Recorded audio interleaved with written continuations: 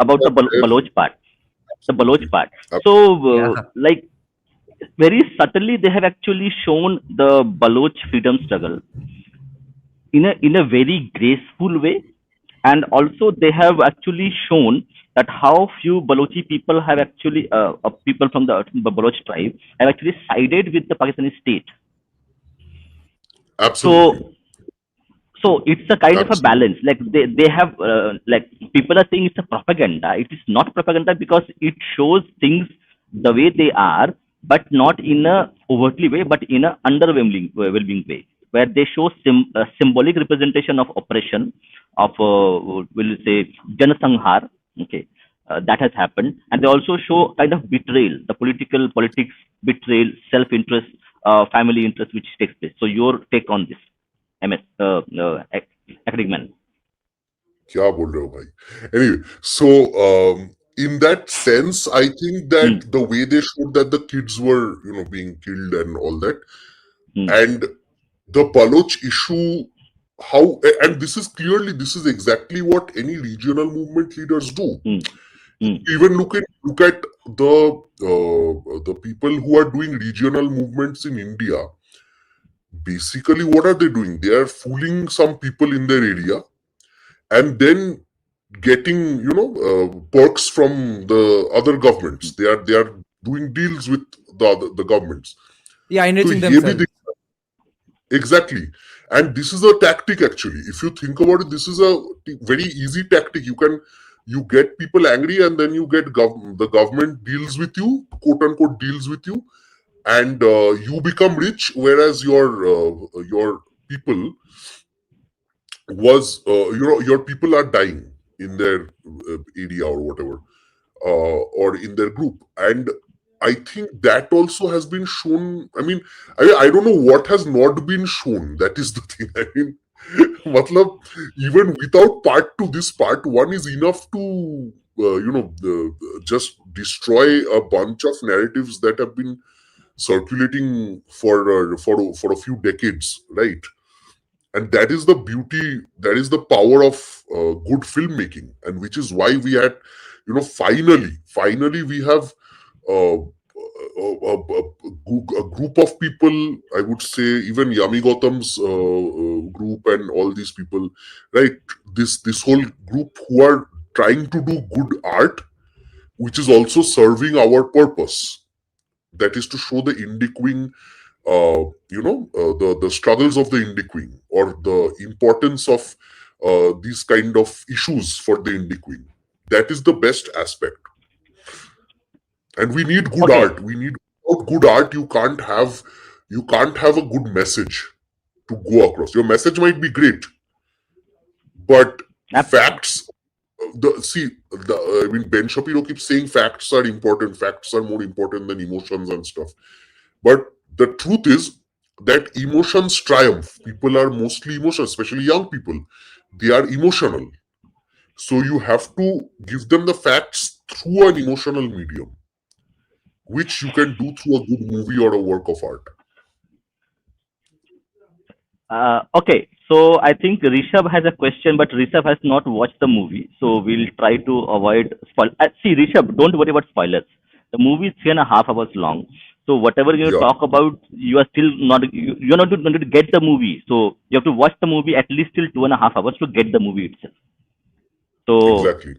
don't worry about it. And we have not given any spoilers. Like we have spoken something which people already know, okay, and we're not going to do details. So that would not be a case. Yes, is your so we will take a recommendation from CSK. So your first reactions, Nejanda. Yes. Uh, I was very apprehensive about giving my thoughts because I was a little disappointed in one way. Hmm. Firstly, let me say the good things about the film because that's more important, and because people are so excited about the movie, justifiably so. Technical brilliance is not even a discussion here. Technicality in every field, every department of the craft of the filmmaking process has been put on steroids. There's no complaint about the background score, the how the background score makes you feel. Again, this is that kind of background score where you won't remember any fixed melody. but you'll remember that it had the perfect impact that the director wanted you to feel. So background score was epic already. People, I think this is for the first time that in the mainstream there's an ongoing discussion about the background score of a movie. There have been many movies which let's say deserved this kind of a discussion about its background score, but those movies had many other awesome things, or those movies did not have any awesome things, so people didn't really watch such a movie.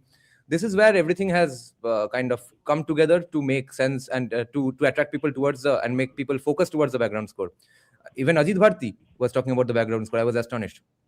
So impact of the songs arrangement wise, my god, the arrangements, the innovativeness in the arrangement is the exact kind of stuff that would get rejected if I pitch these things to my Tollywood producers and clients. Okay, now they won't.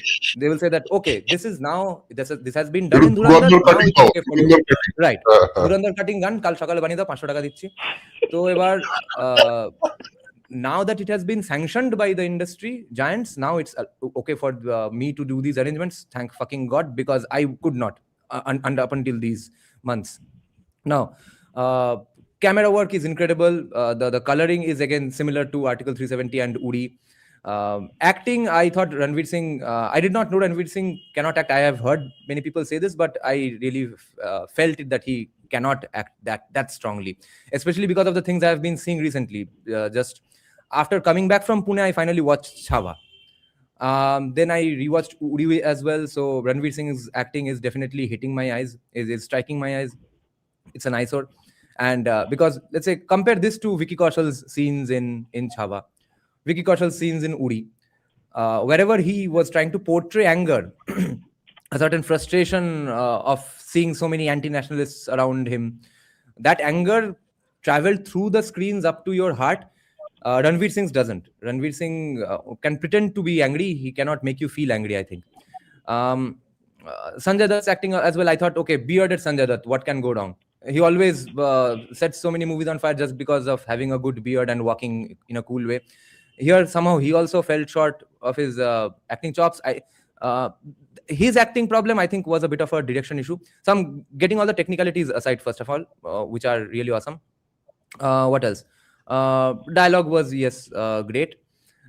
The best thing about the movie was, of course, best action choreography wasn't best. It was very realistic, but the amount of gratuitous violence that has been shown, the accuracy of the injuries, that really impressed me, because I love that kind of stuff, and that kind of stuff is never really usually allowed by the censor board of India. So I don't know if Aditya Dhar managed to pass all these through the censor board because he has connections with the government. He's in the good books of the government. Otherwise, I don't see how censor board passes this stuff. I'm really thankful to the censor board for passing this stuff, of course, especially the brain smashing away, the brain just practically getting cut away because of the signboard, and the thumbs getting chopped off. So brilliant, so accurately portrayed. Those kinds of things make you feel. Now, why I was mainly disappointed is because I think it was the fault of commies.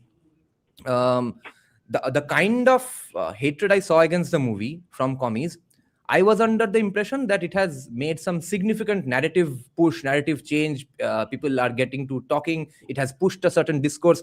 I could not find any of that. This is just a plain and simple action movie, which is why it's historical in a different way. This is not historical in the way that commies made it out to seem like. At least I was convinced that it is that way, that it has made some significant narrative change. Its genius lies in the fact that it's casually, very dedicatedly, very unapologetically a casual action movie, where the usual tropes of Indian casual action movies are not used, where the Hindu priest will always be a Pakhandi Baba, a hardworking poor Muslim man, and a very polite, soft-spoken, polished church priest. And there's blame to be shared on both sides. There are good people in Pakistan as well. Those kinds of cliched tropes have not been used. The only trope here is that Pakistan hai, suar ka bachcha hai. That's the baseline operation that Aditya Dhar has made the movie from, which is the most historic part about this. That it's just an action movie, but it's casually portraying that, yeah, Pakistan sucks. What's there even to discuss? Because when those things are shown, that Hindu Pakhandi Baba, hardworking Muslim chacha, and polished church priest, etc., there in those portrayals, there's no nuance anyway. because they are, after all, they have the excuse that it's just a commercial action cinema. If you want nuance, watch a documentary. So that's the same argument. We'll have to be satisfied here as well, that it's just a casual action movie where Pakistan is an asshole. There's nothing else to look for, any other nuance to look for. So when I'm in the movie theater now, watching, I'm waiting that, okay, now here might be the significant narrative push that begins. Okay, now it might begin. I was getting more pissed off with commies, that why were you even making a fuss about this movie? What did this movie take away from your lives? Kantara chapter 1 has done much more damage to your narrative. So I don't know, commie film critics are bigger idiots these days or what? Because we are definitely going to the golden age of... इसलिए तुमको time पे join करना पड़ेगा. क्यों है कि मैंने explain किया. What I said is that it is not that Pakistan is shown in negative light that इनका गांड जल रहा है. Okay. It is that they showed two things. One is that our own ministers sold our plates and some things to Pakistan. So you understand, right? So it's basically a movie against Congress. If you think really hard, it's a movie against Congress. It's not really a movie against Pakistan, right? And the kind of criminal to mafia don transition. So it, without actually naming people, it's actually telling you a lot of things. But the things that make you really angry about it is the Congress party, not Pakistan. मतलब पाकिस्तान ऐसा ही है, we know. Like if you saw the kind of documentaries and even some, Vice and all these people, they do videos on Pakistan and stuff, right? So I've seen that. So if you have some basic idea of what Pakistan looks like, this is not like a huge surprise. What they actually showed was a minister selling our plates, our money plates to Pakistan. And we can guess who that guy was. That is why the ecosystem was deployed at such a level. उन्होंने phone करके बोला भाई इतना पैसा दिया इतने साल, अभी जाओ पे लो फिल्म को. They didn't realize that is by actually I think the one time, this is again, I'm going to agree with Pratik Borade on this, because Pratik Borade made a separate video on this, which is what attracted my attention, that why are they so angry out of nowhere? It's because they showed that scene where the minister is dealing with Pakistanis in Dubai and they're giving our, very important stuff to Pakistanis. And they showed that whole operation, basically how it happens, who does it, and how the money is transferred to India, the fake currency thing.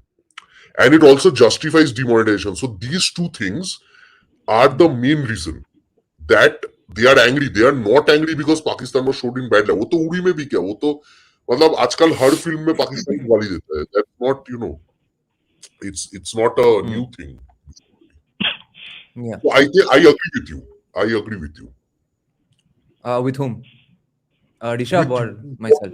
With what you're saying, that I mean, CSK is saying that why are they so angry?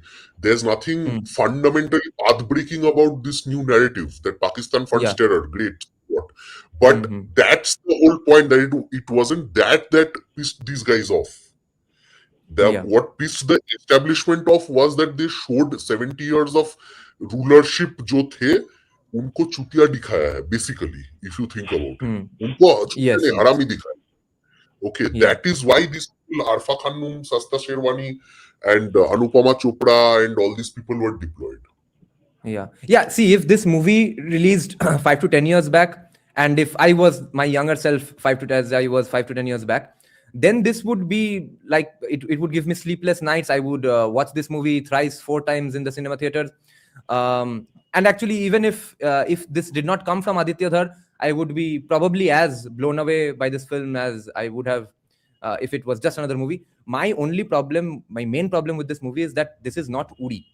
The kind of feel and depth of emotions, the roller coaster rides, along with that, the insane background score that Uri has, where you can remember every background score melody, the songs, the melody composition, Shashwat Sachdev is still not being able to replicate the recall value of the melodies of the Uri songs.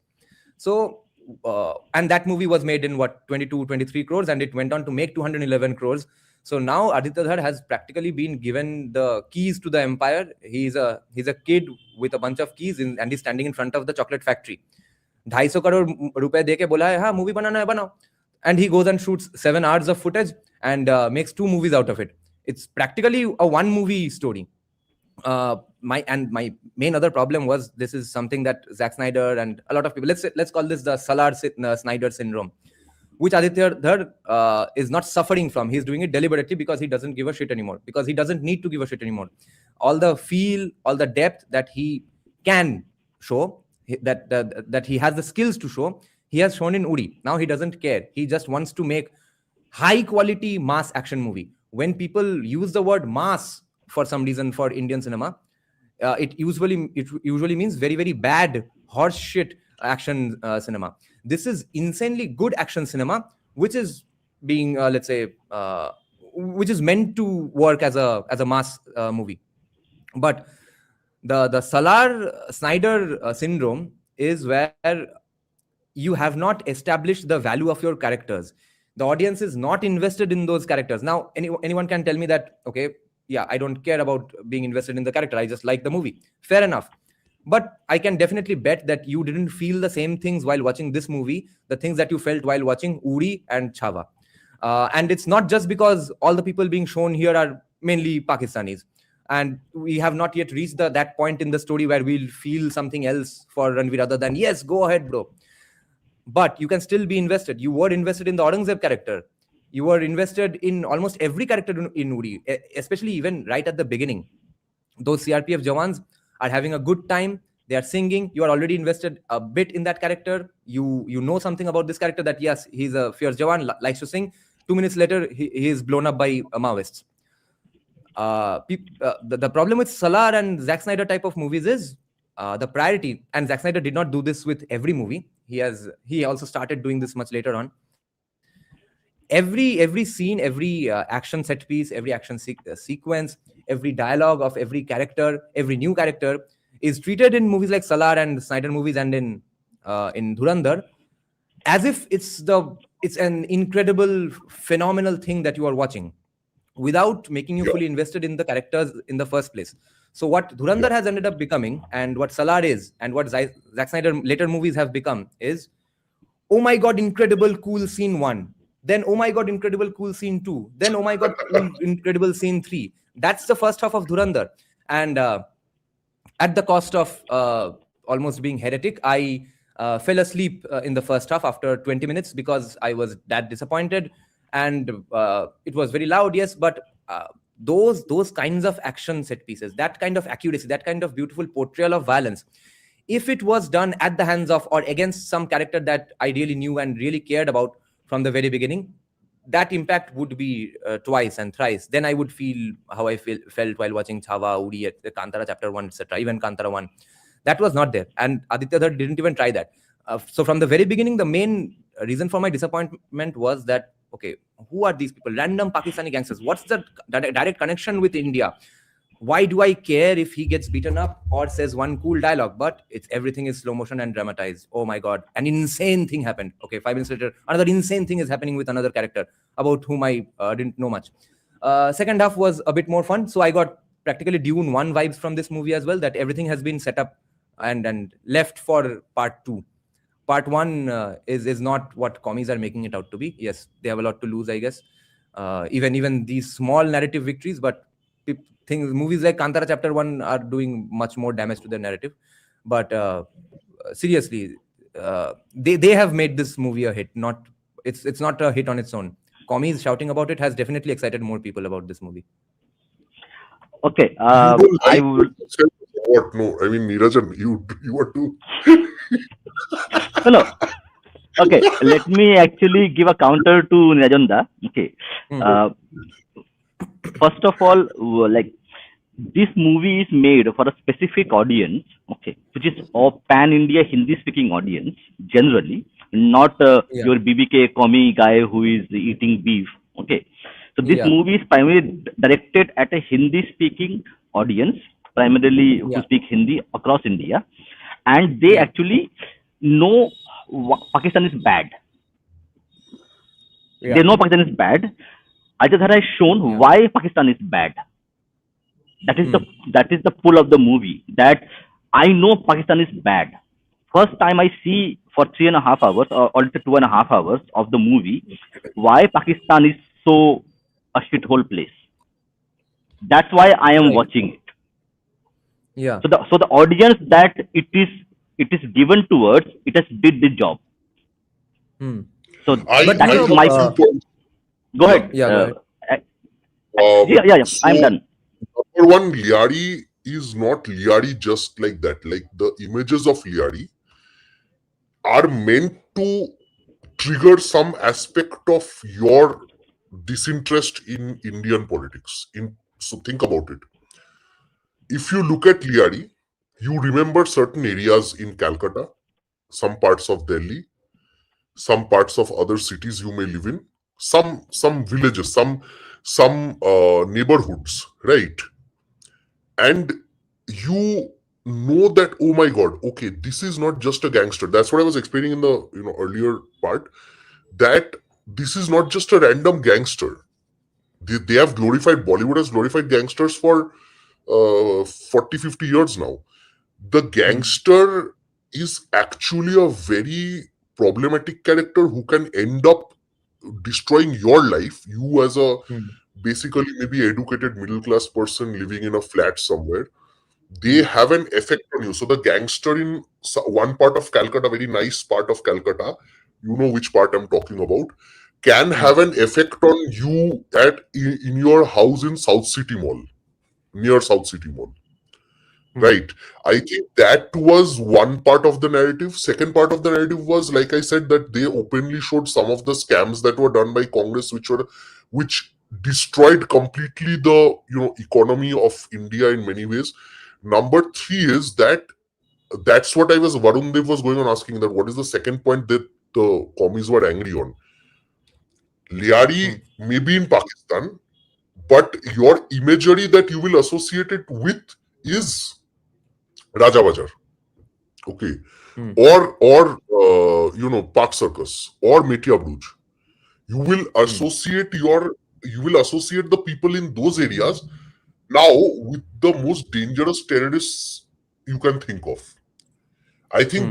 they have one thing they have been successful in from a narrative point, if you ask me, is that the potential of a random gangster like maybe Haji Mastan or Daud to become Hmm. an international terrorist who can ruin your life. Who maybe you're gone to a Hmm. restaurant and 10 of those guys come and attack you, kind of a thing, right? Hmm. And then you, Hmm. whatever happens to you. Hmm. So in that sense, I would say that may be the more subtler aspect of what is being done.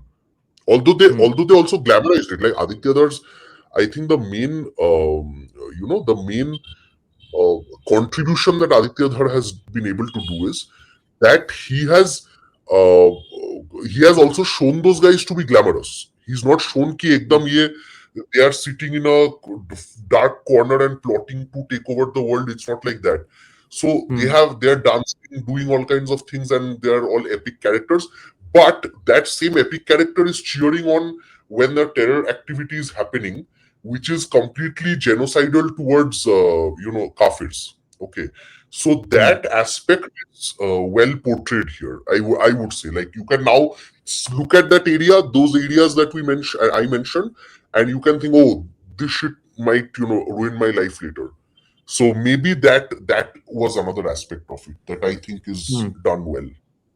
Yeah, and it's not like people whose tastes are, let's just say, not that developed, or people with lower IQ, or poor people who don't have time for a depth, for an in-depth film, etc.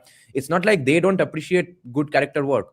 The same movie with better character work, and where the makers want you to feel something for the characters, if it was made that way, even they would appreciate it, no matter how bad movies are your staple. Because look at stuff like Ramayana and Mahabharata. Isn't there great character work? It's not like from the very first one, which is why I disliked Chava so much in the first two attempts. Agar matlab, if I knew it's a semi gladiator like movie, Gladiator Troy, that's the kind of Yeah, movie yeah, that the right. director Yeah. definitely deliberately went for. because the Yeah. song Zinda Rahe, that song is just like that that incredible operatic song that there was in Troy as well. Uh, And Gladiator, वो जो scene है ना Remember when Me. he's walking fields, yeah, remember me, yeah. Remember the song in Troy, and in Gladiator, though, that Lisa Gerard woman. Gladiator practically sits on the shoulders of Hans Zimmer only. So Yeah, yeah. Chava almost achieves that if only they cut down all the action scenes by 5-10 minutes. But the first 15 minutes is just Sambhaji getting angry. Vicky Kaushal, every scene doing just So for the first 15 minutes, I don't want I want to know who are you and why are you so about it. Without that, you cannot fully feel invested for the character. And no matter how much you know about the person, you have to know about that character inside the movie. When you are embedded in that environment of the movie, in that atmosphere of the movie, there you will always need good character work, which there is in Mahabharata Ramayana. And no wonder they survive for centuries and millennia. The action comes later. No, another aspect that I wanted to bring your notice to was, so the Bengal Files, Kashmir Files format, I think, is not as effective as we thought it would be. Like, for example, the Kashmir Files, it was very effective. It was very well made, I would say, and it was good. But I think that beyond the point, it may have become repetitive for people, right? It may have shown that okay, so this is happening, this is bad, I get it. Again, it's happening, it's bad, it's happening in Kashmir, Ralif Galif Chalif. Again, Calcutta mein Ralif Galif Chalif. Again, in some other part, Ralif Galif Chalif. Same thing, right? I think Aditya Dhar realized the another thing that Aditya Dhar brings to the indie queen is that you can have a movie, basically a horror movie, which I still haven't watched because I'm scared of ghosts, on Netflix, on a platform named Netflix, and then you can connect it to the Kashmiri Pandit genocide. You can have a action film, but basically connected to the terror activities against India. That is the main point. That is the main achievement of the film, and which is why it's an absolutely, definitely historic film. It's not a random action film. It's a definitely historic film. It's just not Uri. That's my only complaint. Yeah. No, of course. I mean, see, Uri was again more in your face. Uri was about how Indian Army avenged a terror act, right? It was that, but it was really well made and everything. I think what Aditya Dhar realized is, I can make 10 movies on Indian Army taking revenge, but again, it won't be a novelty anymore. What can be a novelty is if I make an action movie or a horror film, which are two of the genres that people still go and watch in the hall, by the way, right? And you will see the Nun. Why is the Nun franchise is still running? Because every time the Nun films release, every person goes to watch it, right? Women also watch it. So if you want to capture that audience, the new audience who doesn't care so much about politics, India, Pakistan, Kashmir Files, whatever, then you gotta capture these people using an action film or this thing. You gotta capture them using a Rahman Balaj doing the dance, and then you show them how Indian Congressy politicians betrayed your country, or how the Rahman Balaj you are dancing with is actually going and attacking your Mumbai or something. So I think that is the beauty of Dhurandhar and what Aditya Dhar is trying to do, as opposed to what Vivek Agnihotri, despite all his good research and all, has still been completely unable. He's not been able to pull it off. The Vaccine War, for example, was actually an okay movie, but again, it's like a documentary. But if you tell people, let's watch a documentary in the movie hall, nobody's gonna go. That's the whole point. And this movie, it's very shameful. It needs to be said. Most of the times we are discussing so many things so obvious that we don't say it. Definitely, I know I don't say a lot of things, but this needs to be said, that it's very, very shameful that firstly, a movie like Uri was not watched, basically boycotted by commies of the country, who have forever complained about the portrayal of women in Indian cinema. And this was the first Indian movie which was a significant hit, I guess, other than Santoshi Mata decades back. Jai Jai Santoshi Mata. where the butt, cleavage, or the tummy navel of a woman was not the point. There were two strong, independent women characters in the film without showing an inch of their skin. Even then, it managed to be a hit. And even then, commies boycotted that film. It was shameful what happened with Uri in the first place anyway. It's even more shameful that commies picked out this movie to shit upon, as There's if a this hill for them is to a die on. significant narrative. My God. I still don't. I mean, what the explanation you gave for their disappointment is definitely possible, but I still can't fathom that this is what they would pick their battle over. I mean, Pakistan is being No, no, shown no. in a This is battle not a in a battle they casual picked. way. This is not a battle they picked. This is a battle they were told to fight. There's a difference. You see, मतलब I have ऊपर to से disagree आया here कहीं because हाँ. your let me appeal to authority here. Your circle is so right wing that you forget that there are people who organically join these movements. So I'm talking about those people. Like you always say, no, that the Chinese Communist Party paid people to go to Hok Colorado, but I went to Hok Colorado and I was fucking unpaid. Just like today, I'm unpaid by BJP and people think I'm getting paid by BJP. So I'm talking about all those people, other than the few heads of some news organizations, maybe who were called up by some family that okay, isko gali de is film ko. What about all the other commies? Why are they so worked about this movie? What the fuck is the fuss about this movie? The people who are not getting paid to do it.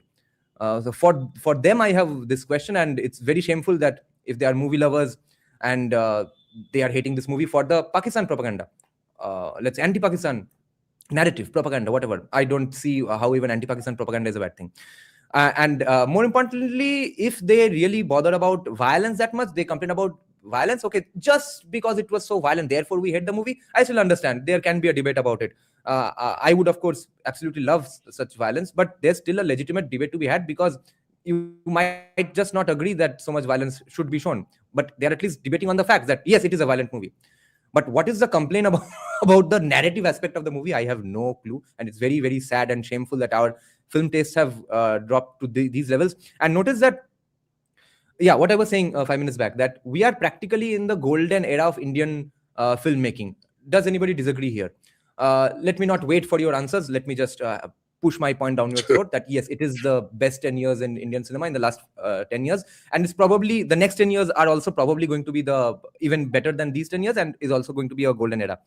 Now, in that golden era of Indian cinema, no significant Bengalis, no significant Bengalis are making any news. They are not the biggest stars or the scriptwriters or the directors in such an era, such a golden era of Indian filmmaking. That's extremely sad. So we'll just be have to be happy with certain Bengalis working in certain places. Let's like Chava's cinematographer, DOP, and Chava's camera work is exceptional. The director himself is a cinematographer who got into direction much later, but his DOP is a Bengali guy from Kolkata, an SRFTI pass out, and his first film was a Bengali film, Bapi Badija. That guy has, let's say, been able to reach such quality as Chava. So there we have some few nice Bengalis to be proud of. Just like Odia and Bihari people used to be proud of certain Odias here, one Bihari there. Now we are relegated to that. In the golden era of Indian filmmaking, there are no Bengalis to celebrate. Oh, on what basis am I saying? Yeah, go ahead. Later I'll two, answer 3 this. points here because after your great Shakespearean monologue, let me enter. See, Hok Colorado issue, I fundamentally kind of disagree with you there because maybe you don't know this. Maybe you were मुझे cut money दो CCP का. I don't have money. I wasn't paid. I do have maybe you were an NPC. You don't know you were an NPC. You were an NPC without knowing it. ना मतलब NPC को मालूम नहीं होगा कि वो नहीं NPC का तो वही है ना कि सब कर रहे हैं हमको भी करना है. हाँ, जैसे JNU वाले protest. there are going to be. देखो, even although I was always on the opposite side of things, but even I was a master stroke buddy. I never questioned anything that some two great people did in this country, right? I thought everything is masterstroke. Bringing farm laws, masterstroke. Taking back farm laws, masterstroke. Anything masterstroke. Not removing Bangladeshis for 10 years, masterstroke. Removing Bangladeshis after 10 years, masterstroke, right? I thought everything was masterstroke, buddy. So the same logic, perhaps we have. It's that you and I are getting older, so I have come out from masterstroke buddy thing. You have come out from a leftist NPC mode. So masterstroke buddy is basically BJP NPC. Perhaps you were a commie NPC. That's the difference, right? So in that sense, but it is a fact that Kolorov was really well organized, and the people who organized it were. I am aware of some of the people who organized it, and they are very, very much, urban Naxals, as this one, as Vivek Agnihotri has defined them. Okay, matlab they receive funding or support and all that stuff from global elites. You never did. That was your bad luck, and you're still having bad luck because now BJP masterstroke buddies are also not supporting you. So I mean, once NPC, forever NPC, I guess. So my point is that the Kolorov thing and all this stuff, they have always been at the very top. They have been well regulated by some very powerful players. Now, if I bring that same logic to this review bombing of this thing, firstly, if you do remember, Aditya Dhar was marked because he made a movie like Uri. उड़ी बोल के एक film बना रहा है जहां पे surgical strike को अच्छा दिखा रहा है, अजित डोभाल को अच्छा दिखा रहा है, मोदी जी को अच्छा दिखा रहा है. So you're screwed, you're done. बस your leftist card or whatever is revoked anyway for life. तो उस logic people anyway start hating Aditya Dhar. And on top of that, you make good movies, then to you're definitely fucked. Like if he made some movie like Conversion. There was a movie called Conversion, which if anyone watched, they would go and vote for Congress. So if you made movies like Conversion, then I don't think Aditya Dhar would be enemy number one for them. The fact of the matter is people are watching, crores of people are watching. The problem is that it's awesome. It's an awesome, casually commercial movie where casually Pakistan is the asshole, which has never happened in India. Also, you are showing the way in which the Congress ecosystem destroyed the country, essentially. You have shown that. You have openly stated that. You are showing video clips of the 2008 Mumbai attack where they have used words like kafir and all that stuff. So you are doing some of that stuff while people are enjoying the action, while people are dancing with Rahman Baloch, right? So you have successfully invaded the mind space of young people and action movie lovers and horror movie lovers. So young men and young women who love watching horror movies and who love watching action films, right? तो इतना तुम्हारे और मेरे तरह इतना वो complex शायद नहीं सोचेंगे. हाँ, they love it, and as a consequence of them loving the movie, they might do some Google search and find, oh my god, people died in Kashmir. Oh my god, people were dying in. So that's the effect that I think. Our masterstroke masters wanted. Okay, and maybe that happened. Now with what happened with Bengal Files, Bengal Files was also a flop because it didn't release in Bengal. But I tried to sit through the movie. I couldn't finish it. Okay, I bought a premium subscription and I started watching it. It wasn't a very good movie, in my opinion. Like, it wasn't well made. Like, it's it's torture to sit through it. Not complete torture. I actually loved his vaccine wars much more, weirdly, and I because it's loud and over dramatized, right? That's the same reason I never liked Tashkent Files. Tashkent Files has over drama, एकदम overacting and drama and shouting and screaming. Which again, देखो, तुम documentary बना लो तो documentary बनाओ.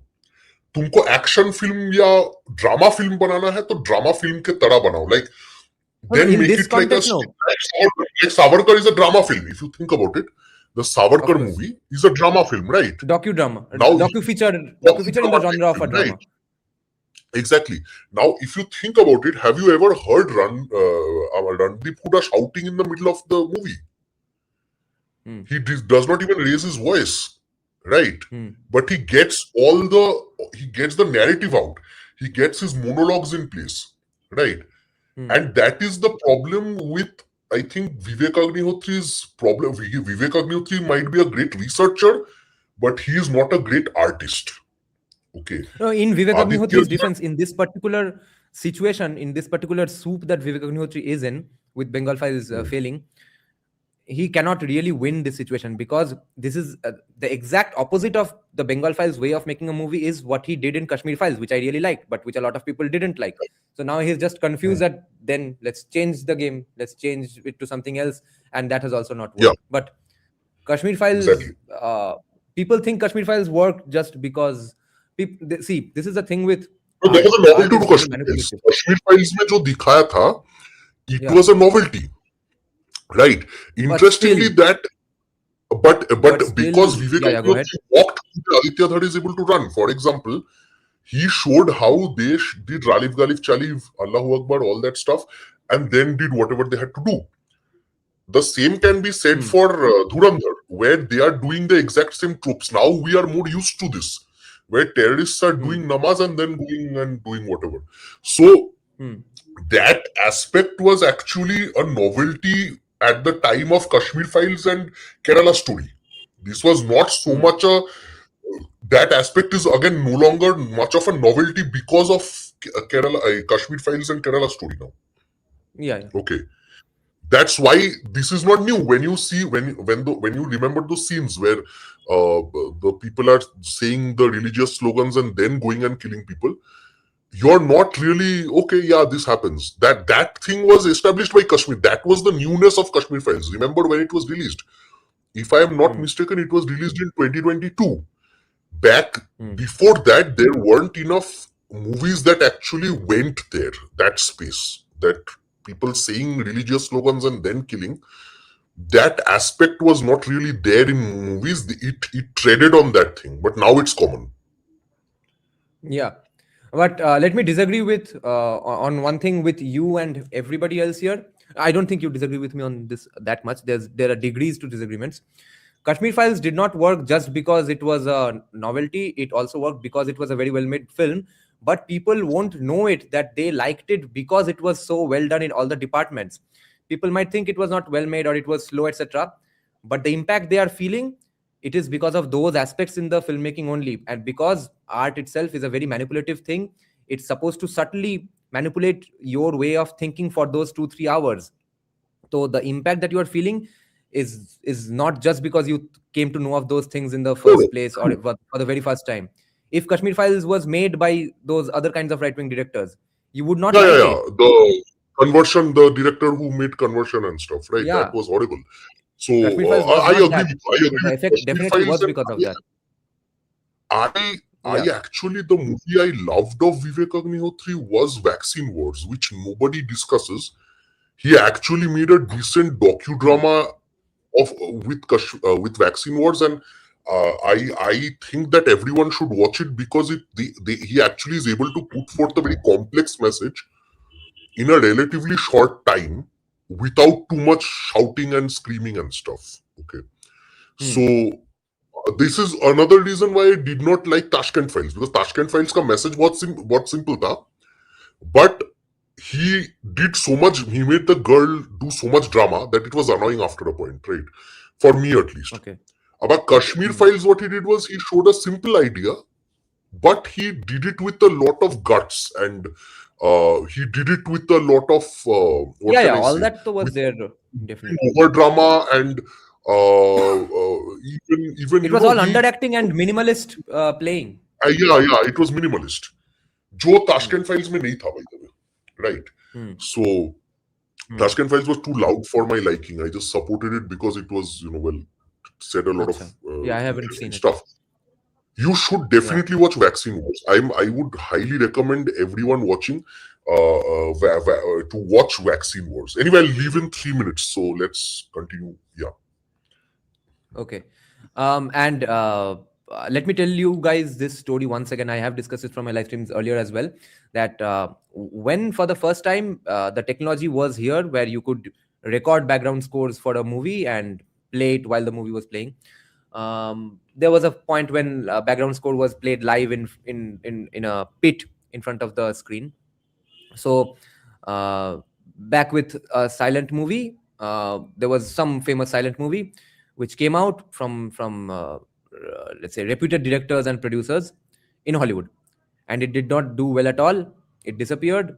Few months later, the technology comes about where people can use background scores, and they re-release it with some background score this time, and that movie wins an Oscar, and the background score does not get any mention, which proves that people liked the movie the second time because of the background score, but nobody knew that they liked the movie because of the background score this time. So in that way, if you were not annoyed, bored, and did not feel anything with Kashmir Files, that would prove that the filmmaking techniques used there have failed. But the very fact that you felt something watching Kashmir Files proves that Vivek Agnihotri was doing everything deliberately, and he succeeded at making you feel what he was trying to make you feel. Anyway, good night, all of you. I have to get back to some important stuff, which is more important than this. Anyway. Yeah. Okay. Thank you. Thank you.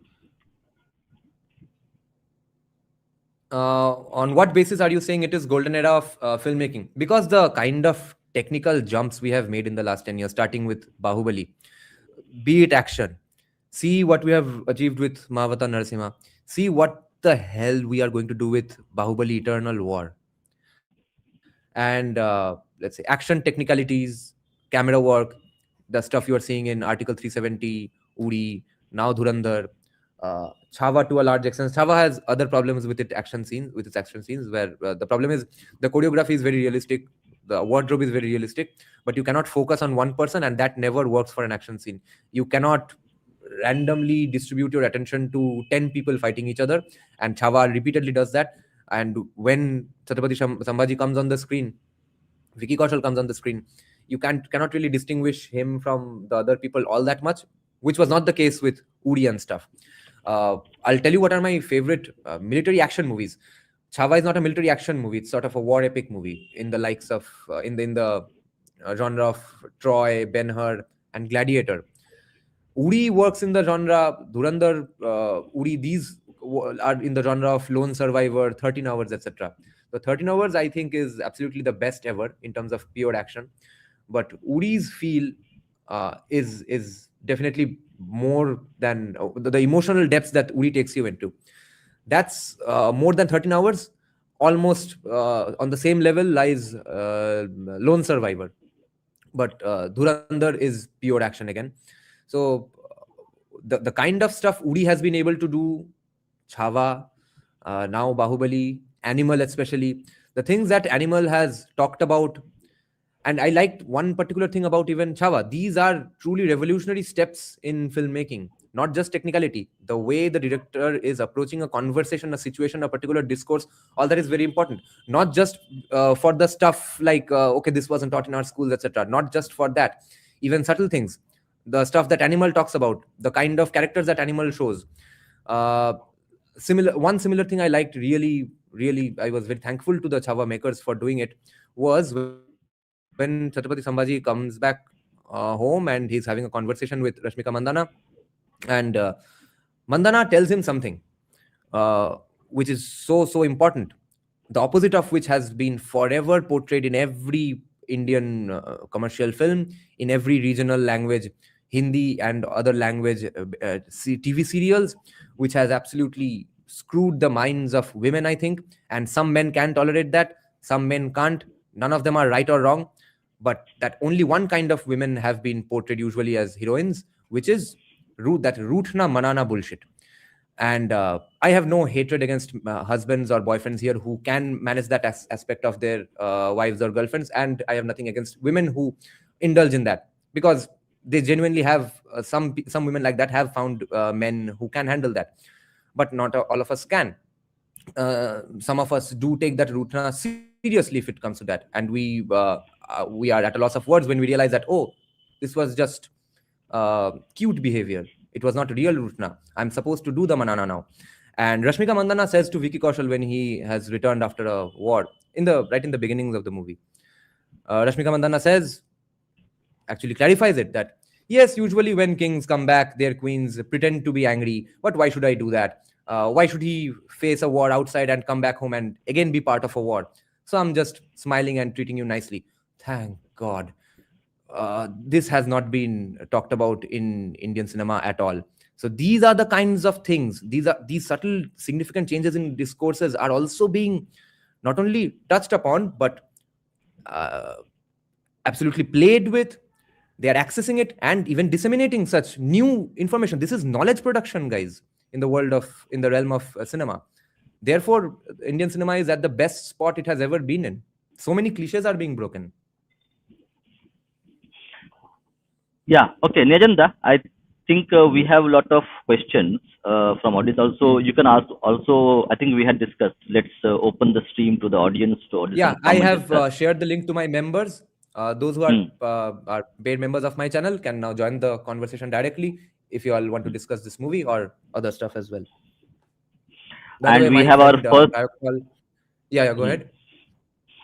No. I think we have already one person already in queue. So we finish and then we will add him. Oh yeah, I was just saying that my friend Shayok Paul, went to Bali recently, and he got me this nice, this purple and black kind of a wristband. This one from some 1300-year-old Hindu temple in Bali. He got one for himself and one for me. This is nice special stuff. Yeah. Okay, so I'll adding Brahmical gods. Okay, Namaste. Namaskar, Dada, to both the Dadas and also Namaste. to academic man. Yes. बहिरागत को अच्छा लगा, बहिरागत को उड़ी better नहीं लगा धुरंधर से। मैं बताता हूँ क्यों, क्योंकि यहाँ पर एक बात मिस हो रही है कि उरी बहुत ही स्पेसिफिक इवेंट पर कॉन्सेंट्रेटेड था कि हम पर अटैक्स हो रहे हैं और जो हमारी सेना है वो उनसे प्रतिशोध लेती है। धुरंधर वो नहीं है, ये केवल एक रिवेंज स्टोरी नहीं है। इसमें पूरा बताया है कि पाकिस्तानी बिहेवियर, पाकिस्तानी माइंडसेट कैसे काम करता है। ओके, तो इसमें कैरेक्टर डेवलप करने का उतना टाइम नहीं था। अब हम महाभारत और रामायण से कंपेयर करेंगे तो दैट वोंट बी फेयर, क्योंकि भाई वो पुस्तक 100 श्लोक, मतलब 1 लाख श्लोकों का पुस्तक है महाभारत, उतना आपके पास समय नहीं है। तो इसीलिए उन्होंने ब्रीफ डिस्क्रिप्शन दिए है जितने भी कैरेक्टर्स के, चाहे रहमान डकैत या वो। उसमें मेन बताया गया है कि पाकिस्तान का इन्वायरमेंट कैसा है, कैसे एक दूसरे से मतलब लोग कम्युनिकेट करते हैं, या डायनामिक कैसा है उनका, माफिया एंड जो टेररिस्ट है या आईएसआई है उनका डायनामिक कैसा है, उनकी वो क्या करते हैं आपस में, उनकी सोच कैसी है। और ये बहुत ही सटली दिखाया गया। और सबसे बड़ी बात जिससे लेफ्टिस्टों की जली है कि ये मेन स्ट्रीम मूवी के हिसाब से दिखाया गया। कश्मीर फाइल्स जो भी कहिए, it was not actually main stream, जिसमें मेन स्ट्रीम एक्टर्स को लिया गया हो या एक main stream nice entertaining movie था, उस हिसाब से कश्मीर फाइल को बनाया ही नहीं गया। वो प्रॉपर एक हिस्ट्री या डॉक्यूमेंट्री टाइप बनाया गया, तो वो सबके लिए नहीं होता। अब धुरंधर में क्या गया कि मेन स्ट्रीम मूवी बनाया है, उसमें पाकिस्तानी बिहेवियर और पाकिस्तानी माइंडसेट को दिखाया गया। अब जैसे एकेडमिक मैन ने भी थोड़ा इस पे टच अपॉन किया, we can draw many parallels with this mindset in Pakistan to India as well, in many with many places and many people in India. तो अरफा और लेफ्टिस्टों की जली क्यों है? क्योंकि उनको लग रहा है कि हमने पाकिस्तान का बिहेवियर देख लिया कि वो कैसे बोलते हैं, वो कैसे नारे लगाते हैं, उनका माइंडसेट कैसा है। वही चीज अब हम भारत में कई सारे इलाकों में नोटिस करने लगेंगे कि अरे इनका तो माइंडसेट ऐसा ही है जैसा कि पाकिस्तानियों का दिखाया था लियारी में। बिना बोले किया है ये चीज। उन्होंने एक भी भारत के इलाके को ऐसा नहीं दिखाया Yeah. कि इस प्रकार के कट्टर मानसिकता है, सब पाकिस्तान में दिखाया, पर वो Yeah. माइंडसेट और environment Hmm. Same environment Bharat में भी है। तो हम जब रियल लाइफ में Hmm. उसको डील करेंगे तो हमको लगेगा अरे धुरंधर में तो दिखाया था ये। Yeah. तो ये सबसे बड़ा नैरेटिव Yeah. वो What Rohan is saying here is important for this reason कि it's well made, उसलिए और भी जली है। ये घटिया फिल्म होता तो कोई हाँ। प्रॉब्लम नहीं होता। और दूसरी बात, इनकी बारामूला से भी इसीलिए जली थी बिकॉज इट वाज सोफिस्टिकेटेड। ये लेफ्टिस्टों को समझ में आ रहा है कि ये हमारे जगह में सेंधमारी हो रही है। कैसे कि अब तक तो पूरा Exactly. पूरा कंट्रोल हमारा था कि good craft, good cinema, simple Yes, horror yes. Movie बनाना वो या हाथ लव से जा स्टोरी रहा है। बनाना या एक्शन मूवी सिंपल बनाना और उसमें अपना छिड़काव कर देना नैरेटिव का। ये अब राइट बहुत विंगर्स जल्दी सीख रहे हैं। बहुत जल्द हाथ ठीक से है, निकल रहा है उनके हाथों से ये खेल। एक फिल्म थी काइपो 6, ऐसे तो कहने के हाँ, लिए वो 3 दोस्तों के बारे में है, ठीक है, हाँ, 3 दोस्त आपस में, पर उसमें बैकग्राउंड में दिखाया है कि गुजरात राइट्स हो रहा है, मेजॉरिटी माइनॉरिटी को ऑप्रेस कर रहा है, गवर्नमेंट भी हम्म, माइनॉरिटी को ऑप्रेस कर रहा है। तो वैसे ही कुछ बारामूला ने किया है, वैसा ही कुछ धुरंधर ने भी किया है। धुरंधर is a little more overt if you ask me, वो थोड़ा हम्म, ज्यादा ओवर्ट है, क्लियर है अपने एजेंडा में। हम्म, हम्म, और इनकी और एक कारण से क्यों जली है मुझे लगता है कि इन्होंने वाईआरएफ जो स्पाई यूनिवर्स बनाया था ना, जिसमें रॉ राइट, और आईएसआई का प्रेम कहानी दिखाते हैं और दोनों कैसे यस, एक रॉ एजेंट जो आतंकी बन चुका है, मतलब रॉ एजेंट आतंकी बन गया है, उसको हराते मिलके, और हाँ, बहुत बढ़िया। तो हाँ, उस स्पाई यूनिवर्स का भट्टा बैठा दिया है। मतलब हाँ, ये एक बेंचमार्क है। जब हाँ, बात होगी स्पाई मूवीज की या क्लैंडस्टाइन ऑपरेशंस की, there can be hmm, many movies better than this, पर ये बेंचमार्क सेट कर दिया गया। अब वो स्पाई मूवी देखने कोई नहीं जाएगा बकेती, ठीक है, वो जो स्पाई यूनिवर्स है वो हाँ। सच में ऑलरेडी इनको डरा। सेकंड पार्ट ऑलरेडी काफी फ्लॉप हुआ है ना? पार्ट 2 क्या निकला war two recently? War two war two war 2, war हाँ। टू वॉर 2 तो ठीक है, Okay. फ्लॉप ही किया। हाँ। तो Yes, yes. इसी Yeah, but finish your point in few minutes. Actually, दो अच्छे questions हैं, तो we need to go back to that. Okay, तो इनकी इसीलिए जली है। और जो एकेडमिक मैन ने कहा कि अ, हमारे गवर्नमेंट को भी एक्सपोज किया है, वो पॉइंट भी कहीं ना कहीं सही है। अ, पर वो चीज कहीं ना कहीं बहुत लोग समझ गए, it was not as subtle as we think. बहुत लोग ये पॉइंट आउट कर गए कि I got out of the movie when he said कि जब कोई राष्ट्र की चिंता करने वाली सरकार आएगी यूपी में तब हम देंगे। तो दे अंडरस्टूड कि ये डिमोनेटाइजेशन को जस्टिफाई किया जा रहा है, it was not as subtle. पर जो सटल पॉइंट है जो मैंने पहले कहा कि पाकिस्तान के नाम पर जो भारत में बैठा हुआ पाकिस्तान है उसको दिखा रहे, तो उससे इनको बहुत डर लग रहा है। और स्पाई यूनिवर्स का इनका बट्टा बैठ गया। और कुछ पॉइंट्स मैंने नोटिस किए, बहुत ही यूनिक फिल्म है, मतलब इनोवेशन बहुत यूज किया है। एक तो वो रेड स्क्रीन, मुझे नहीं लगता किसी वेस्टर्न मूवी में भी ऐसा हुआ है, maybe I have not watched a lot, पर वेस्टर्न मूवी में भी वो जो रेड स्क्रीन में जो एक्सर्प्ट आते हैं जिसमें खुलकर बोल रहे हैं वो लोग काफिर और ये इसको पीछे से बैठा के मारो और सब कुछ वो बता जो रहे। लीक फोन कॉन्वर्सेशन था टेररिस्ट का। हाँ, वो हम्म, वो एकदम इनका माइंडसेट खोल के रख देता है। तो वो एक यूनिक था। एक गाना है हाँ, शरारत, वो एकमात्र आइटम सॉन्ग है, पर it is not actually only item song, it fits in the narrative of the movie क्योंकि वो पाकिस्तान का कल्चर या, दिखा रहे। तो उसमें मुझे कैमरा हम्म, वर्क एक जगह बहुत अच्छा लगा, स्टेप के साथ कैमरा मूव कर हम्म, रहा है, वो बहुत यूनिक चॉइस या, था। तो यस, वो और एक म्यूजिक तो बहुत हटके दिया है शाश्वत सचदेवा ने। हाँ, मुझे बहुत अच्छा हाँ, लगा जो पुराने सॉन्ग्स का यूज किया है हाँ, और उसके हिसाब से दिया है। और एक हम्म, प्रकार से पाकिस्तान का पिछड़ापन भी दिखाया है बहुत सटल हाँ, वेज में। एक तो टेक्नोलॉजी बैकवर्ड यूज करते हुए दिखाया है, दूसरा है जो बीजीएम और सॉन्ग्स यूज किए वो सब 80s और 90s के, मॉडर्न नहीं है, मतलब मॉडर्न है पर सॉन्ग सब 80s और 90s के, तो दिखा रहे जैसे वेरी पाकिस्तान वेल बहुत पॉइंटेड आउट, पीछे है, वेरी वेल सेड अभय। पाकिस्तान बहुत वो पीछे सटली है तुम्हारे अभी दिमाग भी। में घुस आता है कि पाकिस्तान के बारे में तुम सोचो तो थोड़ा 20 साल पहले का सोचो, क्योंकि पाकिस्तान 20 साल पहले पड़ा है, वो तुम्हारे दिमाग में इंसेप्ट कर देता है ये थॉट। तो इस प्रकार से इस फिल्म को बनाया गया कि बहुत कुछ हमारे अंदर डाला जा रहा है बहुत सटली, जो लेफ्टिस्ट लोग करते हैं, इसीलिए इनकी जल रही है।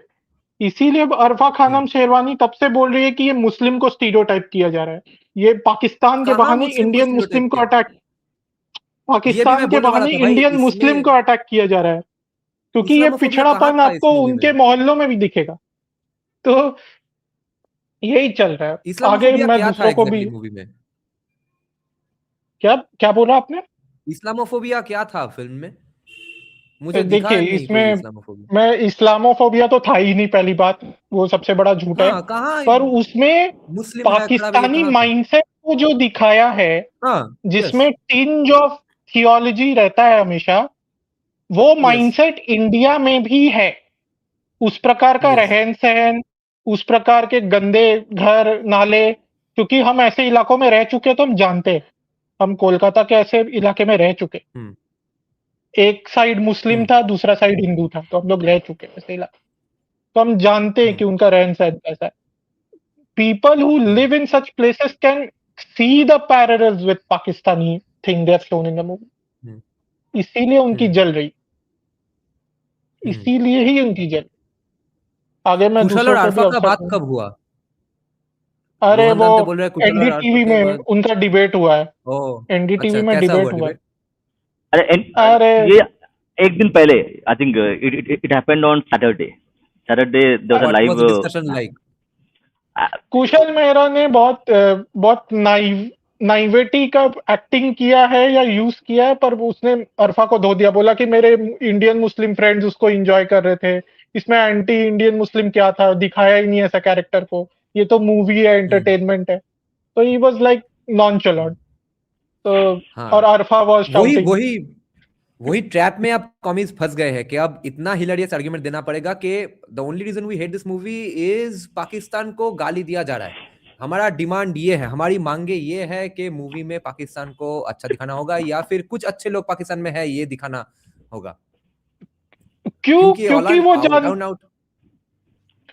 क्योंकि फिर मैं ये पॉइंट आउट करती हूँ, क्योंकि ये जानते हैं कि यहाँ पर कुछ लोगों की माइंडसेट पाकिस्तानियों जैसी है, और ये कॉमीज लोग उस माइंडसेट को प्रोटेक्ट करते आए हैं।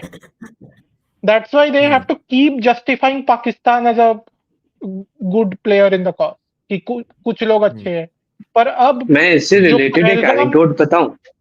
एक पर जब एक मिनट ऋषभ, पर जब वो हाँ, हाँ। पहलगाम अटैक हुआ है ना, उसके बाद से पाकिस्तान को डिफेंड करने के लिए कुछ रह नहीं गया है, कोई सहन ही नहीं हाँ करना वो चाहता तो पाकिस्तान का डिफेंस। तो यस यहाँ पे यस। लेफ्टिस्ट का बहुत हालत खराब। एनीवे वहीं पे ऋषभ गो। लोहा गरम ही था, लोहा गरम ही चल रहा था, उसमें और भी हथौड़ा बहुत बड़ा मारा है आदित्य धर ने, क्योंकि इसका तो वैसे भी I don't think the target audience is really a 34-year-old guy who is kind of a film buff. इसका मेन टारगेट ऑडियंस है 15 to 25। तो वहां पे the next generation of our country who are already pissed off enough with Congress to the extent with Pakistan, to the extent where these days even SFI supporters, Congress supporters भी भर भर के पाकिस्तान को गाली देते हैं, स्पेशली आफ्टर पहलगाम। तो next generation जो पूरी तरह से एंटी पाकिस्तान नैरेटिव में रेडिकलाइज्ड है, उसके दिल के वो आग में और भी केरोसिन डाल के आया है आदित्य धर, वो बहुत बढ़िया काम है। अरे बिफोर यू मूव ऑन, जो सीन आप बोल रहे थे, what are you talking about, Rishabh? You just mentioned something. You said Rishabh, Yeah, Brahminical yeah. gods and Potter. I was going to say something about that Yeah. only. Acha, okay, just before that, one anecdote on how easy No, it has don't become change to. the topic. I want to. I don't lose that point, or else I lose that point. What do you specifically Go you're ahead, talking about sir. Brahminical gods and Potter just now? क्या first scene? अभी तो just a minute ago you were talking about the scene, right? मैं भूल गया उसके बाद। वो जो पाकिस्तान के सीन्स है और इन्वायरमेंट जैसे हाँ, दिखाया हाँ। लाहरी का, हाँ, so जो problem है, it's not about Islam. It is a problem about the way behavior of Muslims when they get together in a group. उनको अच्छा नहीं लगता, because you see Arfa खानोम and ये सब लोग ना बूजी लाइफ में है. वो बैठते हैं अपने अल्कोहल के साथ और अपने लेफ्टिस्ट दोस्तों के साथ. They are not tied to the ground level Muslim. उनका कनेक्शन ही नहीं उनके साथ. Like they don't go and live with them. जो जब कुछ नेगेटिव होता है और like for example terrorist attack होता है, सम मुस्लिम्स बेसिकली एक साथ बैठ के गाली देते हैं हिंदुओं को, नारे तकबीर ऐसे कुछ बोलते रहते हैं. These bougie Muslims, Arkafan don't even talk like this. अगर ये ऐसे बोलेंगे तो the Hindu next to them, the कौमी Hindu guy next to them, like, oh shit, क्या बोल रही है, हमारा कौमी life चल गया, you're destroying the narrative. But they don't know that the common Muslim behaves like this when such things happen. Or the really poor, the radicalized Muslim, जो बैठते हैं अपने ग्रुप में लड़कों के साथ बैठता है और सब वो खून घोल जाता है ना, and they start behaving like this. They don't like it. They don't like this is being reflected in a movie.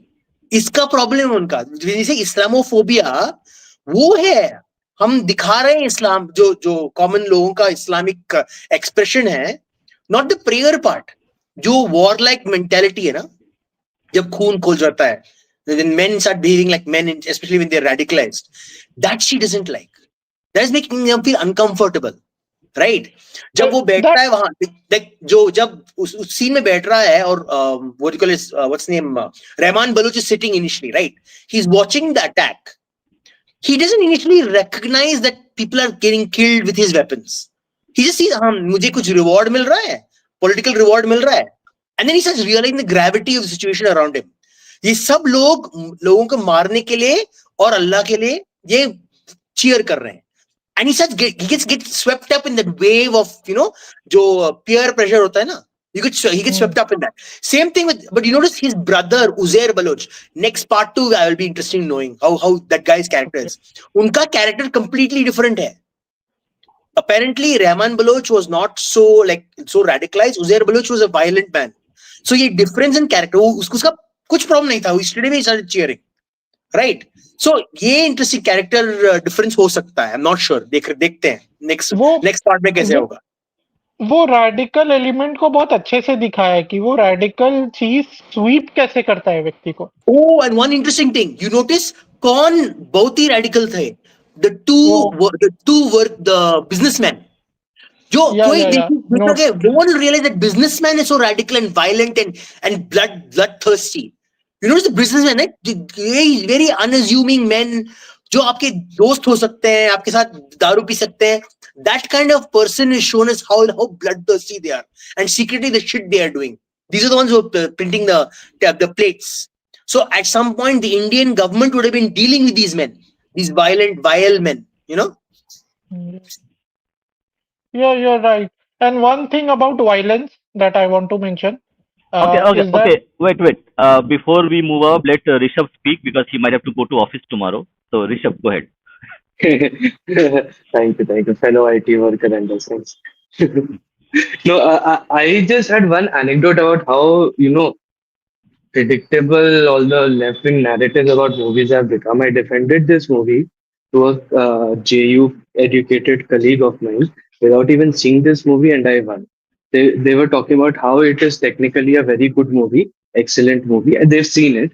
I haven't. They were talking about how it's a great technical movie, but it's all complete pro-India propaganda, not even pro-BJP propaganda. It's pro-India propaganda. I just had one question about that, or rather, I just made one comment about that, which is like, see, here's the thing, and I was speaking in their language, so I was like, here's the thing, I'm not denying that there would be good people in Pakistan as well. We know that probably aren't, but just to get on their level, I was like, yeah, sure, there might be good people in Pakistan, but that is not the part of Pakistan that this movie is portraying, right? This movie is portraying the dredges of Pakistan. Anyways, do you want, for equality's sake, do you want people to have a sympathetic view of JEM and Lashkar and the ISI? Is it a propaganda movie if you don't show these people in good light? Because if that is what you're saying, then that's a very different conversation to just a movie review, right? And they had no response to that. They were like, yeah, sure. Then they dropped their smoke and walked away. Yeah. Second, One of their Yeah, go ahead. Mhm. No. The second thing is an unrelated question. So yeah, please go ahead. So Related to one of that, the my bigger criticism was of that the fact they didn't show the JEM and LET too much. There's almost no like Ranveer's character has barely any intelligence work with regards to the actual terrorist groups. He's with the gangs rather than with the terrorist group. Like I want to see that. I want to see how these unknown gunmen are taking out terrorists specifically. that is one of That's my really problems with this movie. Yes, that is one of my problems with this movie, which was not the वो case मुझे with लगता है part Vigilance. 2 में दिखेगा. He is infiltrating Yeah, through gangs. वो एकदम से terrorist तक नहीं पहुंचेगा, वो गैंग से yeah. शुरू होगा. वो he is going climbing up the ladder from bottom. And see, we can't. Yeah, we can't help but look at Dhurandhar with the other similar kinds of nationalist, let's say non-left movies that are coming out, obviously.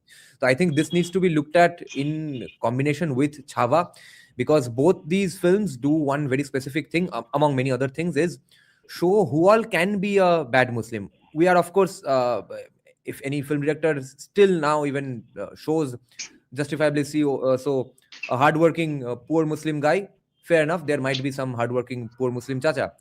But the very fact that bad Muslims are being shown without an apologia, without the necessary good Muslim being shown, that's the first groundbreaking thing in the movie anyway. Because if for no objective reason showing the balance is somehow important, which is, even though it's not important to the point of your story, then not showing the balance is also just your requirement for your movie, and it should be fair game for you to do that. The fun part is where Dhurandhar and Chhava address one problem in two different ways is what you all were just discussing, all of you, that Dhurandhar shows the poverty-stricken Muslims who, when they do gang up, what they do, what they are capable of. And Chhava shows the exact opposite, which is also very, very necessary. The insanely historically accurate portrayal of the demeanor of Aurangzeb. My God. And remember, all our old viewers, when we first read that insane, hilarious debunking by Meenakshi Jain of some pro-Aurangzeb historian. So the description that Meenakshi Jain gave, and actually the description of Aurangzeb's demeanor that even commies agree upon, we were kind of mocking that. And we have been discussing this since 2022-23, that Aurangzeb was not your loud, violent Muslim. That is so important for commies to remember. He is not the guy with a gigantic beard on a horse saying, "Maro Bosri wale kafir Hindu ko, maro mother chod dig gaya wahan pe." That's not the kind of Muslim he is. And Aurangzeb has been repeatedly shown by every historian to be that way. He is just a nice, quiet guy, likes to sew caps for poor Muslims, plays veena of all instruments, not even a rabab. And that has been accurately portrayed in the movie, that see, this calm, polite, but scheming Muslim also might end up being a problem for you sometimes. It's not always that loud bearded guy, which is what commies used to debunk any discussions on Islamic terrorism. That no, I have 4 Muslim friends, none of them are those loud Muslims, all my friends are polite. Now see what Aurangzeb was. So that has been debunked. So 2 aspects of the Islamic terrorism problem has been approached by Dhurandhar and Chhava, and both show you that there are different kinds of such people who might be a problem for you. Yeah, go ahead. That is why. Rishabh, did you have another point? Okay, whoever, go ahead. No, more of a question than a point regarding, and this is off topic, so please ignore it if you don't want to answer it right now. But regarding the discussion on Bengal files and Kashmir files, I had this question: do you think it's also because Bengal has a bit of a image issue? I was in Mumbai when Bengal files was being released, and like there was no buzz about it. People were like, "Oh, hi, दूसरा movie aa raha hai." It was not the case with Kashmir files at all. Like people don't blame the Hindus of Kashmir for what happened in Kashmir, but people who don't know the political realities of Bengal very well have a tendency to say, and this is something that I've noticed largely, but they have a tendency to think that people willingly over here vote the way they do, not knowing what happens with their votes.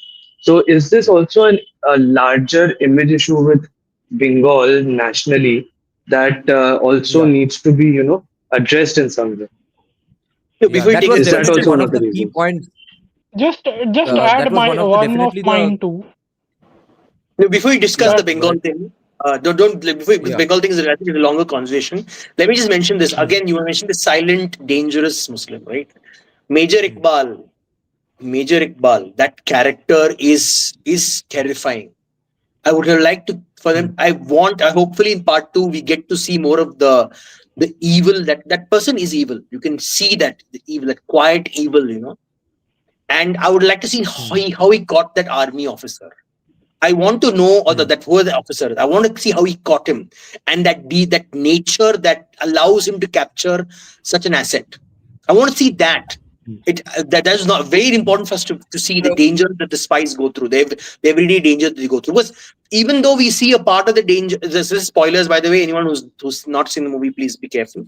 Even the danger that Ranveer's character goes through near the end, when he targets that one person, okay, who's going to die, that danger is still not the way I would imagine that the ISI catches assets and how they find them and torture them. That danger is a different level of danger, in my opinion, right? Because he's still with Gundas. So I want to see that. Okay, I want to see that evil. Second thing is, you look at even Rahman Baloch in a way, right? Even though he's very about the violent anger comes out suddenly, there's a silent anger, like the one that you cannot. It suddenly comes out of nowhere. Right? Again, spoilers, he murders someone in public, and the reason he gives is it's a very explosive reason. It's like suddenly out of nowhere that explosion of violence comes out, which you don't see earlier in the movie.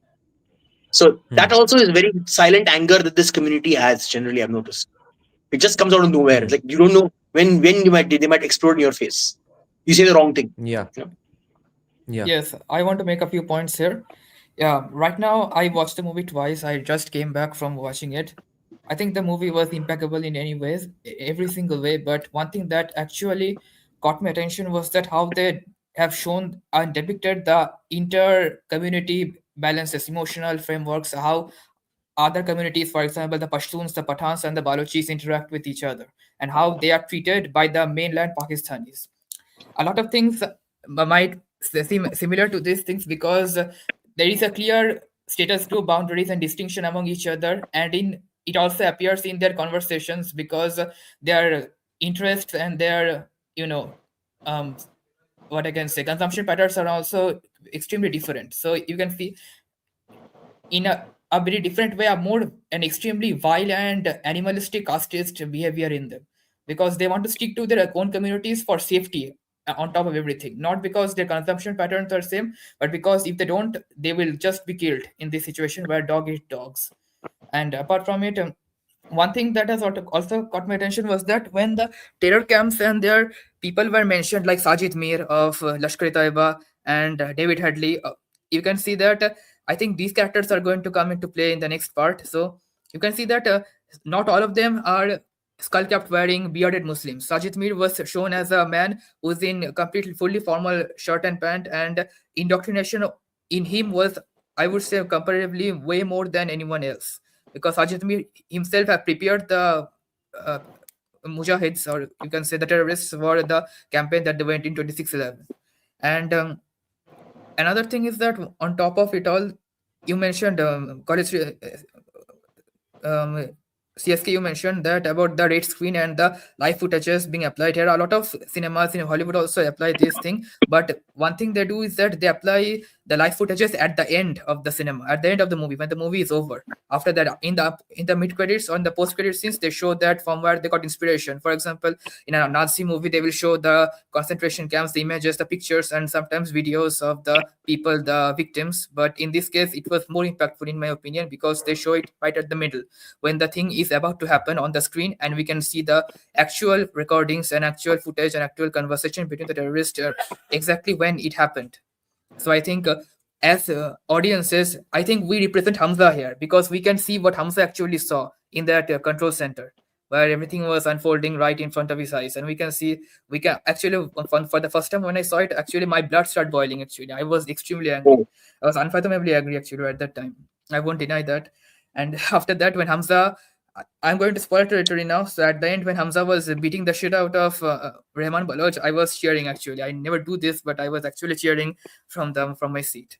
So actually, this film was thoroughly enjoyable, in my opinion. Yeah, please, Anand. One important point is, just a point. एक Before we बहुत move on to the next important point, एक but because related to what you said, that's why.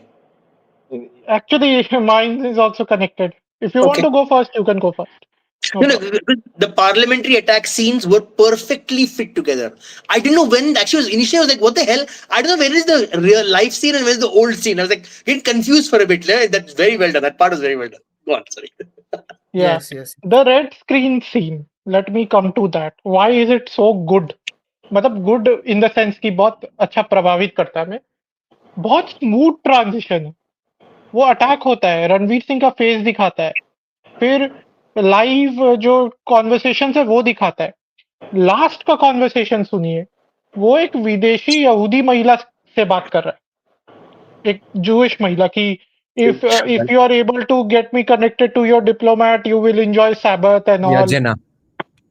और Jenna, फिर yes. पीछे धम से आवाज आती है, हम Gunshot. जानते हैं उसका मतलब क्या है.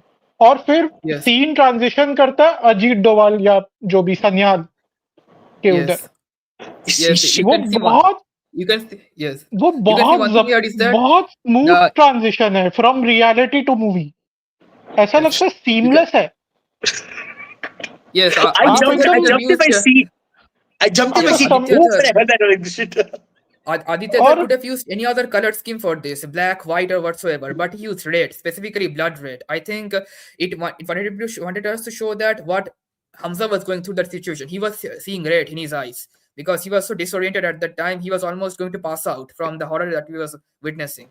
So I think it shows और what Hamza was feeling actually at that moment. और एक बहुत इम्पोर्टेंट पॉइंट है कि हमें ज्यादातर मूवी में ऐसा नहीं लगता कि यार रहमान को मार दो. We actually get connected with that character. I felt connected to that character to be honest. मजा आ रहा था उसको देखकर. क्या स्वैग है बंदे में, मस्त नाच रहा है अरबी गाने में. I was enjoying that character honestly. Not just swag, और bhai. Not just swag. You उसने notice? जितनी भी हत्या या हिंसा की थी उस डकैत ने या रहमान डकैत ने, that was in some ways justified. कि उसने अपने बच्चे के हत्यारे को मारा था, in some ways it was justified. पर हमें क्या जस्टिफिकेशन मिलता है रहमान बलोच को मारने का, वो है जब वो 26/11 में चीयर करता है. तब हमको लगता है अब इसको छोड़ना नहीं चाहिए. लास्ट में जब रणवीर सिंह, अब चलिए स्पॉइलर की बात हो रही है तो छोड़ दो. Yeah, exactly. रात में बाद लास्ट में जब रणवीर सिंह मारता है तो उसको याद आता है कि ये बोल रहा था, नारा लगा रहा था, इसको तो मैं नहीं छोड़ूंगा. जबकि even Yes. Ranveer Singh character Hamza is connected with Rahman Baloch. He is emotionally invested in that character actually. अभी उसको फिल्म के लास्ट में वो असतो मा सदगमय वाला सीन आता है. No, but Yeah, one thing I want to add here is that वो I बहुत think अच्छे से दिखाया. each and every वो न्यूआंसेस बहुत अच्छे से पकड़ा है. each and every conversation that Hamza makes when he infiltrates the gang of Dakat, I think they were extremely calculated. I don't think I think some connection was made, but I think mostly he was extremely calculative when he was making each and every conversation. For example, when Rahman Dakat and they went to Iqbal for the issue of having weapons taken from the Balochi Liberation Front. So after coming back, Hamza was making a point that why did you do this? Because it is a betrayal of your own caste. Why are you going to do this? Because the Balochis are getting killed, the children are getting slaughtered, women are getting raped every single day. So why are you going to do this? Hamza knew exactly that Rahman will not be extremely keen to listen to his conversation about this. Rahman is going to get angry. Hamza exactly knew what is going to happen, but he still made that comment because he knew that if Rahman agreed with him and stopped the weapons trade, he is going to have some intel to know that where the weapon comes from. And even if he does not, even if Hamza gets beaten up a little bit by Rahman, still it is going to make his cover a bit more stronger, because then everyone is going to know that he is a very faithful Balochi. Balochi cause runs deep in his blood. So in every single way, I think every calculative move that Hamza made was very much impactful in where he is right now. One thing is that I actually sympathize more with Shirani, the Balochi Khalif in the desert, more than Rahman, because Shirani was actually struggling. He was actually struggling to liberate his people, and on the other hand, Rahman was scheming with ISI, and then you can see that the ISI people poisoned the water of the school and killed a lot of children. So that was No, actually the but tragedy that Shirani went through. no, but I have a little disagreement here. If you look at some of the dialogues, right? Firstly, Rahman Dakat in the beginning is not very pro using. He wants to know where the guns will be used. Anyone who asks where the guns will be used is not really like, oh, you do whatever you want, the guns, kill anyone you want. He realizes that the ISI can use those guns against his own people. So at some level, he understands that his people are also important to protect, right? And there's one more scene where he is with the Balochis themselves, and he talks about a young boy who says, maybe mera style, jo gang war hai, may not work. Maybe tu lik padkar, maybe you can get freedom for Baloch. Remember, he says independence for Balochis there, which ultimately means he is trying to use political power to get at some level independence. So ye problem a lot of like, and this is very interesting. It also makes a reflection of what the Congressis did. It is a very good parallel of what the Congressis did. They worked with their oppressors, thinking they will get liberation for their people. It is very subtle, okay? It is very subtle. I think this movie is a very good job. It does that. Yes, I agree with you, Anand, completely. Because no, let me finish.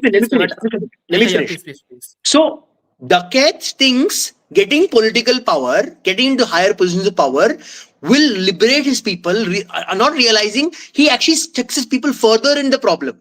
Same thing the Congressis did. They were like, oh, we'll get closer to these people, so liberate our people, but actually got stuck more and further into that trap, which is a very good parallel of our current situation. You have to understand that. Yes, actually, I think the Arfa was making this point that this movie rebukes Muslims, they make fun of Muslims. I think this humanizes the terrorist a lot better way than any other Congress or left-leaning movie will do, because it actually shows their actual interests, their actual objectives, and their actual mental issues they go through every single day while they are in this world of crime. I think it does it. Yeah, it was not rara chalo terrorism karte hain. It was very well explained. It has everyone not has a shown different terrorists reason to be a terrorist. to do two-dimensional evil people. It has not shown terrorists to be some kind of monsters or Bond villains or something like that. So that's what they want us to think. No. The one I have to add They don't want us to see how benign evil is. See, the problem with most of these movies is they want to make evil as very, black and white. But they don't realize evil is benign. It is like human beings can be turned to evil with the right push, the right sermon, the right political ideology that can push human beings to evil. They don't want you common people to see that. That's the thing. मैं 2-3 points add कर देता हूँ फिर. Wait, hold on. We have one more guest. So, Mr. Shastri, please go ahead. Canada News. Canada. Namaste. So I want to say a couple of things, right? So 7-8 years ago, Vice News actually released a maybe 4 or 5 part documentary. It's available on YouTube called Gangs of Laeri. And like one thing I would say, I've seen that documentary before. I'd recommend everyone to go watch it again. And you'd find that the movie's depiction of the Dakites, the businessmen, the ACP are actually quite true to life. It's not that different. These people are as crazy as the movies portrayed them to be. And the second thing is, I think you'd notice that everyone's expendable. Everybody realizes that. With the exception of the businessman, because he's the main accountant, right? Like his job is basically take money from ISI, take that, make it white, launder it, and ensure the money stays. Basically, he's a Hawala accountant. So he's the most important guy in all of them. The rest of them are just expendable. Shastri, is this one the Wise Guide to Karachi? I think this is the one. I can't tell. Yeah, because I have seen this documentary long before, but in here actually you will see the real Nabil Gabol go with the camera crew in Liari. Yeah, is If it I, yeah, is it exactly. Arvesh something? Some guy is like he Yes, goes to yes, yes, Lahore. yes. Yes, Sharush. Arush. Yes, What? Yes. So this is the one you're talking about.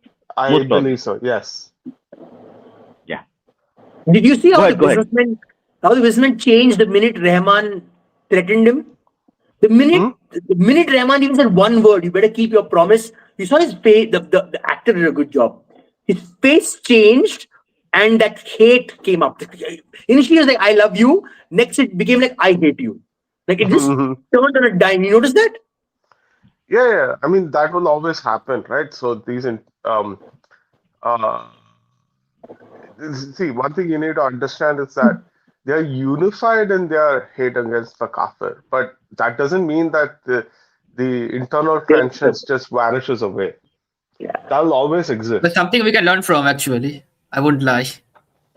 And That yeah, one thing that I wanted to add was Mushin was saying that Hamza was not invested in Rahman Baloch इमोशनली. तो यदि ऐसा था तो फिर last scene का मैं मतलब नहीं समझ पाया, जब वो उसका इमेज देखता है कि वो लाश उठ गई है और वो मंत्र Yeah, बच because I think that is one point. Hamza did not love Rahman, but actually he feared him as a authority figure. That's why when he actually saw him die, I think one of his mission, extremely key points of his mission was succeeded. So I think that's what actually signifies that. No, I, I, Yeah, I there's think a I'll wait problem till there. I think he romanticized him as an authority to some Yeah, extent. because मुझे ऐसा because लगता Mushin, है. you see, he wrote his name later only. He didn't have it ready. He wrote it I'll after the reaction in 2611.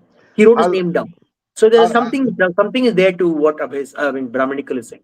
I'll wait until part two. Okay, motivations will be much more clear when part two is out. Yes. So I'm just saying from And what the I can see thing, now. and the Okay. thing about human nature that people were talking about, जो मैं बोल रहा हूँ कि बहुत बार ना हमारी चेतना जो है वो सुप्त रहती है. इट्स सबसर्विएंट, लाइक वो एकदम से लोग हर जगह चिल्लाने नहीं लगते जय श्री राम या जो भी नारे तकबीर. वो कोई भड़काता है, चिंगारी लगाता है. Yes. वो जब चिंगारी बढ़ती है, आग के जैसा फैलता है, तब जाके दंगे फसाद होते हैं. और जैसे ऐसे देखा जाए, जैसे पार्टीशन के जितने भी राइट्स हुए, ऐसा नहीं था कि सब एकदम ऐसा था कि एकदम पहले से तैयार थे. नहीं, उसमें चिंगारी दी गई, वो सोई हुई चेतना को जगाया गया कि जाओ लड़ो मरो. तो ये वैसा ही होता है. Yeah. व्यवहार हम सबके साथ अच्छा करते हैं, कोई मुस्लिम हो हिंदू हो, पर वो भीतर में जो एक सोई हुई चेतना, उसको चिंगारी देना पड़ता है. It's a very Brahminical, I think I have psychological a thing.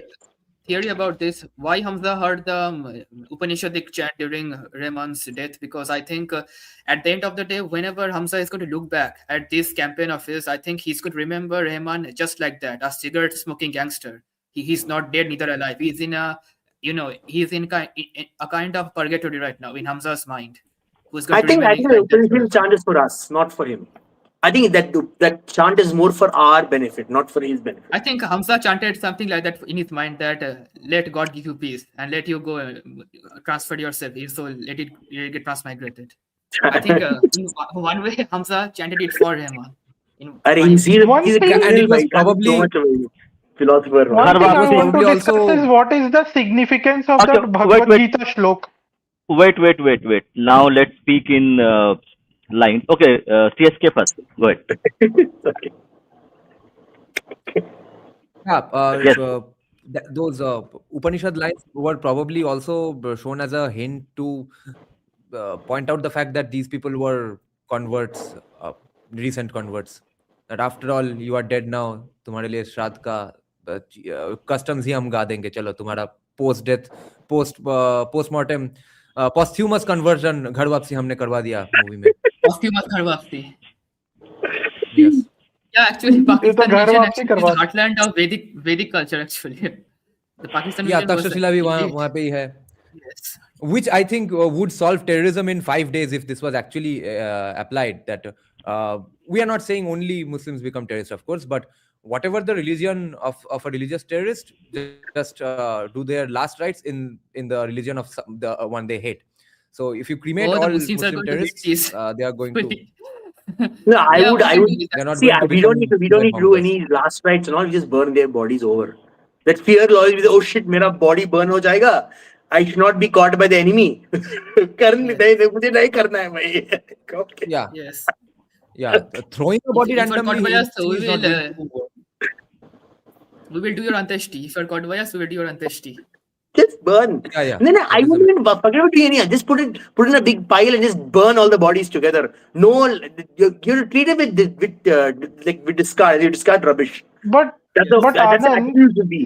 No respect. secular burning is not as effective as burning them according to the religious rites of the religion they hate the most. It is just as effective. Because we Their are body, they can Yeah, never क्योंकि go to वो तो Please.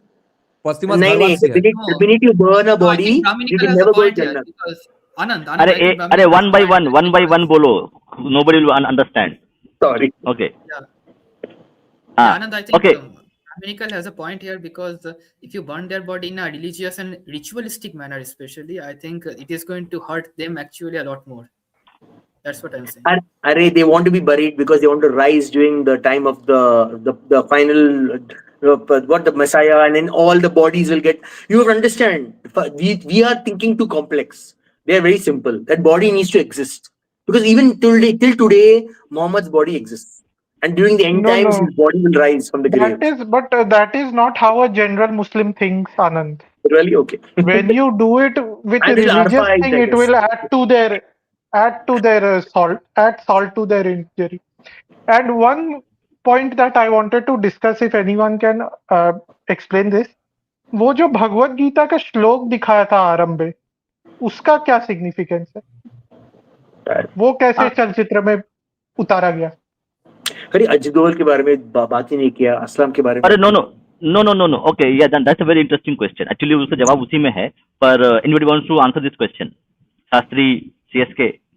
Can you remind? It was very fast. The first picture. Can you remind what it was there in the first thing? I don't remember. It went very fast. I was like trying to read it, but it's zoom. Oh, okay. I remember that. I don't remember the exact slope, but what it says, if you are going to fight and die, then like you will have some good thing.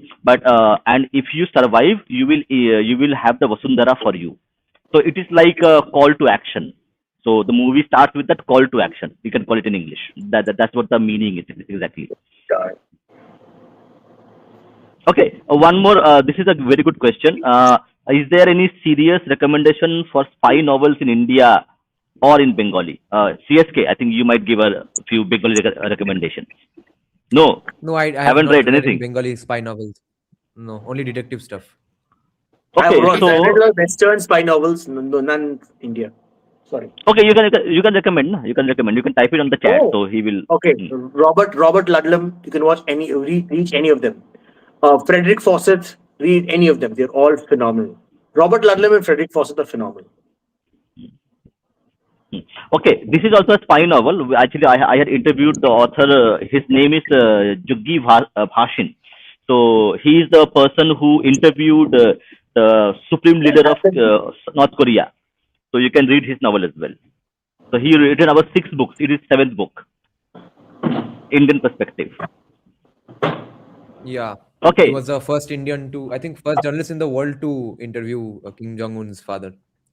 Yeah, he was there. After I'm done reading the book. Okay. You can ask this question to him. Yeah, Yes. regarding the. By the way, I need to. I want Yes, to yes. answer or ask something to unknown guy here. Unknown guy is saying that this is a propaganda film. Unknown guy, what is exactly the propaganda? Propaganda means a lie, right? What aspect or which part of this movie is a lie? Tell me, factually speaking, what is the lie? And half an hour back, you were also asking that don't we see any incidents of Hindu terrorists? First of all, I don't think so. All Hindu things that can be designated as a terrorist activity are all retaliations in the face of impending death and doom and danger. Retaliations cannot be termed terrorism, no matter what the actions as part of the retaliation. Secondly, again, if you can think of some one-sided, conjured up act of violence from the the Hindu side, let me know, and let me know if the numbers even match up to some other religion. But more importantly, what are the lies in Dhurandhar? There aren't any. So there's one of the books, Robert Ludlum. Can you see the Matlock paper? Hmm. This is a Yeah. good one. Sorry. Then this one is the Cassandra. You can get all these in India, by the way. Not difficult. Very old books. The And Cassandra if you want, Compact. and if you want Indian author to write about Indian history, like I think this author has written about Khalistan problem in his novel, so that also will give you a bit of an Indian context. And then the Veteran by Frederick Fawcett. Also very good. Frederick Fawcett is actually a good recommendation. I actually have non-fiction recommendations that will actually enhance your experience, right? I'd say Spying in South Asia by Paul McGarr. It's a really good read. It'll give you insights into political decision making behind intelligence operations. And also gives you an insight into intelligence operations themselves. Pick up any book by Vikram Sood. Vikram or Rakesh Sood. Which one is the one who used to work for? Vikram Sood. Vikram Sood. Did Sorry. they write fiction? Yeah. No. He write non-fiction. Non-fiction. My recommendations are non-fiction. So read both of those books. Actually, there's even one by, I think, I forgot who it was, whether it's Avinash Paliwal or Paul Stanleyland. Either one of them are really good authors. They explore spying in South, they're actually researchers, and they explore like the use of violence by the state. There's one more guy. There's like two authors who recently wrote about like the spy wars between ISI and RAW. If I remember, I'll post it in the comments again. So one more By the author way, I forgot. by the way, Tom Clancy. Yeah, Tom go ahead. Clancy also very good. Yeah, by the I way, saw one comment here hinting at possible cinematic universe between Uri and Yeah. That would be great very connection fascinating. there, because in Uri you can see that the mention Yeah. of Air Commander Jaskirat Singh. Jaskirat Singh Rangi. Yeah. And here Hamza's actual name is shown as Jaskirat Singh Rangi. Anyway, Oh. I wanted to. Hmm. Yeah. Yes. Just there. Yeah. Anyway, I think wanted to. a lot of things will be get cleared in part 2, because I think like maybe we are a bit hurry in terms of judging the movie. Let's see the part 2 and then we will see the whole Yeah. thing. So it might shape up. I think, Yeah, in part 2, I by the think- way, what Anand was expecting, that's not going to happen. In part 2, he's going to be running Liari. So you're not going to be seeing nuanced, subtle, spy-like shenanigans here and there. You are just going to see him do a rock star mafia thing while Maybe also a serving different, India. maybe a different movie, but again like in this universe, there where the other spies who are Yeah. not specifically Right. Dhurandhar, maybe they're unknown. One interesting thing, if you observe Chaudhary Aslam, right, is a very interesting character, right? It is not explicitly evil, it's not explicitly good, Yeah.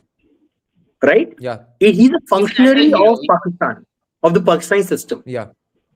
right? And he has a lot of personal biases, right? And you see how the bias is built. It built because of one friend of his. One friend's Anecdote. behavior was enough for him to Anecdote. hate the entire community. Actually, before you go down the route of the SP, I seriously recommend you watch the Vice documentary. Which one? He's real. So That The Vice. Oh, the Vice. your Vice News documentary, because he is there. He's like the main star of that documentary. Like all the Dacoits and the SP are like the main star of that documentary. It'll give you a completely different perspective than what you can ascertain from the movie itself. Yes. Munshi, because I'm not looking for accuracy. I'm not looking for accuracy. Munshi, one more thing. Wait. Munshi, one more thing. I just saw an interview in just I think few hours ago, where a person who says I was working with Dakat, Rahman Dakat, and he says that this Aslam character was shown to be like a brave heart character who was fearless, but in actuality he was not as fearless or as brave as it is shown by the media or by the people. Like he says that for 10 days they fought on that one lane and they could not move one inch. So there is a bit of a gray area where what we believe. So let's take No, your lad, stand same, clearly. and his sister or wife or whatever says that Hmm. he didn't wear a jacket. He went without a jacket on. I'm Hmm. like, there is a lot of gray area here, even in the so-called documentary. Okay, I'm telling you this. And Pakistanis are known to just lie. Yeah. You know this, right?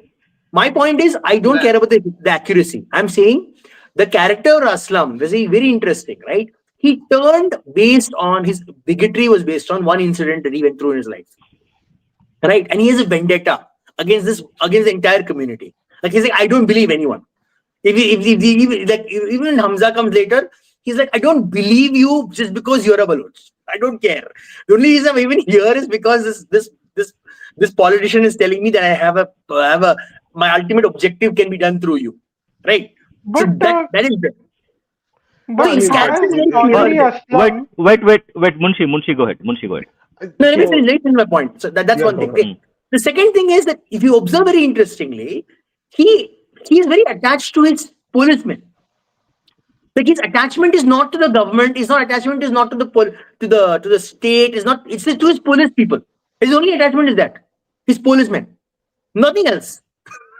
So he CSK, Biceps sacrificed Rabun. for his people, Wait, not for the rest of the population. They didn't care about anyone else. CSK, Biceps Rabun Inspector. Exactly. Remember Biceps Rabun character that he played, Yeah. Prasenjit. Roy Chaudhary. Yeah. Yeah, Roy Chaudhary, he would hate criminals because they are criminals. Correct? So Anand is like saying that kind of character Aslam was. Like he had a vendetta against anybody who did crime, no matter what. But Yeah, crime, Munshi, go he ahead. didn't like Balochi. Like, Right. Yeah, Right. Munshi, Yeah, I go ahead. think And Mm, yeah, go ahead. Okay. Should I? Munshi, Okay. you want to speak? Yeah. So the thing is, like, Aslam, he's a character of authority, right? Like he has some genuine authority behind him. Wo police wala after all, right? And basically he's like a guy who's addicted to his expression of authority. He's sort of no different from your encounter squad people. एक थोड़ा Yeah. वो उनको power देता है ना, sir पे चढ़ जाते हैं उन लोग. So Aslam is just a much more advanced version of that. also what is about the Aslam, just one point, is Aslam a representative of the Pakistani state mindset when he's shown hating the Baloch? I don't think so. No, कि वो no, no. Pakistani state का वो mindset है. No. That's my point. He- The point I was making is that only. I was saying Aslam doesn't care about the Pakistani state, doesn't care about the Pakistani politician. He sacrifices what so for example, if you take out Rahman Baloch, right? The Pakistani state benefits. But the point is he sacrifices him at that point of time because he cares about his police officers being tortured. So his loyalty is to his police officers, not to the state, not to the cause, nothing. He doesn't care one bit No, about it. I meant metaphorically. I disagree, right? So his loyalty is just towards power. Right? He has some power vested in him, and his loyalty is just towards that power. Then why did he sacrifice Rahman Baloch at that point of time? Wait. Shastri is right. Because in the movie there is a dialogue where he is suspended for 7 years and he's been paid by the Bade Sahab. Huh? Wait. So that's what. So Chaudhary Aslam, he draws his power from his people who are on top, like who are big politicians or army or ISI, who has given him the power, and he's using that power to actually do whatever he wants. So he is not drawing power from himself. He has a backing of the higher authorities, politicians, bureaucrats, military people, who says, you do whatever you want, we will take care. So But then that's why he was. Then why did he sacrifice? Why did he sacrifice? Give back Rahman Taket when his police officers in trouble. If he really cared about power only, then he would not give it back. He would have killed him there, and he would have gotten power. No, the Wait, thing is, okay. no. Wait, the okay. thing- Let Shastri explain. Yeah, so there's obviously an internal logic behind it, right? And the other thing is like, people like him, they can't they can't express their power on their own, right? So he's also a form of a gang member, if you want to think about it that way. First gang. So if his subordinates are tortured and murdered, that means he also loses power. Correct. He That's loses true. respectability, Correct. That is true. right? In a failed state. True. उसकी भी एक क्या बोलते हैं इज्जत है. Correct. In a failed state, the police is a gang. I agree. Now that makes a lot of sense. Correct. You're right. Police is a So- caste. We didn't even discuss the character of what's his name, Benazir's husband. What is his name? I forgot his name again. But Zarwari. We didn't discuss the character. The character is not in the movie most of the time, but he's always there. Have you noticed? He's always there in every bloody conversation. He's the Bade Saab. And he's doing everything without being there. Have you noticed that? Yeah. Okay, one more thing. So now, CSK, I will take a dinner break for 10-15 minutes. So you can take over. Yeah, एक I want बात to say मुझे something करनी about थी. Aslam here, because I wanted to say that I think Aslam and his hatred towards Balochi people is not that complicated. I think he hates them because they simply did wrong to him, and he took it personally. He simply took it personally, and Rahman was a scapegoat. He took out Rahman, and that's the end of it. Actually, in real life, that was it. Rahman was killed in 2009 in the encounter. That is shown in the movie. He was just killed by Aslam there in the street only, and that was the end of it. Okay. They didn't show Benazir's murder either. That's another thing they didn't show. What I meant was he a metaphorical representation of Pakistan's prejudice against Baloch? I don't think so, because actually these are real life characters. So in real life, you can see it as a metaphor. I think that's a separate thing, because it is shown as almost as similar as it was in the real life events. No, I think the minister was a representation of their hatred towards Balochi people. The minister played by what's I think the only one person who was the representative of Pakistani state, I mean the actual physical representation of the state, I think is Bade Sahab, who's shown here. So you can replace Bade Sahab in every dialogue with Pakistani state, and the context will remain the same. So I think Bade Sahab is actually the Pakistani state. to a smaller extent, Jameli or that politician. The fact that they are snakes, But and no one, they're loyal to no one. Aslam was being patronized by the Bade Saab only, because Aslam himself said that. Everyone is patronized by Bade Sahab. Even Iqbal Everyone is quoting Bade Sahab. No, apart from that, I think the deeper discourse here is, as CSK pointed out, the Gita, Bhagavad Gita line. It is chapter 2, verse 37. Actually, I'm going to read it here. Hatova prapyasi swargam jitva va pakshate mahim tasma dutishta kauntaya yuddhaya kritanishayah. It means that if you are killed in battlefield, you will attain heaven. If you win the battle, you will attain the earth. Heaven or earth will be your abode, and that is the only thing that you should aim for and fight. The son of Kunti, it is your fate to fight, and you must fight. Because regardless of either, your duty is what comes primarily. Death or life is irrelevant. You will attain either. Doesn't make it. Yes. You will benefit from either thing. That is the point. Yeah. I think Either you will go to heaven, or you will enjoy the world. fruits of earth. And one more thing that I loved. Brahminical, I need to make one point here.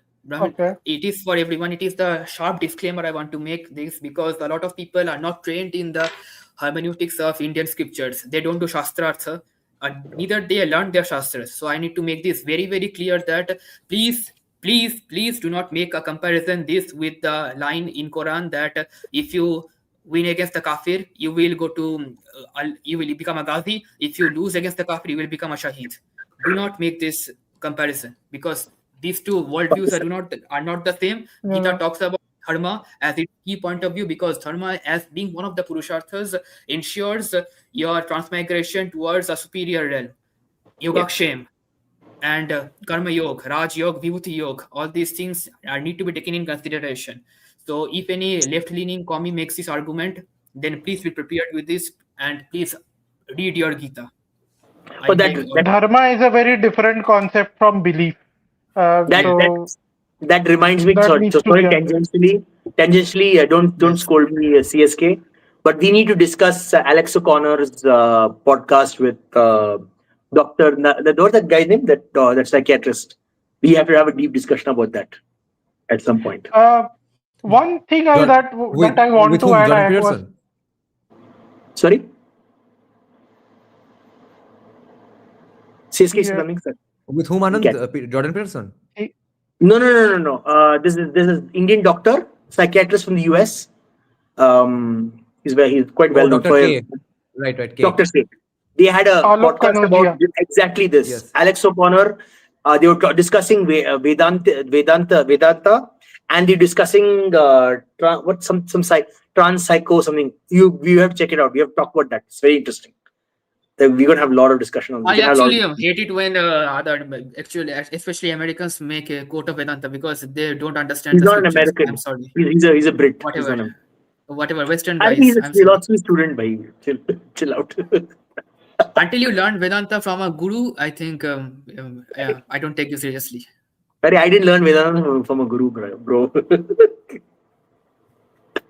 I apologize. Okay, moving on. One of the more underappreciated, I think. Guru Bhagwan hai. Yeah.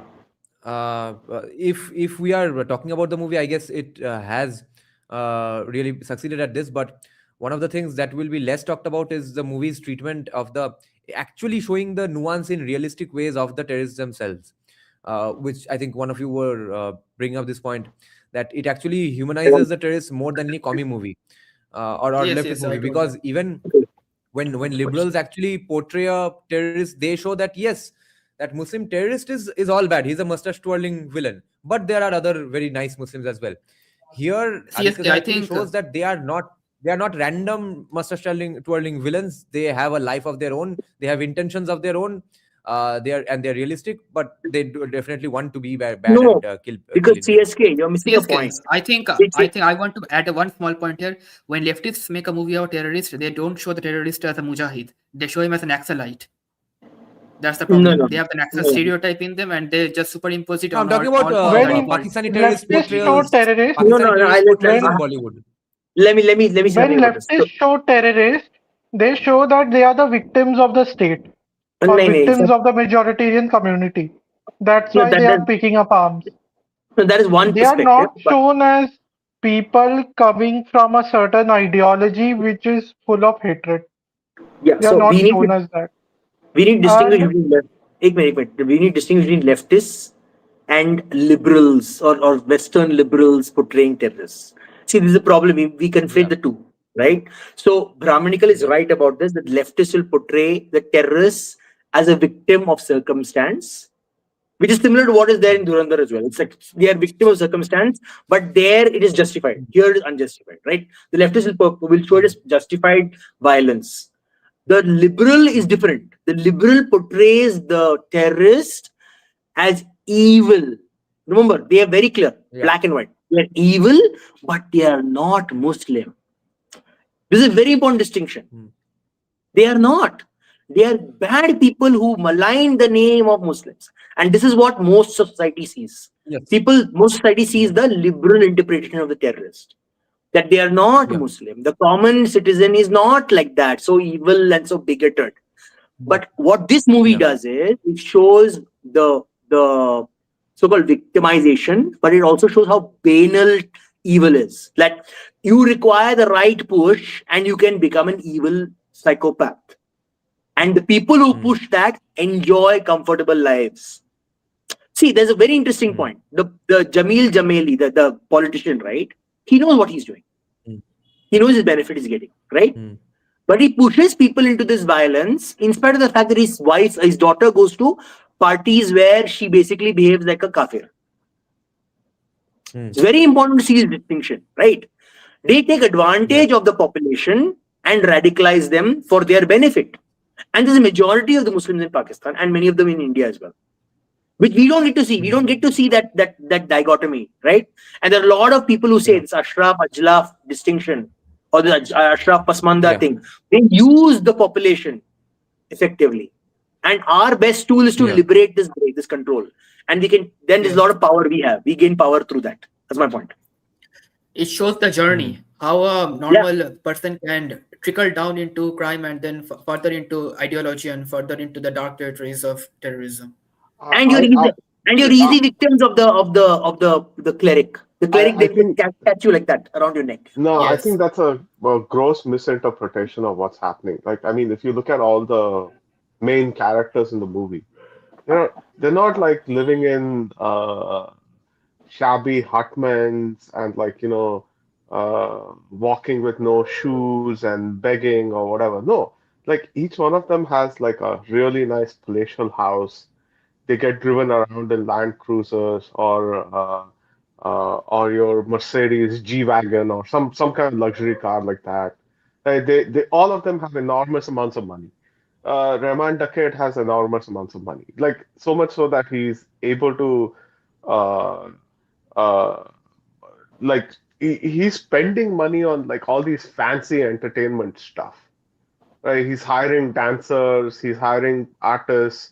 Like each one of these people are very rich people. Um, but I agree with Anand is that it shows the banality of evil. That's definitely a thing, right? Like in the sense that they're all like living normal lives, but they're essentially conspiring uh, in wiping out a world of non-believers, right? All of them are motivated in that No, manner. no, I was not talking. I was not talking about the leaders. I'm sorry. Maybe I was not clear. I'm not talking about people like Rahman Baloch or like the minister or like even this ISI guy, right? They all. I'm not talking about those people. I'm talking about the common. The 2611 guy. We don't know anything about their background. We just know they were just dragged off and they were attached to this thing. So it's easy to See, prey on such people. My point is, it is easy to prey on such people, and then it no, is I very easy mean, for people to be radicalized also. That's my point. I mean, praying or not praying, it just shows that after the main characters are basically like everybody else below them are basically expendable, Yes, exactly my point. Yeah. That's right? what. Like circumstance doesn't matter. It's just the Yeah. fact that, okay, you guys have a steady pipeline of people that you Yes. can send to be expended, and we'll do that. And that happens at almost every level, So right? that's my point. At My the end point of is the Guys, day, we gain power if we use that narrative against them. Because we know that they treat them as expendable. And if we make sure that their own people know they're expendable, then that attitude changes. I think guys, it's changing. what while we are talking about Pakistani terrorism, today only two Pakistani terrorists killed 12 Yeah. Jews in Australia, in Sydney. Saw that. And one Arab sales fruit seller was seen on disarming a Pakistani terrorist and taking his rifle from him. That's the Yeah, thing. we saw that. Yeah. An Arab fruit seller disarming a Pakistani terrorist who was actually an engineer. You can see what indoctrination can do to people. It does not matter what is your profession, I what is your educational background. I agree. And even if you're, it just takes the matter that you are Muslim and you want to end kafirs. That's it. No, that I And agree. if you're I'm going not. to do that, I'm just showing this particular perspective. that's it. Perspective is also very relevant. I do agree with you there on that. It is like anyone can become a terrorist. no, but it takes a lot of coordination to become a terrorist. I think that's something that people miss out on. Right? A place like Australia, those two Mhm. folks had automatic rifles with a lot Yep. of ammo with them. That's hard to smuggle. And hard to get to that place wherever they were to Bondi Beach. How do they Yeah, get it to Bondi Beach? yeah. How do they get those weapons? How do they get those ammo? How do they get to that place? This is, it's not an easy operation. I think It's not. that's the first thing you guys should realize is that that's what the movie eventually also depicts, The right? supply chain and The the yeah, the entire supply chain. So That was good. Actually. yeah, and that's I, uh, these are the details that people need to start paying attention to, not the folks that do the foot soldiering stuff. Because, whoa, that guy is always obviously expendable. Yeah. तो उसको torture भी करेगा वो कुछ नहीं बोल पाएगा वो क्योंकि उसको क्या है कि उसको एक ही लेवल तक उसको मालूम है कि कौन क्या क्या बोला उसको. There's and still one thing like what multiple layers above him. There's still a whole hierarchy of people above him. right? And the movie but also shows that, right? Above Rahman, there's the politician. Above the politician, there's Bade Mia. But behind all of them is the ISI. no, but Bunshi, you forget one interesting thing, right? This is very useful for our grand strategy. But for Ghar Wapsi, the idea that you're expendable by your like the superiors is very useful. Like, why do you want to be stuck to these people when they're technically looking at you as expendable? At How do some you show level, them that they there's are not something. expendable, they Movies, are if something? there's enough of these movies, right, showing that how expendable people are, over time, people start understanding this concept. They You start need 10 feeling it. Aditya Thars in each and every True. state for that. Yeah. Yes, exactly my point. Exactly my Yeah. point. That's Yes, one thing I wanted to Yeah. point out that I think Anand only made this point, and Neerajan also, that Pakistanis are shown as backward because 80s and 60s songs were used. I think another thing we can notice Dhurandhar. that Pakistanis consume Indian content because Aslam was shown tuning in Hawa Hawa in his entry. So it shows that a lot of Pakistani people actually love Indian music and stuff like that. That is a reality actually that is shown Yeah. in the movie. Hawa Hawa is Pakistanis are not a obsessed with Yeah. India. Hawa Hawa is not a Indian song, by the way. Not So an what? Indian song. No, Hawa Hawa is not an Indian song. It's a Arabic song, Lebanese song most probably, and Pakistanis stole it. Then Indians again stole from others. So Okay. The Okay, I point don't know is, that. the Yeah. point is Pakistanis are obsessed with India. That is very true. The Pakistanis thing are is, obsessed with India. that is the reason why Bollywood also caters to Pakistanis and they try to monkey balance a bit to No, some Bollywood extent. doesn't cater to Pakistanis. Yeah. Bollywood caters to Muslims. We make this mistake. Bollywood caters to Muslims because the largest markets of Bollywood have for historically been Africa, Central Asia, Muslim parts of Russia, Muslim parts of Middle East, like Middle East. The markets outside of India are ginormous. We don't realize Yes. how big the markets outside of India are. Yeah, I have seen my Filipino friends talking about that their mothers see Indian serials, and in Africa also they see Indian Indonesia, serials. Malaysia. My Yeah. goodness, you have no idea how big the market outside India is. Yeah. That's why But they Rishabh, I think serials, yes, CSK, can you highlight serials Rishabh's don't comment? have much appeasement of that community. Yeah, That's why it's not Movies that do. popular. See, Apparently, what Bollywood the does. movies are. See, traditionally Uh, for Bollywood, One, sorry. traditionally for Bollywood, the Middle East market was always the high margin market, right? It's all about margins at the end of the day. So your overseas market, it's changing now, but your overseas market always brought in more high margins. So let's say you're paying 100 rupees for a ticket in India. The producer would probably get three rupees of margins on that 100 rupees ticket in India. The same movie, if I release it in the Middle East, Yeah. right? The same theater goer would probably pay 1,000 rupees. My margin now is 100 rupees. That's what attracted Bollywood towards these markets, was the That's fact that you could earn more per theater goer than you would in India. Now this formula is changing though, right? it is. And I it then will keep one changing over one thing time. is for sure. Yes, one thing is for sure कि शायद जो हमारे यहाँ taxes लिए जाते हैं वो ये भी एक प्रॉब्लम क्रिएट कर रहे हैं जो इतना टैक्स लगाया जाता है वो ये भी प्रॉब्लम क्रिएट कर रहे हैं कि Indian markets are not as fruitful as middle eastern market no, जिससे wait, ये no, wait. जिससे ये ज्यादा Tax. मिडल ईस्ट को No, no, कैटर no, करने no, वाले no, no, no, films no, बन no, रहे No, no, no, no. no, It's no, an no. exchange rate problem. Exchange rate. Exchange rate, Same. but I'll agree with you partially in the sense that taxes are now a problem, right? But it was never a problem. So in the past, what would happen is if तूने एक movie बनाया, तेरे को funding वो producer को movie के लिए funding के लिए वो बैंक पैसा नहीं देता था. So you had to go through your D gang for your producer money. Right, basically you have to borrow from outside the banking system to basically produce the money. The second thing was once you had that money, that was one aspect. Government of India closed that over time. Then there's the distribution aspect. Distribution के लिए तेरे को हर एक union, हर एक political party उसका एक चेला रहता है, उसको सब पैसा देके तेरे को देना पड़ता था. This is how margins get eaten up. Recently, what's been happening in India is that these distribution networks have slowly become professionalized. They are no longer in the hands of your gundas. Yeah. So your margins have been improving a little bit. क्योंकि professional है तो तुझे थोड़ा guarantee तो मिलता है. हाँ, मैं तुझे 100 रुपए का सर्विसेज तेरे से मैं खरीदता हूँ, मुझे 100 रुपए का सर्विसेज मिलेगा ही मिलेगा.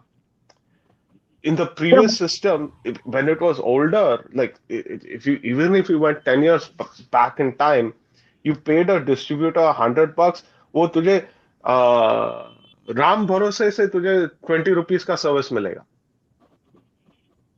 No, but Right, so- now there's a different problem. No, the fact that people are these big production companies are basically like booking multiplex slots, like and pushing out other movies.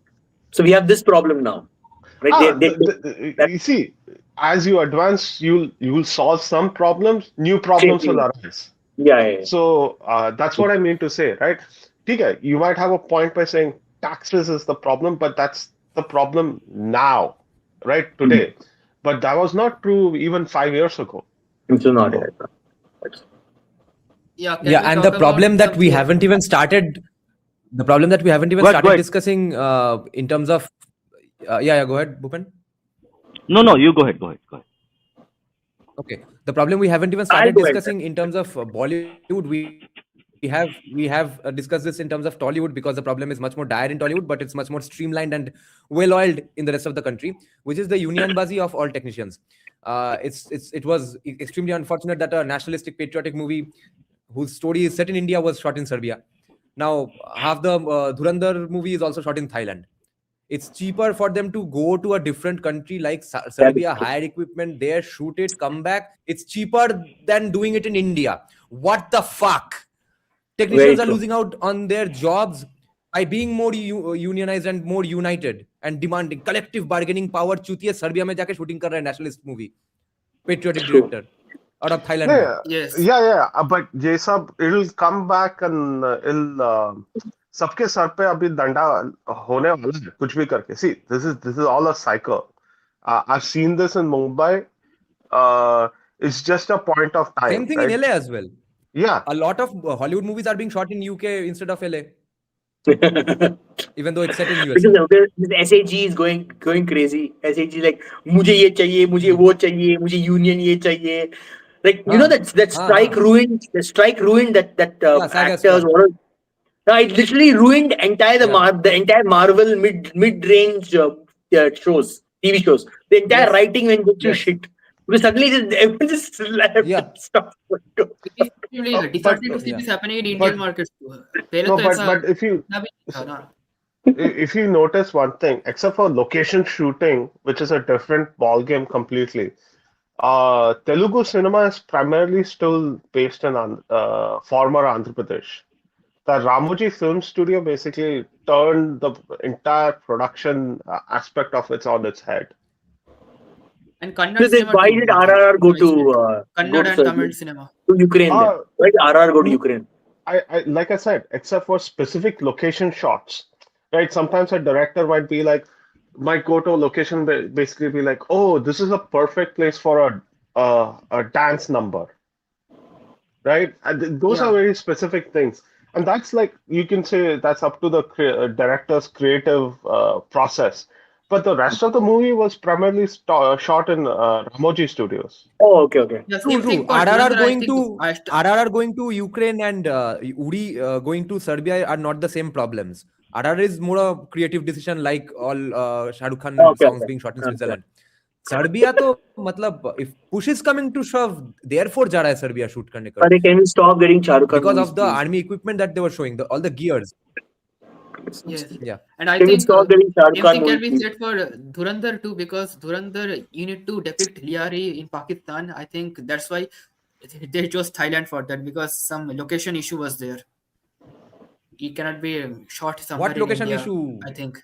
अरे local दादाओं को पैसा देना पड़ेगा, वही है location issue. और RRR going to Ukraine might also be that.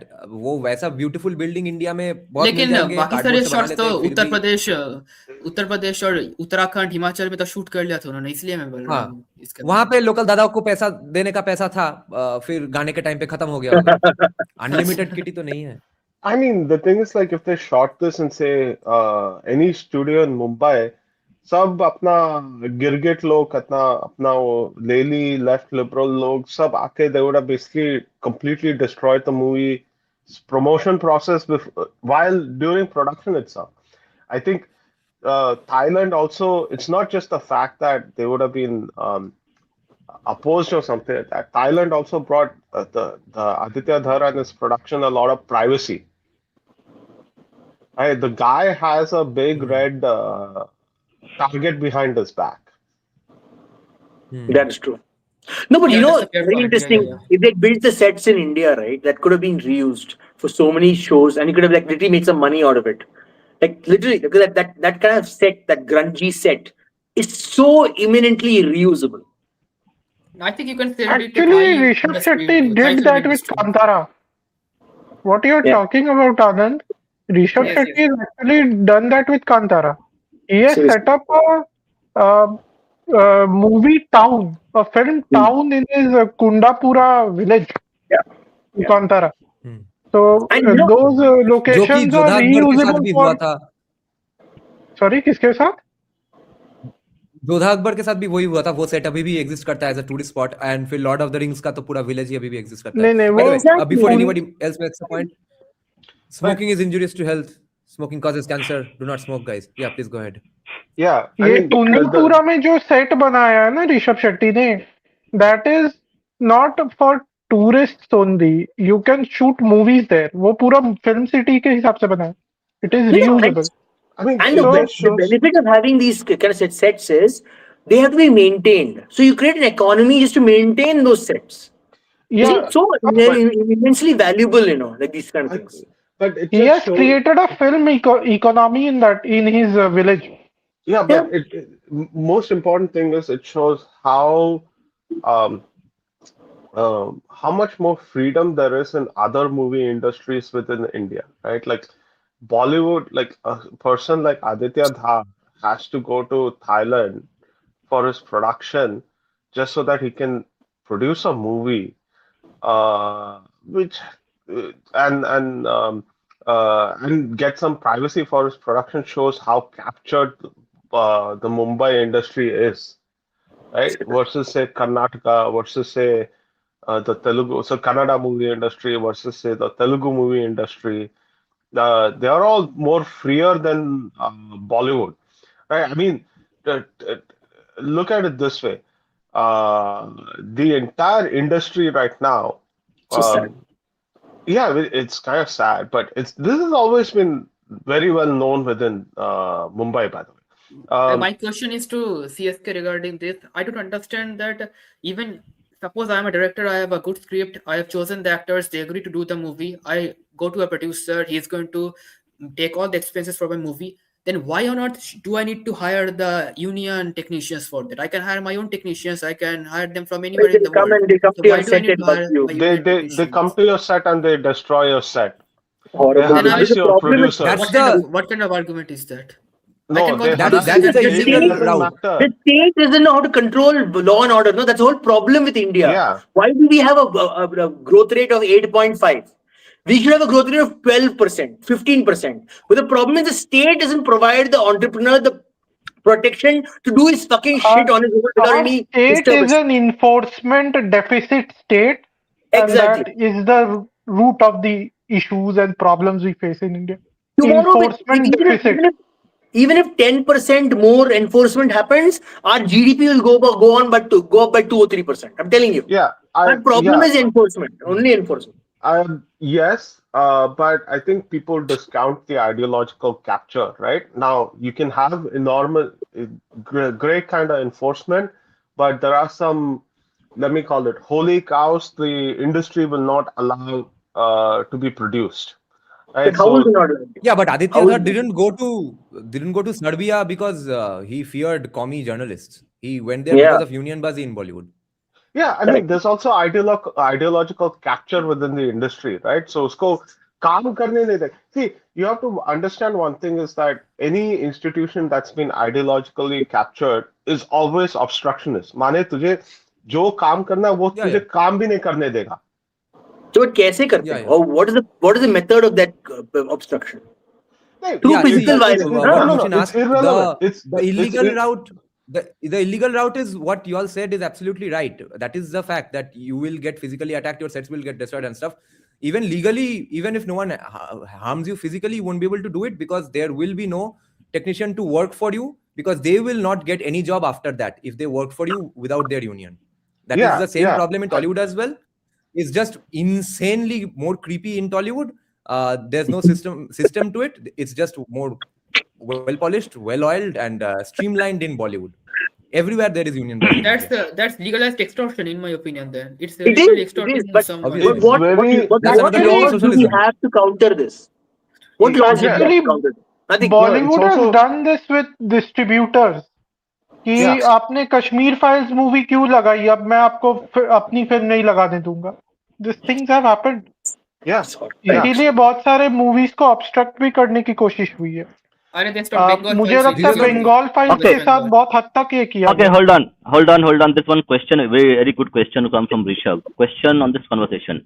Is this logistics overhaul in a way for BJP to weed out certain pressure Bollywood had to monkey balance its content?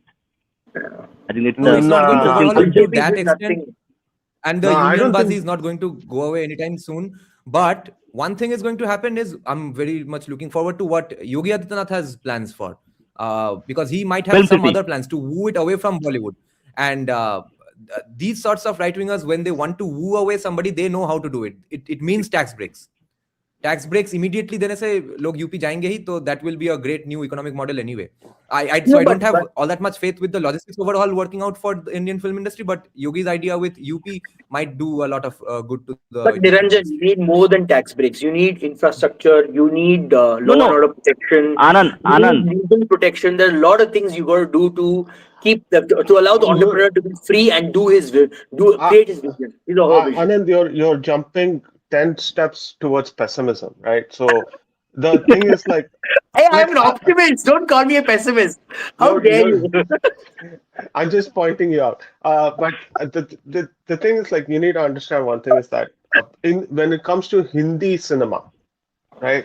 Bollywood is essentially Hindi cinema, right? The Mumbai film industry has always had a very dominant role in it.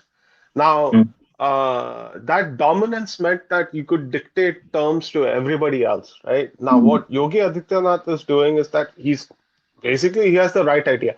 Create a film industry, film set banao, film city banao, bring people in, right? Once you do that, you're essentially breaking the dominance of Bollywood movie industry. You're breaking those captured A new institutions. heartland for Hindi cinema. A new But how heartland do you for Hindi distribute? cinema, not Mumbai. But how do you distribute them? UP. No, वो wait. सब अपने आप आएगा. See, Arey, wait. Anand, hold on. See, I know about it because I read a lot of things on that. So he's building probably a film city in Noida. Exactly, I don't remember. Yeah, in Noida he's building a film city. So Noida itself is a kind of a separate zone from UP itself. Noida is a kind of like a near NCR. So he's building probably a film city near Noida or areas, and you already have the infrastructure, everything from roads, everything is there. He's building it there. So and that will cater to a lot of regional cinema, Bengali, Odia, Bhojpuri, all those things they will cater to. They will have the market immediately, and then they will pull in other, especially Bollywood, to actually come and shoot there. See, that's my point. See, you're missing that one step you're missing. The statement you all made earlier was that what they do is they find out that this particular filmmaker is making this. Then these technicians, these blah blah blah people want to work for this filmmaker. The minute they work for this filmmaker, they're blacklisted. Correct? Now, if Yogi Adityanath is building this studio, and anyone who works there can be blacklisted the same way, right? Wait, And then they will not even distribute. What no, happens then? wait. See, when he's building a film city, he's building a whole ecosystem. That film city will have everything from choreographers to everybody there. They're not going to import anything. See, it will be like this. A production company will come to film city and they will shoot the whole film there itself. They will have the electricity, they will have the infra, they will have the people there already there. They will choose and go and do work. I get all it is plug and play. It's plug and play. All that I get. But you understand, even this kind of talent, right? They like to move to opportunities. Like today they may be the film city, right? Tomorrow they may have to go to work in another region or industry. My point is, why would they even join the film city knowing the threat that boycotting can happen at the film city? See, that's what I'm saying. Because the technician boycott. You go ahead, Nirajanda, go ahead. Nirajanda knows more about it. Go ahead. The technician boycott does not happen for ideological reasons all the time. It has happened significantly with people like Vivek Agnihotri and stuff. It's not going to go on forever because after all, everyone needs money. The technician boycott happens if they work outside their union. That's the more significant problem, not just boycotts. That's why Vivek Agnihotri survives. What Rishabh was asking. No, but we need legal protections for such people to expand their horizons beyond ideological groupings. So, for example, if for example you're blacklisted for going after ideological group, you can sue that group. There should be such legal protections, in my opinion. Okay, Munshi, go ahead. That's all secondary, right? Let me give you an example from the past itself, recent past.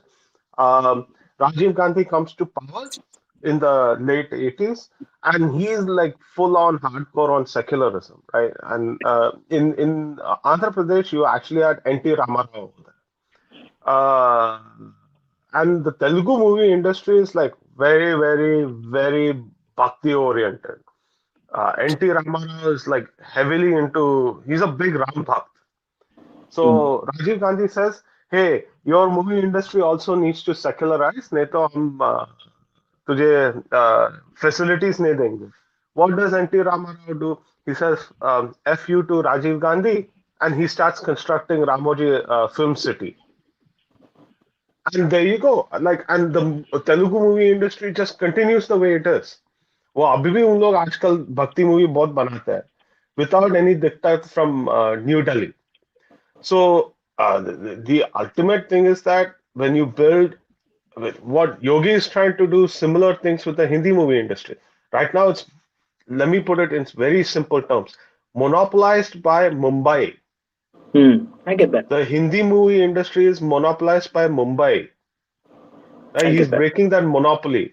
The moment you break all that monopoly, your union bazi it'll become extremely muted. I'm not saying it won't go away, it'll go away. I'm saying it'll become muted. If you're an ambitious technician, right, you can't find an opportunity in Mumbai, okay, fine, you could go to Noida. You can get the same kind of you can get funding, you can get technicians. You also get a set. No. It might be even cheaper. Same. Right. Today exact same formations of Unionbazi will immediately crop up in the Noida film industry as well. But it just won't face the risks of those ideological boycotts. Ideological boycotts won't happen. Let's see. The systemic problem will persist, but the ideological problem can be solved. I mean, let's see. Depends on the government. I'm not that set on the union bazi stuff because Ramoji itself is not heavily union bazi. Yeah, but my point is that has to also do with the culture of Telangana. No. That also has to do with the culture of Telangana. Telangana is very entrepreneurial compared to other states. KCR was very supportive of industrialists. No, I'm just saying I'm keeping my mind open, right? Whether it turns out to be union bazi or not is a question for the future, right? वो बना रहा है अभी वो बड़ी बात है. Competition आ रहा है वो बड़ी बात है. कोई नहीं बोल रहा है कि अच्छी बात नहीं है, बड़ी बात नहीं है. My point is we need to think 10 years ahead of what are going to come. See, they are already doing this work, right? They're doing this work, taking good step. But my point is, at some point, if you want to really what's it called, liberate the entertainment space, you need legal protections for people who want to break out of ideological bubbles. You need that. I have a thing here to say that Union Bazi, I think, is going to change its flavor simply. You will have left-leaning Union Bazi to Hindutva Union Bazi in some way or the other. So वो that is going to happen. Imagine integral Hindutva Union humanism Bazi. वाला union बाजी होगा यहाँ पर भाई, integral humanism No, चलेगा यहाँ Okay, वो होगा okay, hold on. This देखो one भाई good question has come. most wait yeah, I'll just make the last point here. Technicians are leftists to begin with, and see when even if you have read some Thomas Sowell and stuff, which is going to be a miracle if you're a hardcore technician who is working on his craft. I don't think they are going to spend time reading Thomas Sowell, but even if they do, when push comes to shove, they will want to unionize because off the top of its head, in the short term, it gives you an illusion of work safety. वो जब work safety का addiction फिर से लगेगा नोएडा में भी वो सब सेम ही काम करेंगे and specially because the studio where the movie is being shot the owners of that place do not enforce this. They might be a part of that system, but it's going to be all other technicians in the rest of the country who are part of some union or the other who are going to boycott those unions, that's the biggest financiers, producers, the movie hall owners. All of them are going to boycott those particular entrepreneurialistic technicians who work outside an union. That's what my worry is. They're not going to let them work without let's fully see, independent because let's see. I think markets have the entire fundamentals have changed. I don't think it's going to be the same, but let's see. I'm still keeping my mind open. Fingers crossed. Fingers One crossed. thing that I believe. Sorry. Can I finish? Yeah. I do think the work safety stuff is going to remain, irrespective of what you think it is. And that उसका वो union बाजी हमेशा रहने वाला है. Because movie industries are weirdly enough they are very exploitative. So वो तो रहने वाला है कुछ भी करके. Lavanya's question is very interesting. वो तो मतलब seemingly exploitative है इसीलिए जब इंडिया सोशलिस्ट हेलहोल था तब भी बढ़िया फिल्म बनते थे. एक्सप्लॉयटेशन से ही तो बढ़िया काम होता है लग रहा है. हाँ, वो तो हमेशा होते रहता है. I mean, we say exploit resources. So if you can exploit gold and gems, why can't you exploit humans? Like literally, वही है. No, I mean, like I live in Hollywood, near Hollywood North, right? यहाँ पर it's even despite union bazi, they still make people work 14, 15 hours, and make them work overnight, right? So ये सब work safety related exploitation हमेशा होते रहता है. अरे games industry में, Yeah. they make them work like mad. They don't get rest. They work like 16 hours a day, and their quality is just going down because there are these big companies like EA and stuff, right? EA, Epic and stuff. They really like they suck the life out of their people, like literally. A lot of these game developers are leaving their old companies because of the same thing. Because these publishers just suck the life out of their workers because they have nowhere else to go. They basically they're like क्या बोलते हैं? There's no other companies to compete with them. Indentured laborers. There's no effective competition, right? ये देखो ये non-stop बनाता रहता है ये FIFA का. Every year there's a new FIFA game. When there's nothing effectively new about each new FIFA game. But the people who make that shit are made to work like crazy. Right? So what do you think about the workers in Kantara now? Yeah. Tell me. Bhupendra, can you read the question again? Yeah. So does Dhurandhar success prove that domestic audience, less than Gulf Muslim nation ideological, greater than Muslim nations ideological pressure and boycott? So she's saying is that because this movie is banned in the Gulf countries, but still it has made about 500 crores. It has made good money in North America. Okay, so does this represent correct that because they are making those monkey balancing movies because the market is there in Gulf, so will that change? This movie will change that scenario to everybody actually. I have a different take here, right? For me, it's not ideological. For me, it's more financial, right? So if a movie like Dhurandhar can earn 500 crores in domestically, It just means the audience here is ready for those kinds of movies. One, two, that it is a profitable venture with higher margins. Three, you don't need to depend on the Gulf market for high margins now. I have a Right. different thing Yeah. here because Okay, Okay, I have hold on, something hold on, to add here. hold everybody. Nirajanda, your take, because Yeah. I agree that it's definitely going to show more people who are banning these movies or who think banning this will get them anything. That no, यहाँ पे भी पैसा कमाने का बहुत बढ़िया मौका है, तो ban नहीं करते हैं, वो भी होगा. And besides, a good movie is a good movie. Ultimately, people will watch it. Especially developed Muslim countries, I bet you they are secretly watching this movie already, have watched it, or they are going to watch it definitely when it releases, because they don't give a shit about Pakistan's terrorists anyway. So Saudi Arabia, UAE Muslims are definitely going to watch it and love it, and they're going to look forward to more such movies, because everyone loves, but after all, a heroic police officer versus an asshole terrorist movie. That's on streaming, correct? I mean, an On age-old. streaming, on streaming, they watch on streaming, correct? They watch on streaming, most probably, not on cinemas,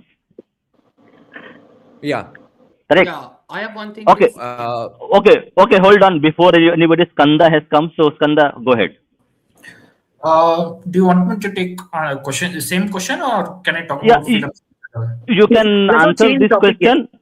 Let's not change Yeah. topic. So you can answer this question, and then you can your point later. So let's stick to this question. If you have anything to say, or So, Indian domestic market for movies has always been bigger than the Gulf nations market. I'm talking about film theaters. Now they are actually expanding that business there. So for a few years, this will be the case. Domestic audience should be the focus because our market is bigger than theirs. In 10 years, if they do exponential market also, then maybe we can think about this question. But again, Dhurandhar has excellent Arabic fusion music and all. And as Niranjan already said, they don't give a fuck about Pakistan. This country could have been anything, like Afghanistan or something else also. Still, the result would be the same. And one more thing is, they have more affinity towards Indian movies than Pakistani movies or something like that. So this can be utilized by us in a far more better alternatives if we have more film cities or more something like that. Ours sucks actually. We don't have maybe I think the total Indian theaters won't even cross 5,000 or something like that. So we need to expand the domestic market as well. Again, the capitalism thing comes here also. So maybe we need to work on improving the infrastructure from the business point of view, and then we can think about this question. But I think that domestic market, even after 15 to 20 years or so, is going to dominate the Gulf countries market because we have that many population. okay. So now Anand, go ahead. Okay, so I have a little different perspective on this. I don't think the ban in Gulf countries is ideological. I think it's law and order. So majority of the Gulf countries, the workforce is a mix of Indians, like a little more high skilled, Pakistanis and Bangladeshis and low skilled, right? And theaters are not like, oh, only high skilled people will go and low skilled people will go. The worry is that if theaters show this movie, there could be conflict in theaters while people are watching the movie, right? So their risk is not about ideology. It's about the fact that there could be law and order problems in such a mixed market, right? Yeah, quite possible. My opinion. Sorry? Yeah, Yeah, I you're said saying quite possible. something. So that's what the reason why this is pragmatism, because I think Gulf people are very pragmatic. They're not like these Pakistanis. Like, I'm sorry, Pakistanis are a mental case. Gulf people actually have some brain. Okay, so let's differentiate the groups. Because it's not banned in Africa. Africa also a lot of Muslim people. But there are not many mix of Pakistanis, Indians, and Bangladeshis there. So that conflict chance is not there. It's not banned there. Second thing, I think the Indian market is more important than the Gulf market. It's for the movie to do well in. Because fundamentally, it needs to change the attitude in India. not in the Gulf market. We don't preach to them. That's not required, right? Third point, I think, like someone said about OTT, they will all watch it in OTT, or they will watch it in private screenings. There will be private screenings for all the rich, because most of the Gulf people are rich people, right? They'll have private screenings where the riffraff doesn't have to watch. So they'll have private screenings, and they pay distributors money for that. So the money that these people make will come from that private screen, not through the public market. Yes.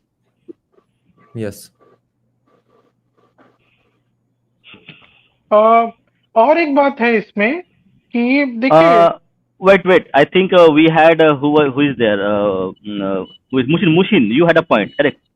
Mushin, go ahead. Yeah, I think. Am I audible? Yeah. Go ahead. Yeah, Then I think I that- will see. Yeah, I think it's more of a question than an opinion. I think most of the film industries of India, apart from Bollywood, I think they are Gulf agnostic in one way or the other. They are only solely rely on domestic market and to some extent the European and the North American market for their revenue. So I don't think that after this incident, I think it is going to become common for Bollywood also to not rely on the Gulf market further. So I don't think it's a very big dent on the industry whatsoever. There's one market that relies on the Gulf market, Indian market.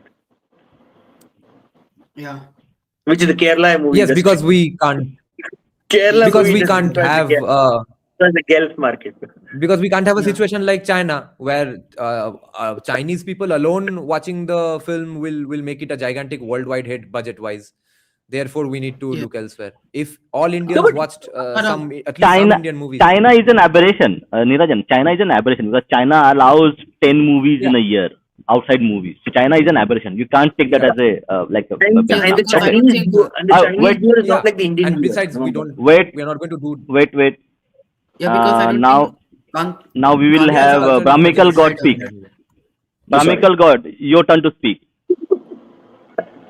Okay so मुझे एक बात और लगती है कि पहले बॉलीवुड पर एक मोनोपोली थी कुछ प्रोडक्शन हाउसेस की, और जो फिल्में उनकी आइडिया से हटकर होती थी वो उसका प्रमोशन नहीं होने देते थे, उसे बाहर ही नहीं आने देते थे, लोगों के कॉन्शियसनेस में ही नहीं आने देते थे. अब क्या है, जब से ओटीटी आया है, सोशल मीडिया आया है, सो a different avenue for promotion has opened up. लोगों को पता चलता है कि अरे ये कुछ अलग टाइप की मूवी आ रही है, जिससे जो इंडियन मार्केट में हमारे जो नेशनलिस्ट टाइप के लोगों को एक्सेस नहीं मिलता था, अब वो इंडियन मार्केट में भी एक्सेस मिल रहा है. They are still sort of barriers created for them to not allow their movies to be promoted, but वो उनको एक अलग एवेन्यू मिला जो कि सोशल मीडिया है. ये आप हमारे नेशनल आइडियोलॉजी के साथ भी देख सकते हैं. हमारी आइडियोलॉजी ट्रेडिशनल पाथ से नहीं आई, सोशल मीडिया से आई. तो उससे इंडिया में एक मार्केट क्रिएट हो गया है जो नॉन लेफ्ट मूवीज का है, और हमारे मार्केट का इंडियन मार्केट का पोटेंशियल पता चल रहा है कि ये हमेशा से गल्फ से ज्यादा रही है इंडियन मूवीज के लिए. हम लोग गल्फ को ज्यादा ओवररेट करते हैं, स्पेशली बॉलीवुड. जब से ओटीटी आया है, सोशल मीडिया आया है, तब से इंडियन मार्केट ने स्पेशली जो राइट विंगर्स है उन्होंने अपना मनी का पावर दिखाया. I think right wingers have generally have more money than the left wingers on an average, middle class and वो लोग. तो वो ज्यादा केपेबल है इंडिया में किसी भी फिल्म को हिट बनाने के लिए अपने दम पर. तो वो हो रहा है. क्योंकि पहले तो प्रॉपरली पैन इंडिया मूवीज तो होते नहीं थे. अब तो धुरंधर भी kind of pan India movie ही है शायद. तो अगर पैन इंडिया ना हो के भी 500 करोड़ कमा लेता है इतने कम दिनों में, तब तो पीपल विल नो के कौन से मूवी में पैसा है, कहाँ पे. Generally in societies worldwide, left wingers are the elite or extremely poor or extremely elite. Majority of the so-called right wing or center right are middle class, and the countries with the largest middle class will tend to be more right wing or center right. Working class is right wing. और लहू कहाँ लगा, मैं बताता हूँ कहाँ लहू मुंह लग गया वाला मोमेंट हो, वो था बाहुबली.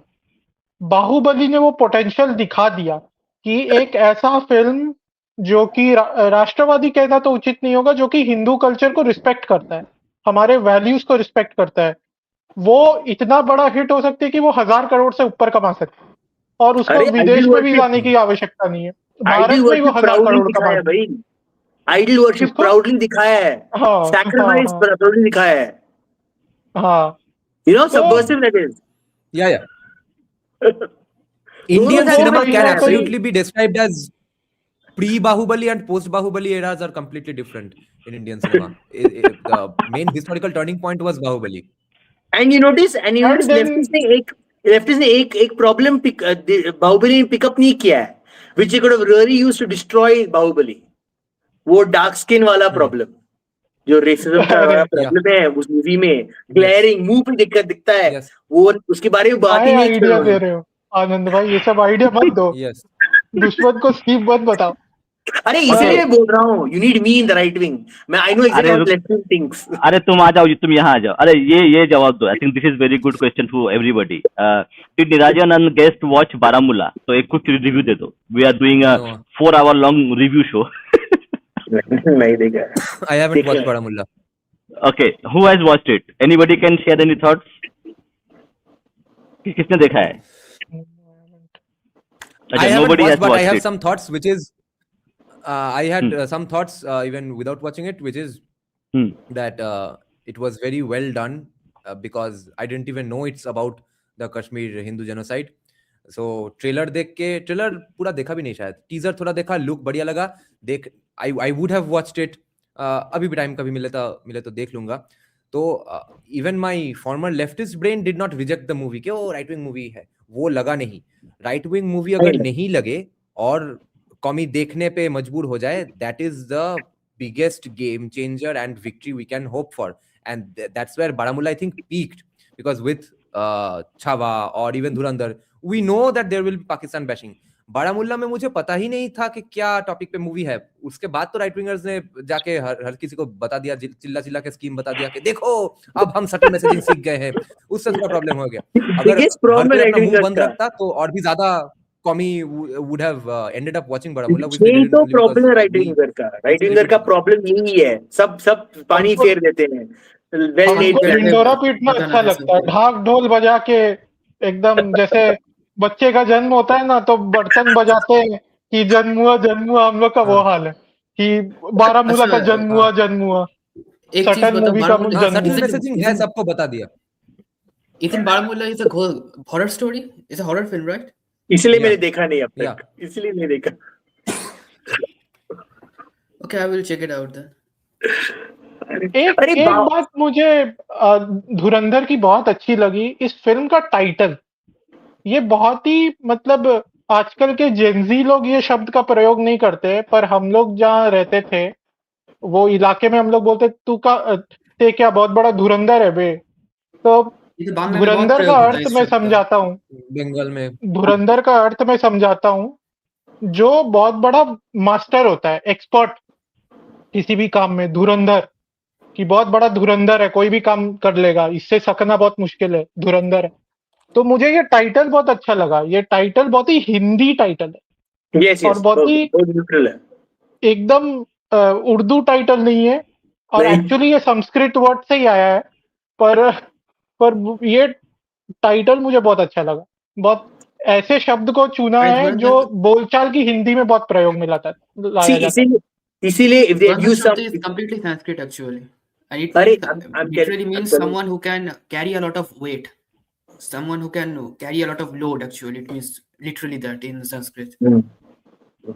और नहीं, ये वही हिंदी में ही ज्यादा उपयोग में लाया जाता है, मैंने बंगालीज को कभी धुरंधर बोलते हुए नहीं सुना, ये हिंदी भाषी लोग ही बोलते हैं, हम तो बहुत बोलते बहुत हैं बड़े इसमें, हाँ, धुरंधर बंगाली हो में गए। Common word. ऐसा है। No. Bengali में it's quite used. Dhurandhar, it's quite. Yes, अभी नहीं होता है, but it was quite common you can actually. read novels, you can see it a lot Yes. used everywhere. अरे I It have has a question kind for of you. gone out of fashion a little. Yeah. I have an interesting question for you. What do you think would have been a good so-called Bengali word to describe the entire action in the Bengal files instead of the name the Bengal files? Some word similar to what happens in the Bengal files, but a good Bengali word. What do you think? What do you guys think? Trahi. Trahi. That sounds nice. Catchy. What about you, Bhupen? No, I cannot find the right word because I am not speaking Bengali for last 12 years, so my Okay. vocabulary is gone.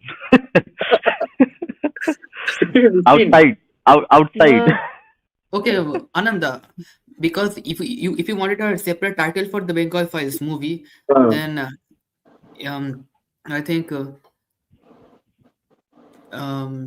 have to think about it deeply, because Bengali film titles are very weird and out of touch with the actual Just plot think, points of what the if story. the Bengal Files is मैं called something like that? Maybe it would मैं have captured more imagination than is the Bengal Files. I find the names of these I three can movies First of all, are very.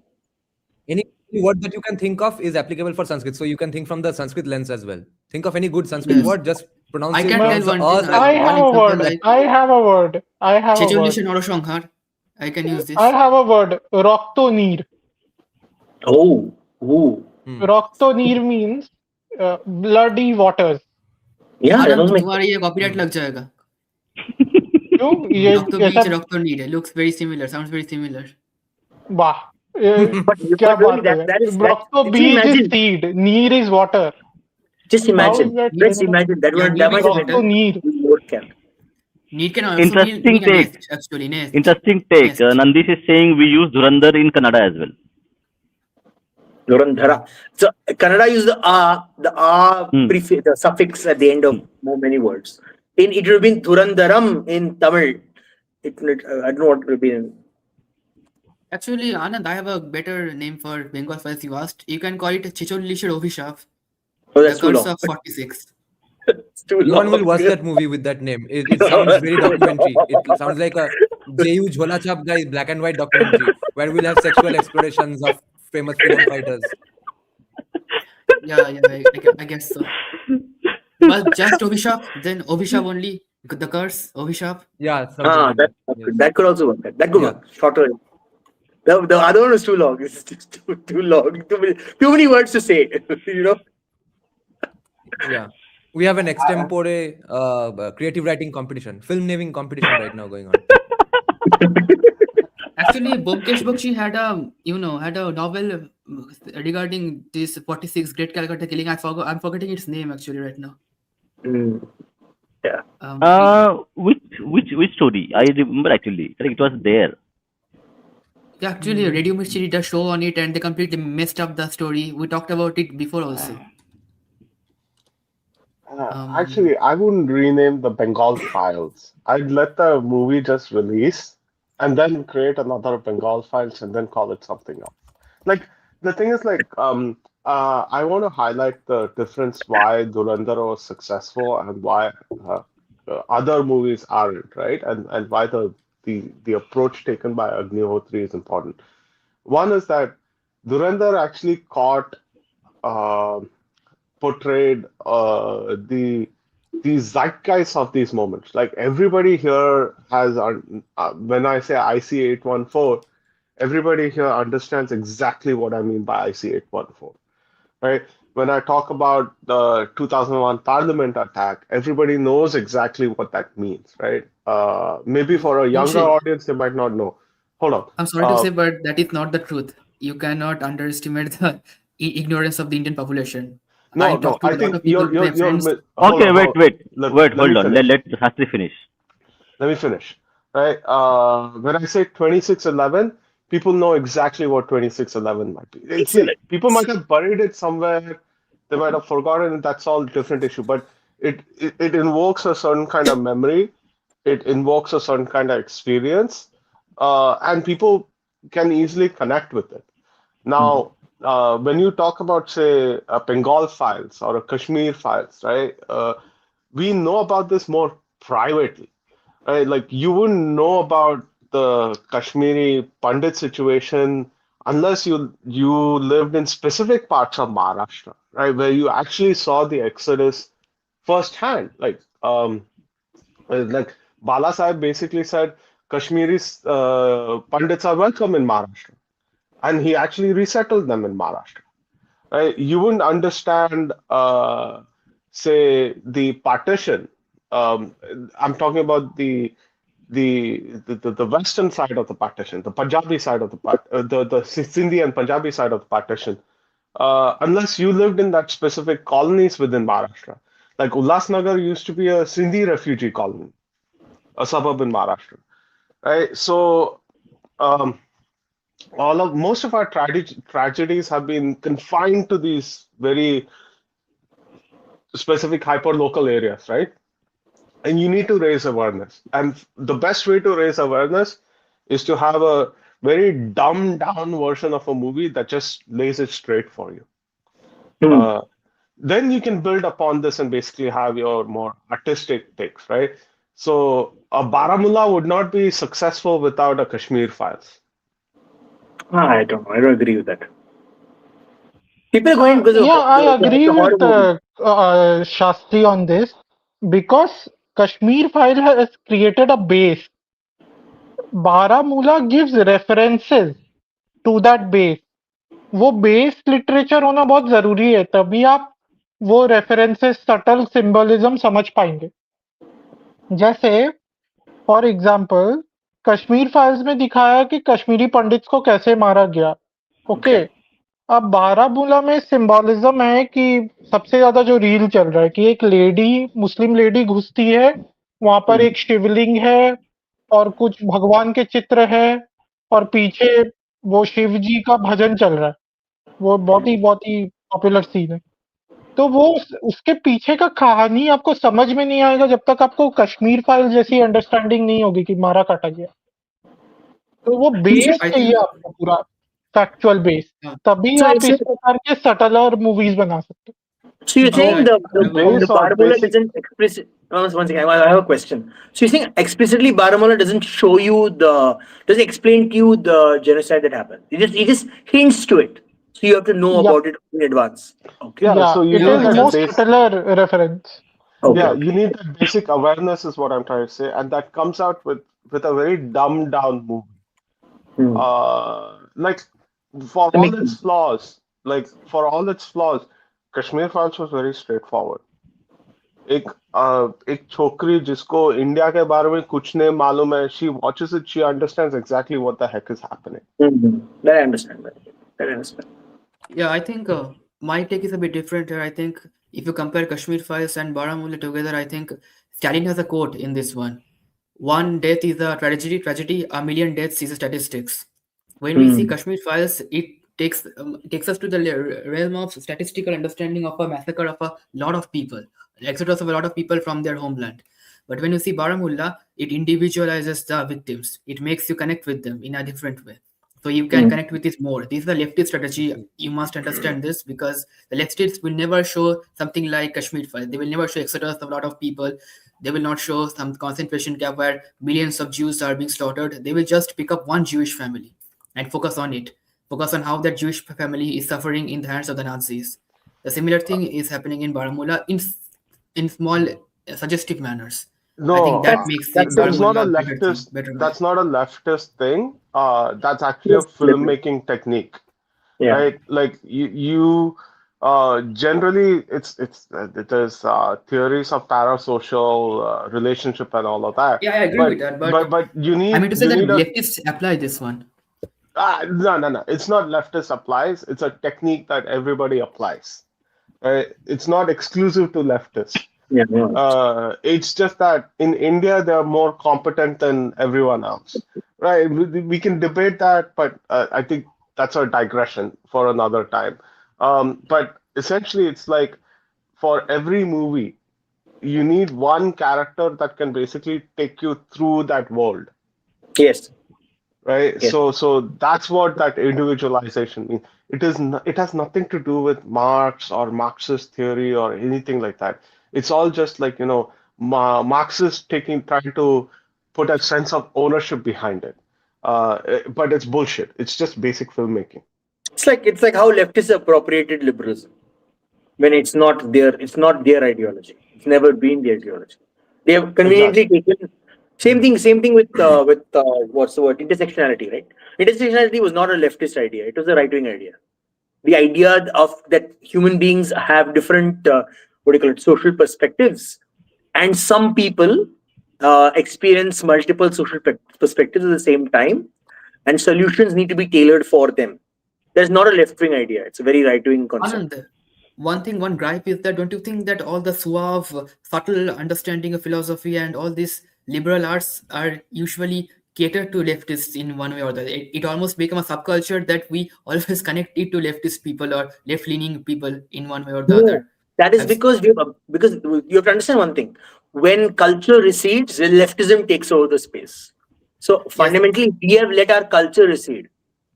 See, Yes. why did this have? Why did leftism take over India? Because we receded from the public space. We went to the private. We went to the family. Family को protect करना है, wealth को protect करना है. The public space is a control of right wingers mostly in most societies. The minute you recede from that public space, you give the leftists the place to go and take it over. Same thing Yes, happened with because- China, same thing happened with India. Every culture has abandoned their cultural space to the leftists. That's the mistake we Yes. make. We need to take it I back. agree with you. I Yes, want because to push even back a in the little United bit. States, you can see that. Okay, Shastri, let me complete it.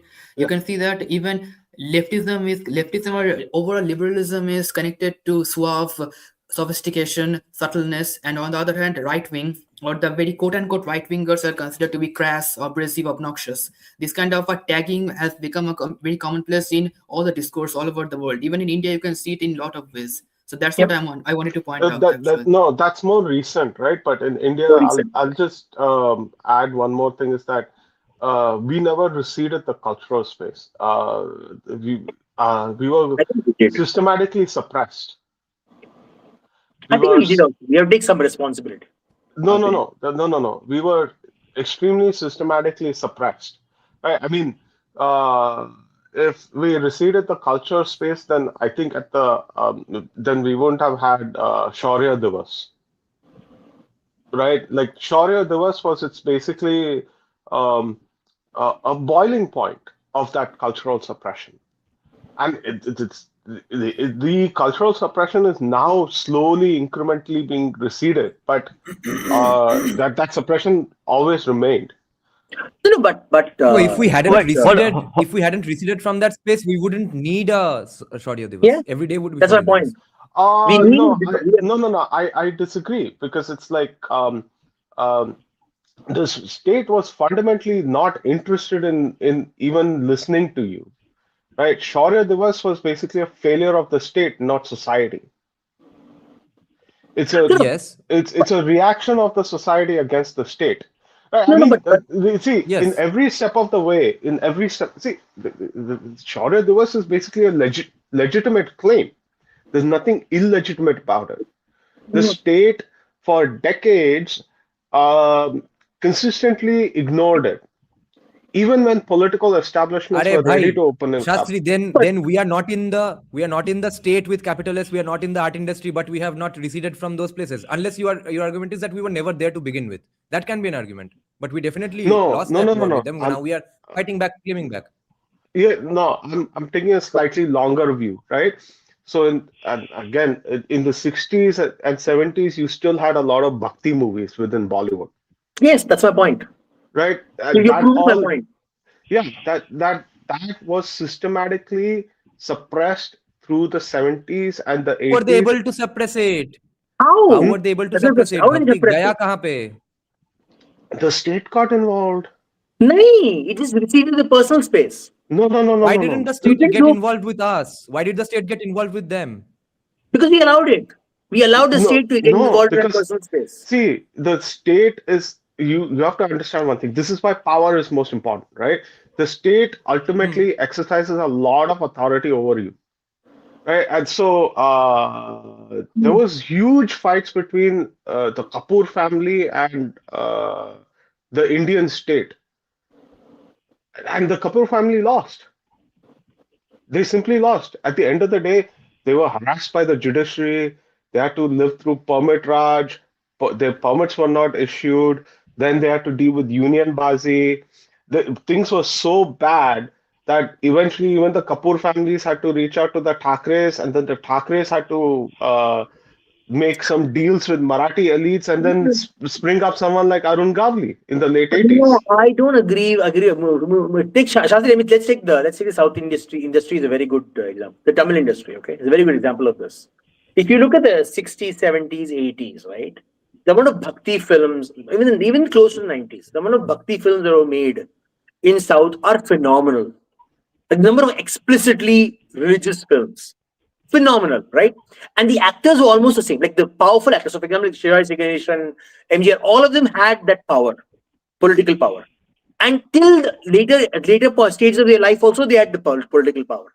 But during the later stages of life, they receded from these kind of powerful roles, and they gave way to the so-called, the DK, DMK bullshit that's going on right now, the crash shit that they produce on a regular basis. Again, DK, DMK is last 20 years. But even there, I'm saying, my point is, the cultural space receded from Tamil film industry. They receded. They went to the most crass and the least culturally valuable films that they could make. Yeah, but again, they became the same copy paste. They copy paste. There was nothing unique about anything they were doing. Again, this was in the last 20 years. Does censor board have a role to play in this? Yes, the way movies were censored. Yeah, they definitely did. Right, your censor board would insist on certain values to be presented because they were considered state values. And if you went to the courts to basically say that, hey, this is oppressive, this is like a violation of my freedom of expression, courts would simply say, no, this is within quote unquote the state's interest. See, again, I find this a very weak argument because the US has a similar problem, right? If you remember the Hayes Code, which is it's much worse than anything that India ever had. No, and in spite of that, many filmmakers in the West were willing to push their cultural boundaries. I think at some level, I feel the recession of the cultural space was abandoned. Then Anand, it's a broader issue. Let me explain. This is a broader issue. Hindu लोग culturally कैसे कटे? मंदिर छीन लिया गया, educational institutions छीन लिया गया, आपके कल्चरल इंस्टीट्यूशंस छीन ले गए, वो मूवी पर भी रिफ्लेक्ट करेगा। आप फिर मूवीज क्यों बनाएंगे? कैसे छीन ले कल्चर, जब आपका कल्चरल कॉन्शियसनेस ही छीन लिया गया तो वो तो मूवीज में भी दिखेगा। और ऊपर से और ये स्टेट ने किया है, तो आई एग्री विद मुंशी कि ये स्टेट के कारण ही हमारा कल्चरल कॉन्शियसनेस छीना गया है।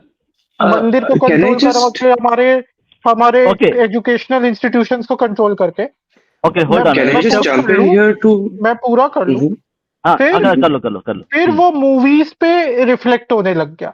मुझे ये लगता है कि मूवीज पे बाद में रिफ्लेक्शन है। It's a symptom of what the state has done to the cultural consciousness of the Hindu community. Exactly. And let me just add to this, right? And we are just talking about movies, but the biggest intervention by the state has been in history textbooks. You guys have no idea the amount of recessions that has been happening in state textbooks. So if you, let me just pick on Maharashtra because that's a state I'm very familiar with. If you picked up a Marathi textbook, Maharashtra State Board history textbook in the 90s, you would have dedicated chapters for basically the Maratha Empire, the contributions that they made to India, right? Like your fifth standard pay, you would only learn about the Maratha Empire. The same textbook went through 2 revisions, one in 95 and one in 97. The entire Maratha Empire history has been completely wiped out of it. Completely wiped out and replaced by what? Gandhi. So I had to, if you went through Maharashtra State Board schooling, right? You learned about Gandhi 3 times. The same independence movement, the same Dandi march to the 3 baar tujhe sikhate the. 5th, 7th and 9th. So this is what I mean by the state actively worked in basically suppressing expressions of culture. See, there was an interview given by Amir Khan. Okay, there was an interview given by Amir Khan. He said that censor board actively told the filmmakers to not name the neighboring country as the enemy country. in movies. पड़ोसी मुल्क. But you trust Amir Khan? पड़ोसी I मुल्क don't बोलो, trust him. पास के मुल्क बोलो. Yes, I think he is not trustable, to be honest. But still, in most of the Bollywood movies, you will see no naming of the neighboring country. And I still have some faith in this statement because India did have such policies. कि non-reciprocal withdrawal of a raw ecosystem in Pakistan. आई के गुजराल क्या कर रहे थे? तो Indian state ने ऐसा नहीं बोला होगा सेंसर बोर्ड के थ्रू. ये पॉसिबल है कि सेंसर बोर्ड ने ये बोला नहीं, होगा नहीं, कि yes, आप yes. पड़ोसी मुल्क का हाँ, नाम हाँ. मत लीजिए. That is why Niranda, I अगर had that original non-reciprocity. name, right? okay, Even that got Yeah, censored. go ahead. okay, okay, no, Niranda, I think you have an important point. I think, यहाँ पर. No, I'll digress a little. So let's just Rishabh finish Okay, his point. oh What Rishabh, were you going to say, बोलो. Yes, I actually, want to look a little forward in this. So the interplay between state and society has always been very interesting, not just in India, but across. And I keep bringing this up. There is a very good video by this German YouTuber in English called Crown. Uh, it talks about how the society and the state have worked with each other or worked against each other in both India and China, and he does a comparative study of it. Very interesting. Thoda sa there is a uh, typical European bias towards it, but something everyone should check out. Uh, Building on that, there is this one issue that people keep forgetting, that in the 60s, 70s onwards, there was a massive level of economic, like even as bad as we were in the 40s and the 50s. 60s and 70s were economically very bad decades for India. Like 1961 to 1971, we saw three wars. We saw massive privatization of our financial industry and our mineral extraction industry. Uh, and as a result of that, a lot of wealth was lost. There was a mental blowback to that, wherein people receded. Uh, Building upon what Anand said, people receded from public life and public priorities to defending their own personal space, their immediate family, their immediate personal wealth, and left all of that space open for the government to come in and actually start to dominate narratives, not only narratives, but also to start dictating culture. Now, this has an economic function to it as well, which also we need to understand. If we have to say that if it's not just in terms of technical development or whatever, if this movie was made 10 or 12 years ago, it would not have been as popular, as successful as possible, even because there was not enough Yeah, yeah. capital free from ideological or governmental controls that That's true. enabled such a massive endeavor to happen. Going forward, despite all of the issues, as we keep getting richer, people will come come up with that financial space in their lives to not just fund the creation of such a thing, but also to make it more financially viable. And there's also this whole theory. I'm no film expert, but there's also this theory that there's a reason why grittier stuff works in more affluent countries or societies, but in poorer societies you see that more Yeah, yeah.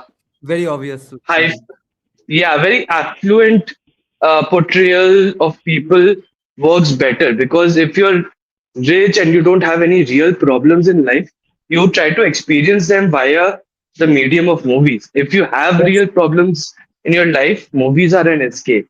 So the art of it will also improve, but also the technical, the things that need money, good visual effects, good acting, good directing, uh, getting a good crew, the financial business aspect of it will also improve. What we need to, as a society, ensure in this point is that it's not just, right now it's very haphazard. Something comes out, it's good. Something doesn't come out, it's bad. Whatever, that is fine. That keeps on happening. But everything that's happening is very haphazard.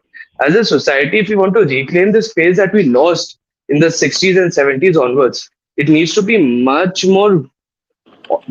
better orchestrated, essentially, and it needs to be much better structured. Dhurandhar is definitely a landmark. Bahubali was definitely a landmark, but not enough is being done to actually push the narrative and to make sure that these entrepreneurs who put in all of the risk always, or at least when they deserve it, get that return.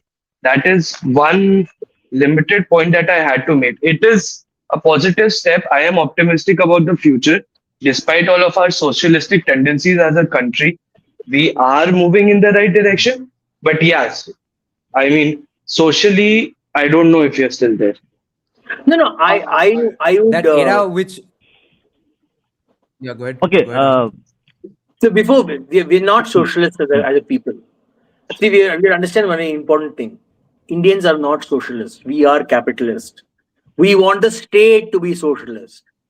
And this is the reason. The problem is we have this weird fantasy that the state being socialist will allow us to keep our wealth. The fundamental. We need education of the population to understand that we are capitalists. People don't seem to understand they are capitalists essentially. When you don't want to pay taxes on a regular basis, you hide your money, you are capitalist. You want to keep as much property that you earn for yourselves. People don't understand this is fundamental capitalism. Yes. They think they're still socialist. Even the I slightly disagree with you over there. On a very slight technicality, I think you're getting the broad strokes here right.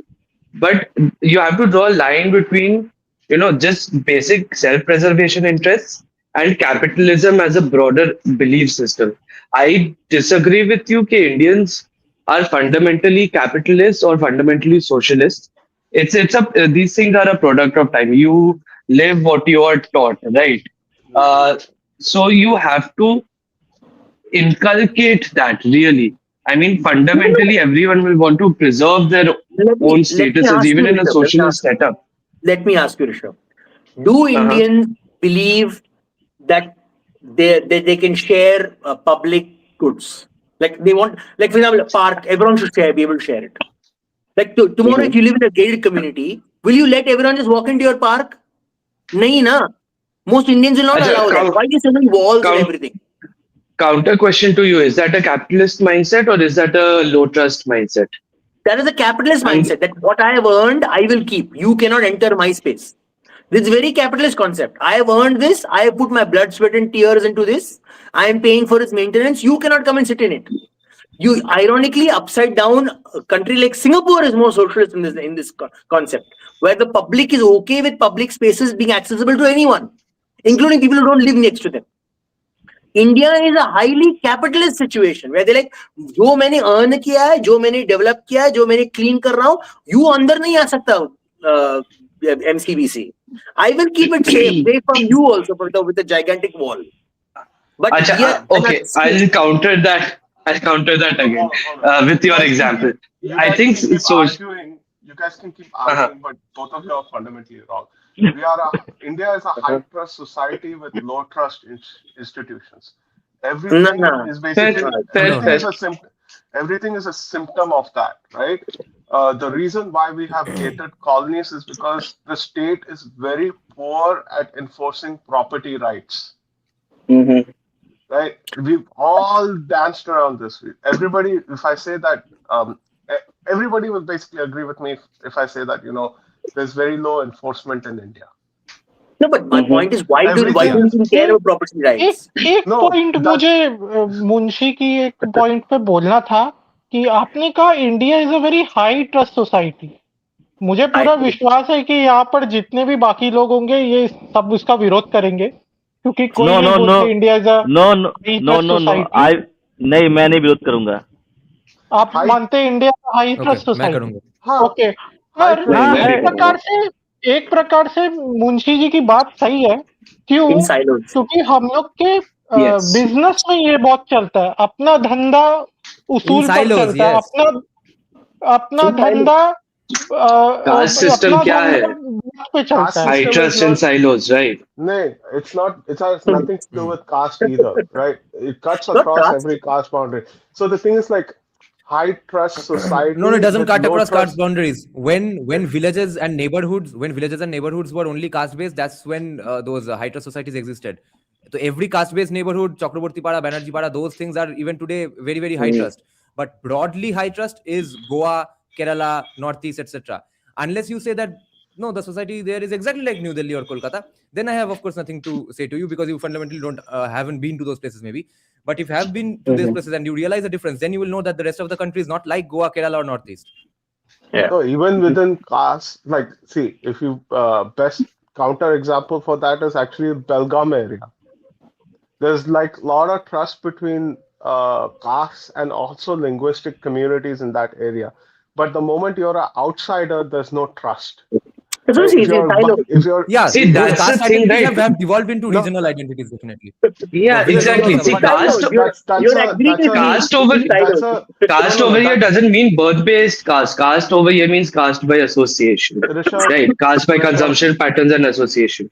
Hey, let me just finish this point using Anand's example. Singapore is the reason why in Singapore parks and everything are really open and everyone loves them is because Singapore is fundamentally a high trust society enforced brutally by the state over there. In India, no. in India, you don't do this want. a lot. Wait, hold on. There's no Hold on. brutally enforced, like, it's not like, oh, पैर के मार रहे हैं, मुझे दर्द हो रहा है. Please, this is this evil idea of Singapore. Please, it is a high trust society. Yeah. I'm not saying like violently, but I'm saying that very strictly. वहाँ पे law and order, public decency, cleanliness is enforced. Please, brutally like gives an idea of like, I think Yeah. बड़े लोग आ रहे हैं, बड़ा club है. Yeah. By brutally, I mean very strictly it's enforced. India में the issue is the reason why you don't want anyone from outside coming into your complexes is because you have fundamentally created a barrier between you and the rest of the world, which is a symbol of a low trust. And then there's gatekeeping in that complex. It's the very same as our institutions. Please That throw that gatekeeping. mentality away. Please throw that mentality away. नहीं, Munshi, Straight away मैं बता देता हूँ मैं तुझे. Please throw that mentality away. No, but Because, no, you mistake what a high trust society is, and you mistake what is a symptom of a low trust institution is. When people in Singapore, anywhere in the West, anywhere outside of India, right? But they trust their institutions more. In India, we don't. Right. Yeah. So if a riffraff comes into a park in Singapore, most people will not basically go all mobocracy and basically drive him out. What they will do is they'll call the cops. They'll say this riffraff is breaking the law. Causing trouble. The cops come over. They pick up that riffraff, and the court system deals with them. Right? They trust the institutions to do its job. No. Wait. Hold on. They trust the institution to do its job. This is what is the fundamental difference between India and the rest of the world. Right? In India, a riffraff comes in, right? You call the cops. There's a religious structures in the middle of a park, and no one can do anything about it. So everyone defaults to mobocracy. Doing the right thing in India is actually a punishment. That's a symptom of the institutions basically not working. No, okay, that's fine. You're repeating the point. I agree with Munshi here. No, I want to push back against this because he's fundamentally misunderstanding what the Singapore system is. You are mixing up private. Wait a minute, Munshi. Hold on. You're missing a point because I've lived there for 16 years, 17 years. I understand the distinction between private property and public property. Okay, I'm talking about private property. Like if you live in a gated community, the property you build is owned by you. You pay for it. You pay for its maintenance, not through government taxation. You pay it privately, right? In Singapore, the concept of private property where you pay for your own park, you pay for your own basketball court, it is being removed from society. It is removed. People cannot run their own private park, their own private basketball court. All that is removed. That's what I mean by they're more socialist in that context. We prefer our spaces private, not public. We would prefer to use a private basketball court to a public basketball court. That's Let just me the give you- reality. let me If give you a Indians are count. given the if Indians, every Indian is given the opportunity to have access to private basketball courts, they will choose that over the public basketball court. I'm telling you, this is the reality. Our society is built on the fact that we want everything for ourselves only. I'm sorry, that's just the reality. You have to accept this fact. We do not want to Yeah, share yeah, the property with other people. I am not Come about? disagreeing with you, No. Anand. Why did that come about? Because people don't have trust in the institution. Even among rich Exactly. people, they don't want to share People with other don't rich have people. trust. People don't have trust in the institutions. Let me give you a comparative example, right? There are private property here in the West. Can we agree on that? Right? If you go to a golf course in the West, do you see gates over there? Do you see walls? Do you see a compound wall around that golf course? I'm sure Yes or no? there are. I'm sure there There are are. I don't none. know. I've not gone to golf course Are in there the not? West. There are none. Yeah. There are none. Tell me. There are none. It's because the moment they just have a sign that says trespassing is illegal, right? Private And they have property. guns. No, they don't have guns. I don't live in the States. So there's no guns here where I would basically shoot someone for trespassing. Lots of places outside the States don't have guns here to enforce their private property, right? But there's just a sign that says trespassing is illegal. There's no compound wall. But the moment you step in, somebody sees you, they know that you're trespassing, they call the cops. The rest of the institutions takes care of it. It doesn't matter if I'm in Singapore No. or The rest of the Canada institution doesn't or take care of it. UK. There's always the fear. There's always the fear that guy might have a gun. It's not always the states just taking care of it and 911 call and your problem is solved. The No, guy who you're is a you're potential you're thinking trespasser has about a fear that guy is holding an AK-47 or AR-15. no. You're thinking about the US, right? Yes, Sure, that might be true in the US, right? But I'm talking about the rest of the world, right? So if I go to the UK, if I go to Canada, Right, if right. I go to Australia, if I go to Japan, Yeah. they have no compound walls over there. Okay, so There are no Munshi, compound yeah. walls. So if you I have a trespass, question for. pulling it up, just I have a picking up question. from where you left off. No, I want Just to to complete challenge my Munshi. point. I want to challenge Yeah, Munshi. Anand, do that. I'll also make my point. Challenge us together after that because I'm just piggybacking on him. See, here's the thing. That's my whole point. All of these things, your private property, your private complexes in India are a function not of capitalism versus socialism per se. It's a low trust system. I'm not saying that capitalism in India doesn't exist, and definitely urban India today is very, very capitalistic, and that's a very good thing. But I'm saying this is a function of a low trust society, even no, if urban India, which by far is fairly capitalistic, if we still have that, it's not because of capitalism or socialism inherently within us. Villages I- in India don't have compounds like this, as far as I know. yeah, that shows that the people in the villages trust each other quite well, Exactly, because they're right? caste-based So areas. no, And that's not because they're yeah, and that is a caste-based. silo. A silo, yeah, exactly. A silo. Yes, they used to That be has It's a caste nothing to silo. do based. with caste. They That has used to be nothing to caste do with. based. They used to be caste based. Where did that used to be caste based go away? They replace it with other group identities. Yeah, Don't There are forget there were Trinamool, imaginary there are walls. Trinamool neighborhoods. There are Trinamool neighborhoods where CPIM or BJP party workers cannot get into. I know a village in Bengal where the BJP is so strong that even the police, the Trinamool, doesn't dream of going there because the caste identities have been replaced by party identities and party loyalties. So they are again safe spaces in their small little silo. And Okay, can I trust just in their small little silo. can I just counter Munshi? Munshi, I have a question for you. Okay, there's two questions. We'll see the dichotomy in the question. In most churches in the US, do they have compound wall? they don't. They don't, right? It's open. It's basically open to the public. You can literally just walk Yes. into the church. In most temples in the US, do they have compound wall? No, they don't. They do. They all have compound walls. Every single one of them, including Canada. No, Yes, not really. they literally have compound walls. You literally even during the Khalistani protests, you can see they're outside the compound wall. People are inside the compound wall. This is the point. My point is, when we build a public space, Hindus, when they build, we Hindus especially, when we build a space, we build a wall around it. It's just a reality. Even in temples in India right now, there are walls around temples. Did you have a gate? So, No, so there's Anand, no wouldn't that here. prove And our you point need that this level Hindus of a are gate. a low trust society, even in a capitalist situation, and so they build their walls over there? No, I'm No, not saying no, low trust. no. I'm not even talking about low trust. I'm saying our society is one that what you work for, you keep. I don't think we are a socialist people. We're a capitalist people. We've always been a capitalist people.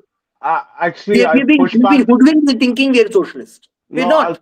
I'll push back against this, right? So there's two kinds of Hindu temples here. The Hindu temples that's been built over a current property line, and they have to abide by a certain kind of city zoning permitting rule.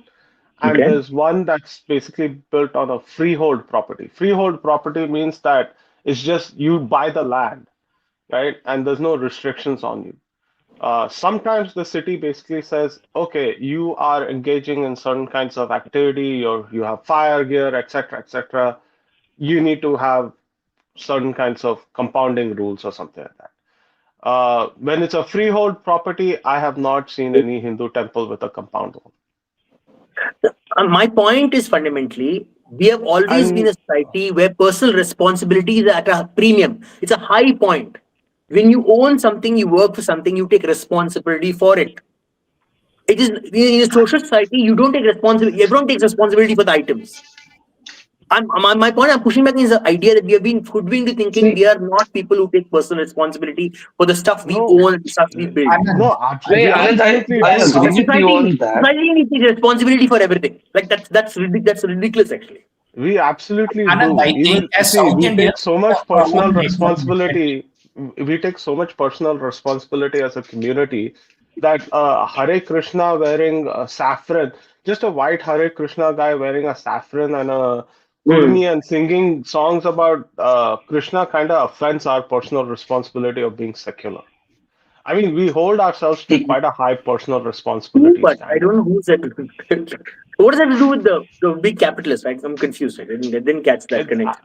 I mean, Anand, I think I'm we saying South it has Indians, nothing to do with we being have capitalist temples or where there are social. compound walls and there are like Annadanam, many things are happening inside our temples, right? So we are adjusted to the sides of seeing temples with compounds. Most of our temples are covered with compounds. Maybe these people are not able to connect with us because they're in other parts of India, the temples may not have compounds. Munchi South Indian. Don't say that. He'll be Yeah. offended. He'll be offended. Guys, I have No. I have some Dhurandhar related topics to discuss even now. Oh, So let's just get sorry, back. my Sure, bad. sorry. No, but Which is Let's go back. but I do agree. Hindus, the concept of donation, giving yeah. to society also is there. I think maybe people may misunderstand me thinking we don't donate, we don't give to society. We also do, but at the fundamental level, at a core level, we are very capitalist. We believe in the fact that we are actually more capitalist than the Western society. They have hoodwinked us in thinking we are not capitalist. Acha, just one last point, if I may, to close this off. Anand, I partially agree with you. There have been cycles, okay? There have been very clear cycles where we've been very Chanakyan versus very Ashokan in our outlook, if to use Indic terms, okay? Right now, we are coming out of an Ashokan mindset into a Chanakyan mindset. I don't think it's something that's very, stagnant in our society.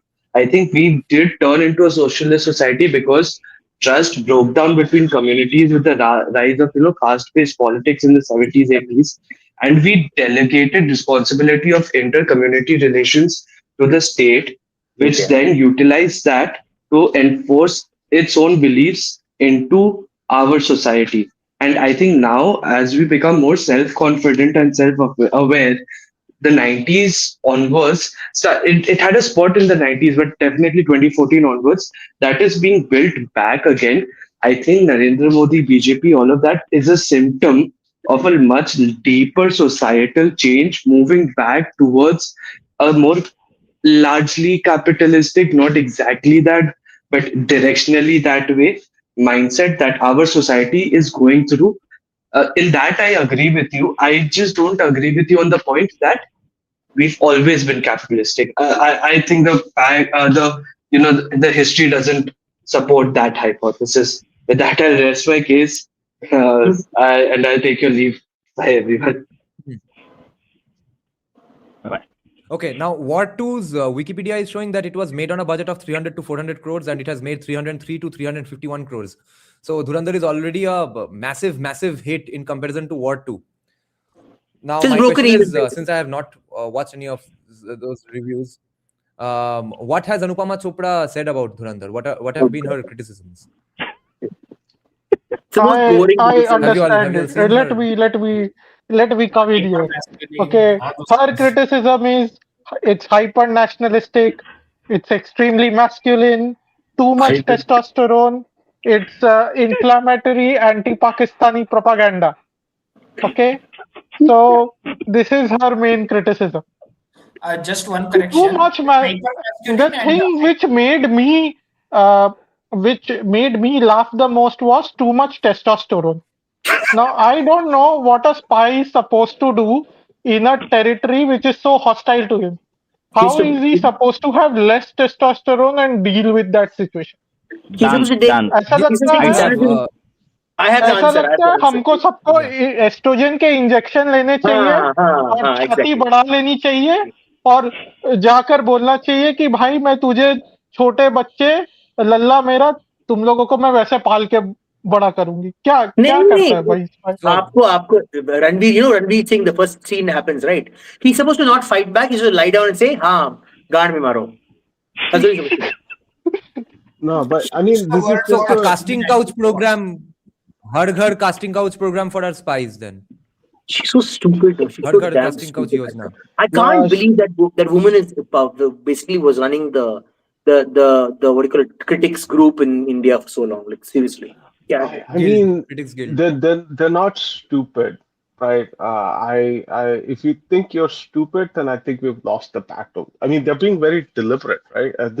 What she says, it's basically your standard character assassination review, right? Hey, she took it down. She took down a video. Isn't that not being stupid? I mean, she might have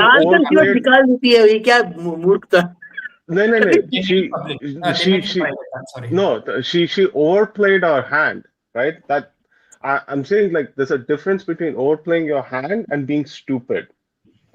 But she's not stupid. This was a very deliberate move to basically finish a rising, competent person who's kind of very open about his politics person's career. And this is the thing about the movie industry, right? Like, there are so many other ways to basically character assassinate, to bring down a movie, to it's a demoralizing technique, and this has happened before, and she's basically using the same standard playbook the mistake that Anupama Chopra made was that she used the word inflammatory anti-Pakistani propaganda, which people are not going to tolerate. If a reviewer says that it was a mistake, it was she thought that she will get away with these words. That saying that the movie is bad because it's inflammatory anti-Pakistan propaganda. But she couldn't get away because the anti-Pakistani sentiment in India is quite high. No, she made an even bigger mistake. She made an even bigger mistake. She didn't check with other film critics. She checked with only people like Sucharita Tragi and Rahul Desai. There are other film critics in her group, her cabal, not cabal, in her group, who are generally more left of center, who basically gave the film a phenomenal review. She didn't check with them. She just wrote her review at the same time. They're also giving their reviews. So there's so many of her own community, like her group, who are little pro the Congress or not very pro nationalist, who gave the film phenomenal marks. And she just literally gave this opposite in the same vein at the same time with a bunch of leftists that gave the review. So she got slaughtered with them. She didn't slaughter the center. She got slaughtered with them. When the majority of the critics who are more like centrists, the thing here is, Anand, that those leftists which you are talking about who gave it a good review they were not being very ideological. They're not They were like, leftist. the movie is a good movie, so we अरे should they're not praise being, it. they're not leftist. वही तो बोल रहा हूँ. उनका Yeah, कबाल they एक were not कबाल being है. ideological. They're This not being this Okay, Anupama woman is too ideological, hold on, and hold she on. We have overplayed her hand. Aryan Innovator. We have a guest with us. Vijitda, please go ahead. Hello. We have. Hello Namaskar, everyone. namaskar, Vijit. Namaskar. Namaskar. Namaskar. Namaskar. আপনারই অপেক্ষা ছিল। CSK. Namaskar. This is for the first time I'm sitting with CSK probably, right? In a show. Yes, yes. And Ghoti बाकी versus Bengal. सबको पता ही है. हाँ, घोटी बाकी versus सबको बंगाल. अच्छा ऐसा है क्या? Yeah, he is Bengal and you are Ghoti. So go on. नहीं बस I just felt like joining you guys Yeah, because you have something to say. something to say. I mean, yeah, it was a good movie, yaar, and I wanted to add a few things. I was just मतलब listening to your discussion. आखिरी scene में एक होता है ना जहाँ पे अक्षय खन्ना वो उसका वो मतलब जब असतोमा सदगम में चल रहा था फिर Ghost, the ghost of हाँ Rahman Taket. right. So because it was the chapter was 8 to Brutus ना 8 to Brute, तो उसमें जूलियस सीजर में एक्चुअली वो घोस्ट दिखता है ना जब ब्रूथ जब मारता है उसके बाद जूलियस सीजर का घोस्ट दिखता है एटलीस्ट मतलब शेक्सपियर का जो प्ले है तो आई थिंक उसलिए उसको किया गया होगा. It again shows the excellence of comic को इससे ही दुख हो रहा होगा कि हमारे भाई शेक्सपियर को भी ले लिया. Actually so well done. Shakespeare को भी अप्रोप्रिएट कर तो लिया. हाँ इतना माइन्यूट में काम किया है कि वो भी दिख गया कि ये करना है right and then to sort of मतलब मैच इट विद असतोमा सदगम है राइट कि वो मौत भी हिंदू मौत मिला. जूलियस सीजर का भी घर वापसी हो गया. सबका घर वापसी करेगा रे तेरा भाई छाती पर छुरा चला दिया. दो कट का निपटाया. Now my question to any well-meaning right-winger, if any well-meaning right-winger is listening to this, explain to me what has exactly been the criticism by Anupama or her ilk in the specific context of this movie being too anti-Indian. Are they actually saying that this movie or any movie should be more pro-Pakistani? Why is the criticism that it's too anti-Pakistani? What has been their argument? कुछ अमन की आस्था destroy करता है ना इसीलिए. Yeah, I mean, their argument is not going to. I'll put it this way: the argument is basically a tool to shut down the movie, not to critique the movie. That's what I'm trying to say. What they say is irrelevant, but what their intention is actually much more interesting in the sense that they just want to shut down the movie. They want to basically shut down a guy. Yeah, intention तो हम सबको पता है, मगर फिर भी फसाद के लिए एक एक्सप्लेनेशन देना होता है. तो फसाद के लिए क्या एक्सप्लेनेशन दिया है? देखिए यहाँ पर उस ठीक है यहाँ पर इंटेंशन छोड़िए दादा. मैं इंटेंशन को यहाँ पर गोली मारिए. आप देखिए उनके आर्ग्यूमेंट जैसे ये मैस्कुलिनिटी वाला आर्ग्यूमेंट लेते हैं. उनको मैस्कुलिनिटी से प्रॉब्लम क्यों हुई है? वो ऐसा क्यों सोचते हैं कि टेस्टोस्टेरोन या मैस्कुलिनिटी प्रॉब्लम है? ये माइंडसेट सोचिए. क्योंकि अगर कोई उनका हिंदू पुरुषों के मैस्कुलिनिटी से भी मार सकता है. अरे यार वो सब कहाँ चक्कर में पड़े आप अभी ये सब नहीं. द थिंग इज इनको हिंदू लड़कों में और पुरुषों में मैस्कुलिनिटी चाहिए ही नहीं. तो नहीं तो फिर लव जिहाद कैसे होगा? नहीं तो फिर हिंदू पुरुष लोग रेसिस्ट करने लगेंगे, अपने सोसाइटी को प्रोटेक्ट करने लगेंगे. सबसे पहले सोसाइटी को जब तोड़ना होता है तो सबसे पहले पुरुषों के मैस्कुलिनिटी पर आक्रमण करो. Then why were they okay with the Vikram Batra movie? In my opinion, if you want to answer this question कि anti-Pakistan क्यों लगा, you have to go back to the very definition of Pakistan, which is that Pakistan is not merely a territory, it is an idea. ठीक है. वो जो अनुपमा चोपड़ा है और ये विधु विनोद चोपड़ा है, इनका वो गुपकार जो स्ट्रीट है उसमें वो अब्दुल्ला फैमिली के साथ इनका मकान है, उधर बांग्लो है एक. सो आप ये मत समझो कि विधु विनोद चोपड़ा रखा नाम रखा है मतलब वो किसी तरह से हिंदू है या वो किसी तरह से इंडियन है। वो उतना ही पाकिस्तानी है जो जितना सड़कों में पत्थर फेंकने वाला एक पाकिस्तानी है। ठीक है, इट इज एन आइडिया। तो इंडिया में जब हम पाकिस्तान की बात करते हैं कि इंडिया में कौन कौन से वो गिरोह है जो पाकिस्तान के आइडिया को प्रमोट करता है, उसमें ये चोपड़ा फैमिली, यश चोपड़ा हो जाए, ये सब जो वायरएफ यूनिवर्स, ये सारे पाकिस्तान के डेफिनेशन के अंदर आता है। ठीक है, हम लोग अभी भी इसको हिचकिचाते हैं इसलिए क्योंकि वी थिंक कि अरे we are inclusive, so this is us is them. No, Hinduism is also a very exclusive ideology, and whatever is not Hinduism in the territory of India pretty much is a Pakistani idea. ठीक है, so from that point of view, these guys, the Chopras, the Vidhu Vinod Chopra or Anupama Chopra or Sucharita, these guys are Pakistanis. You have to accept that fact. That's why they are saying this is anti-Pakistan. ठीक है. I agree, but there's another aspect to it as well, right? Like people generally don't act on just one basic thing. At least people like Anupama don't, right? It's a bunch of other factors as well. Like you have to understand one thing is that the movie industry is fundamentally a gatekeeping industry. Yes. हर जगह पे तुझे gatekeepers रहते हैं, and one of the biggest gatekeepers is actually a film critic. अब तू film critic को तू satisfy नहीं करेगा ना, then they'll write something horrible for you in the hopes that your movie just bombs. Yeah. So she's basically like all the reason why I'm throwing away her arguments is because she's basically pre-decided that this movie should bomb. Whether she does it because she has a Pakistani ideology within her or not, sure, that might be a factor. But she's also like by just simply writing that review, she's also trying to show her clout. She's trying to express her power, and also shut down something that she fundamentally disagrees with on an ideological basis. So there's one more like angle to this. Okay, international film reviews. So, for example, Pathan made a lot of money because it got a lot of international film reviews. Remember this, very important.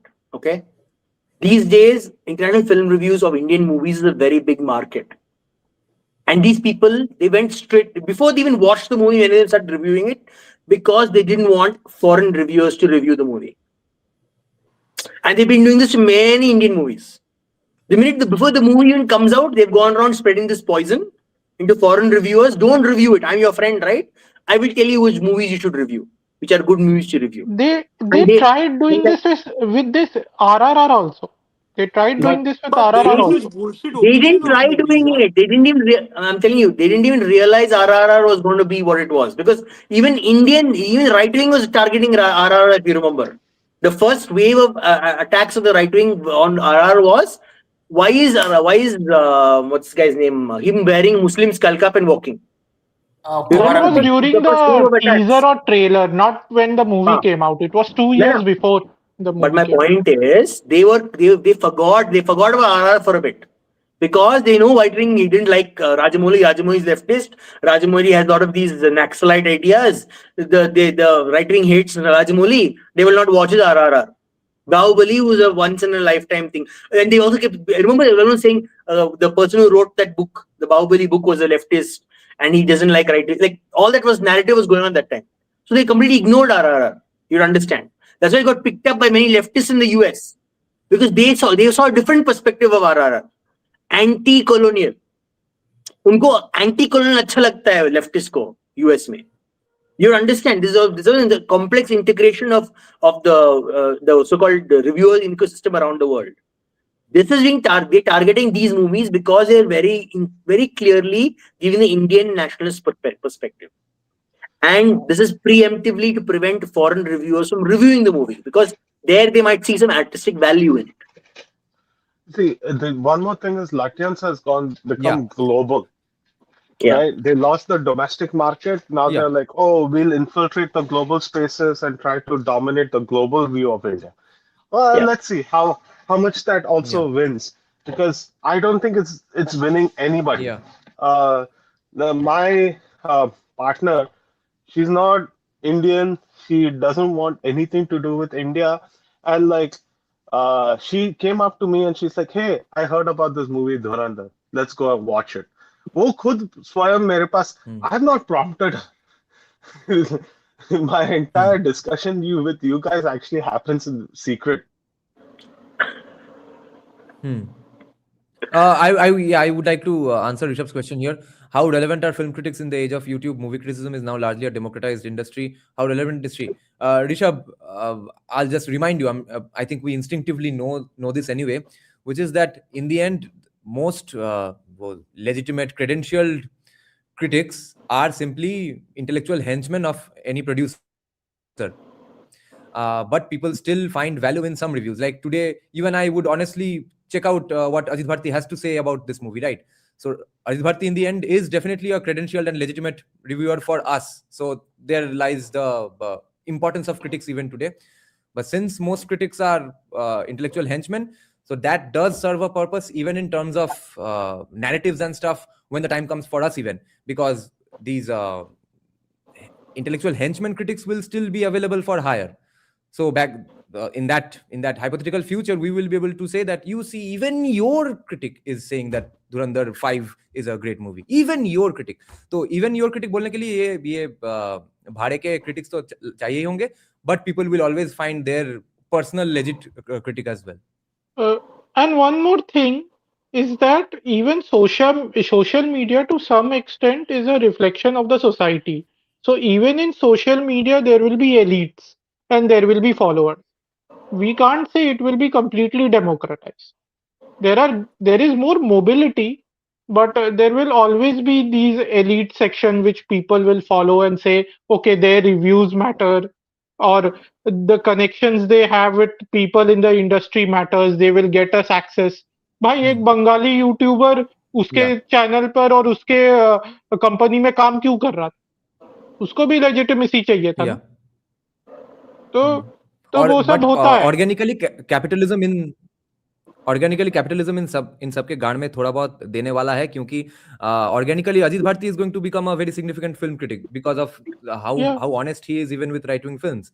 तो इसके वजह से Ajit Bharti will have connections inside the industry as well. Young filmmakers who have made a good movie will expect a good review from Ajit Bharti, not from Anupama Chopra. So just wait for it, because Ajit Bharti is going to, people like Ajit Bharti are going to replace all these people. Oh, you must have seen one thing, जब Bengal Files आया, and Ajit Bharti said this also, कि इन्होंने ये जो विवेक अग्निहोत्री जी थे, the whole team, they did not approach Ajit Bharti or the right-wing YouTubers. And Ajit Bharti ने ये बोला स्पेशल था स्क्रीनिंग कि नहीं किया, बाद में किया करके आ सकते हैं, हाँ, और हमें कांटेक्ट नहीं कर सकते, तो हम लोग इस मूवी को प्रमोट क्यों करें. सो मतलब they are a reason to believe कि भाई अपना जो ये बंदा था Aditya Dhar, he must have approach this people. आप एके टीके का देख लो, ये लोग इतना ज्यादा प्रमोट कर रहे हैं. आई थिंक 5-6 इन्होंने छोटे छोटे वीडियोस बना दिए हैं. सो ऑब्वियसली इनको प्रमोट किया जा रहा है, इनको शायद कुछ मिला होगा इसलिए प्रमोट कर रहे हैं. और अभी क्योंकि इन्होंने मीम मटेरियल दे दिया ना, ये अनुपमा चोपड़ा, सुचरिता, ये लोग मिलके, ठीक है, तो अब सिर्फ मीम मतलब इतना ही काफी है कि अच्छा खासा 2-3 मीम बना, जो ग्राउंड लेवल से आ रहा है वो आपको ऐसा मीम देखने को मिलेगा कि कोई ऐसे व्हाटएवर स्पाई बन के पाकिस्तान में घुस रहा है, फिर जय माता दी बोल रहा है. ये सब जो आ रहा है, दीज आर जेन्युइन, मतलब मीम बन के आ रहे हैं. बाकी तो आई थिंक प्रोमोटेड ही होगा.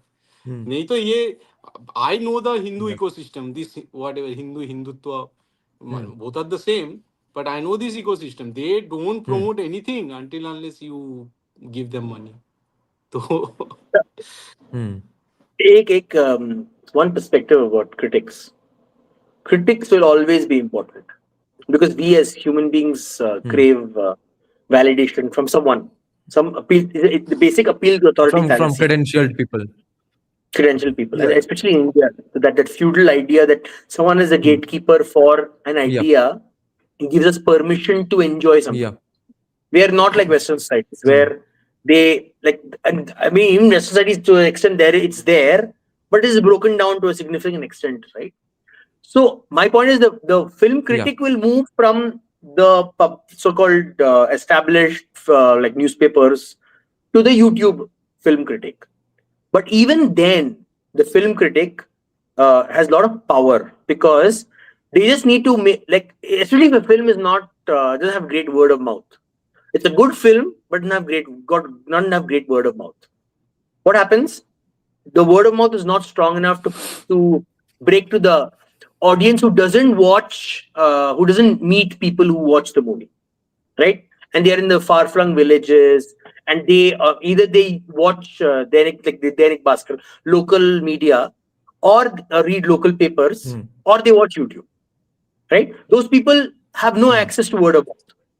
So that can make and break a film, especially when with a lot of investment in something, right? That's why Western media is so high in film promotions. Like almost half the budget is film promotion, right? So, and this has happened like in the West. You see, they've ruined films just with film critics. Like they can be really good or a really decent film, and then there's a lot of shit on it, and it becomes a flop film.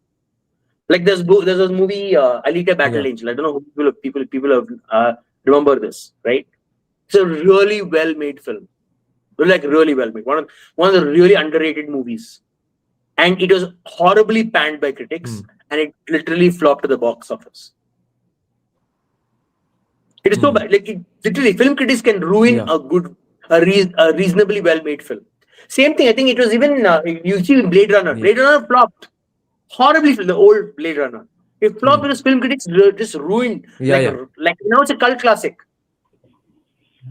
Right? There are so many good movies that have been ruined by film critics, and they have a lot of power. Nirajanda, it is what I'll take. Wait. We have a super chat question, so it's for you, Nirajanda, for you. Yeah, I'll take Arjun Logan Paul's question right after I respond to Fiction here. Fiction 6247 is saying these people are paid stooges of Ajit Bharti and AKTK. Pratik Budadeji doesn't care about these stupid sponsors and credentials. If you are accusing us of taking money, how are you so sure that he didn't get money from rivals of Hombali? Who said that? कोई out of ordinary, out of mainstream चला गया, इसका मतलब ही पूरा honesty का धुला हुआ बन गया कैसे भाई? Arjun Logan Paul is saying, I hope you like Dhurandhar. Did some Arito Banerjee did some monkey balance regarding Hrithik Roshan. What did he say about Hrithik Roshan? How is Hrithik Roshan relevant to a review of Dhurandhar? Because he was supposed to play Rahman Dake. Us pe kya argument hai, I don't know. But yes, so since Arjun Logan has joined late, but we are all stooges of Hrithik Roshan made a post on Instagram. Let me give you the context. Hrithik Roshan posted a story on Instagram saying that the movie is great, but I don't agree with the politics of the movie. And like God knows what he meant by that. Pakistan hating Pakistan, so that's what he didn't like. Yeah. I think that was the politics he didn't want to. He didn't agree with. But he only wrote, I don't agree with the politics of the movie. The director of the movie or the filmmaker should be more responsible when talking about these subjects as a global citizen. He used the word. What? He also used the word as a global citizen. As a global citizen, I didn't agree with the politics of the movie. So, as a global citizen. By the way, Hrithik Roshan doesn't have the capacity to write one single sentence. Uska kuch text to text leak hua tha. Have you seen those things? ये सब politics ये सब उसे बोलना नहीं आता है. ये किसी ने लिख के दिया होगा. No. ये उसका social media manager ने definitely लिखा है. Have you seen his leaked chats, man? This guy मतलब cannot write. No, see the amount of writing, you don't act. No, I've actually met Hrithik Roshan in person. He's not that smart. He's not that smart. That's what I'm saying. This guy is a very stupid guy. One movie you'll be impressed with that. I'm very convinced वो जो साबा आजाद जो भी है, that's why she is with him. कि ये बंदा भी अगर right wing movie करने लग गया ना, तो यहाँ खत्म हो जाएगा. No, साबा please, आजाद please. इसीलिए उसी के साथ He है. already did Fighter, right? That Please, didn't do well. no. Please keep him out Saba writing movies. Azad He is can't the act. Real Dhurandhar of Bollywood. He Bollywood can't में जो act, please. धुरंधर है वो साबा आजाद है. Hey, this is Hrithik Roshan's acting. Acting छोड़ दो. And that In general, he is very whispering stupid. He is dialogue very delivery. stupid. This is acting. That's all. Every movie is that. Okay, Nejanda, your thoughts for him. Oh or yeah, him so I'll or just her, review whatever they Dhurandhar suggest. once again. Yeah. So I'm going to disappoint all these people once again. I thought Dhurandhar was overhyped by commies for no apparent reason. It does not counter any leftist narrative the way people were talking about it. I really thought it has some genius narrative counter, but it ends up doing something which is historic, which is it's a casual action flick where casually for the first time it is going on showing that Pakistan is out and out evil. We are not monkey balancing the both sides have bad people, etc. And yes, the bad people in Pakistan happen to be Muslims. And that's the point, right? Whenever you want to put Pakistan, whenever you want to put Pakistan in a good light, you have to go beyond being casual, right? You have to go beyond casualness. I mean, this guy, Aditya sir, could do it because he was dealing with truth. So he didn't need any extra layer of narrative or extra layer of makhan. That's how it became casual. Yes. Before going on, so, I would like to give one suggestion to both. I would like to give a suggestion both to Hrithik Roshan and Gora Pakora, who is in our parliament. Please work together. You'll make a workout video. That is what you'll live for. Do a workout video about abs and pecs and whatever tight t-shirt you'll wear. Please make a video with that. At least we can get some value out of it. Protein shake sponsor.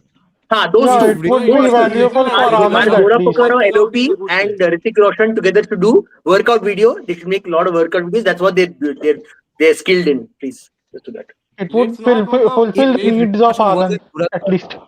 Workout is a good thing, yaar. Come on. If Hrithik Roshan was in Dhurandhar and the I'm saying amount good thing. They'll do some valuable. They'll give some valuable service to our society. Thank you. Sure. Yeah. If Hrithik Roshan was in Dhurandhar, the amount of steroids he must be taking to stay in that shape in this age, the amount of testosterone he has, Anupama Chopra would legitimately make the criticism that there's too much testosterone in this movie. That's when that He's standing there, frozen.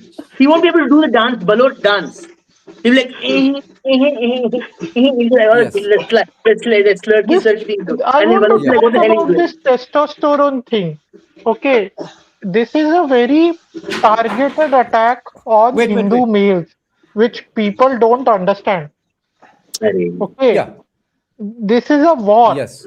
Okay. Yeah. Why I say it is, it's just at the end. fun.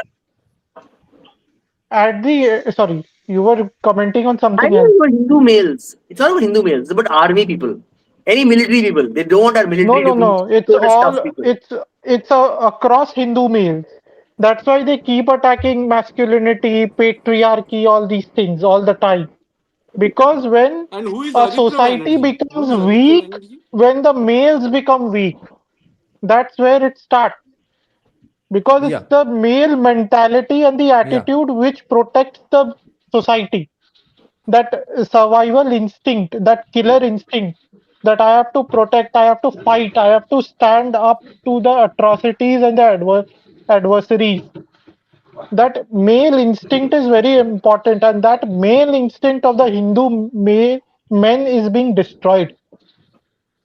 While they would support all the masculine things about Muslim men and left people doing things for the left, there they are fine. That's why they enjoy Pathan and Jawan. That also talks about masculinity. The moment masculinity is used to protect Hindu interests, then they have a problem with masculinity and patriarchy and all that. No, I don't think this is an important point. Please answer me now. Who is Aritra Banerjee? Who is this guy? Aritra Banerjee. Who? He's a famous Bengali film reviewer, Aritro's Gan. His YouTube channel is called Aritro's Gan.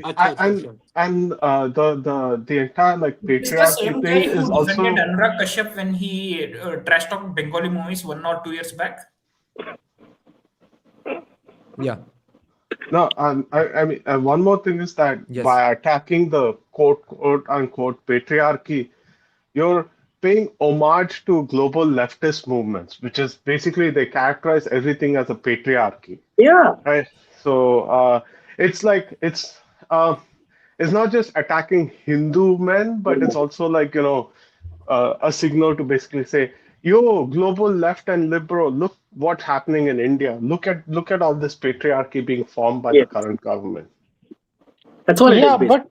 but the Yeah. point is But that they have an yeah. alliance.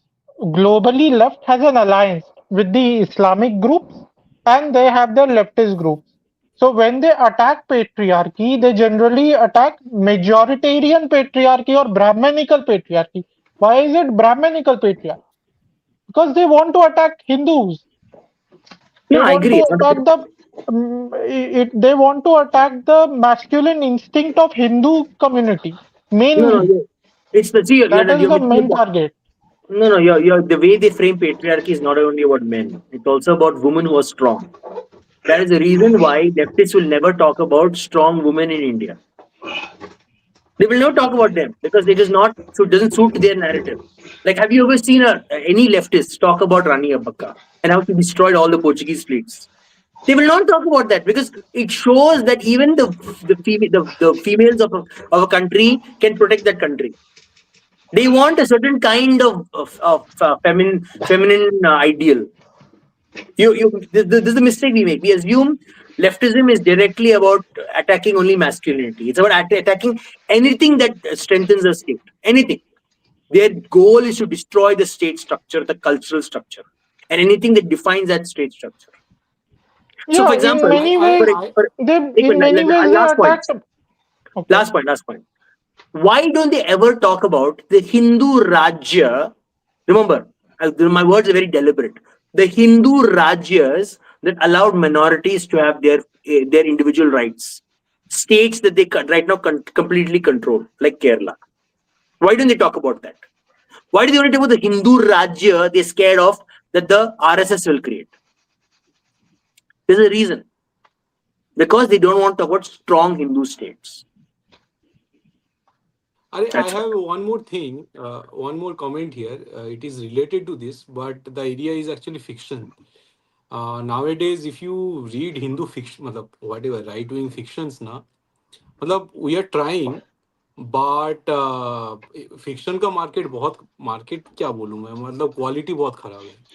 So this is one area जहाँ हमें काम करना होगा और लोगों को आके फिर 60,000 70,000 वर्ड्स का अच्छे fictions create करने होंगे.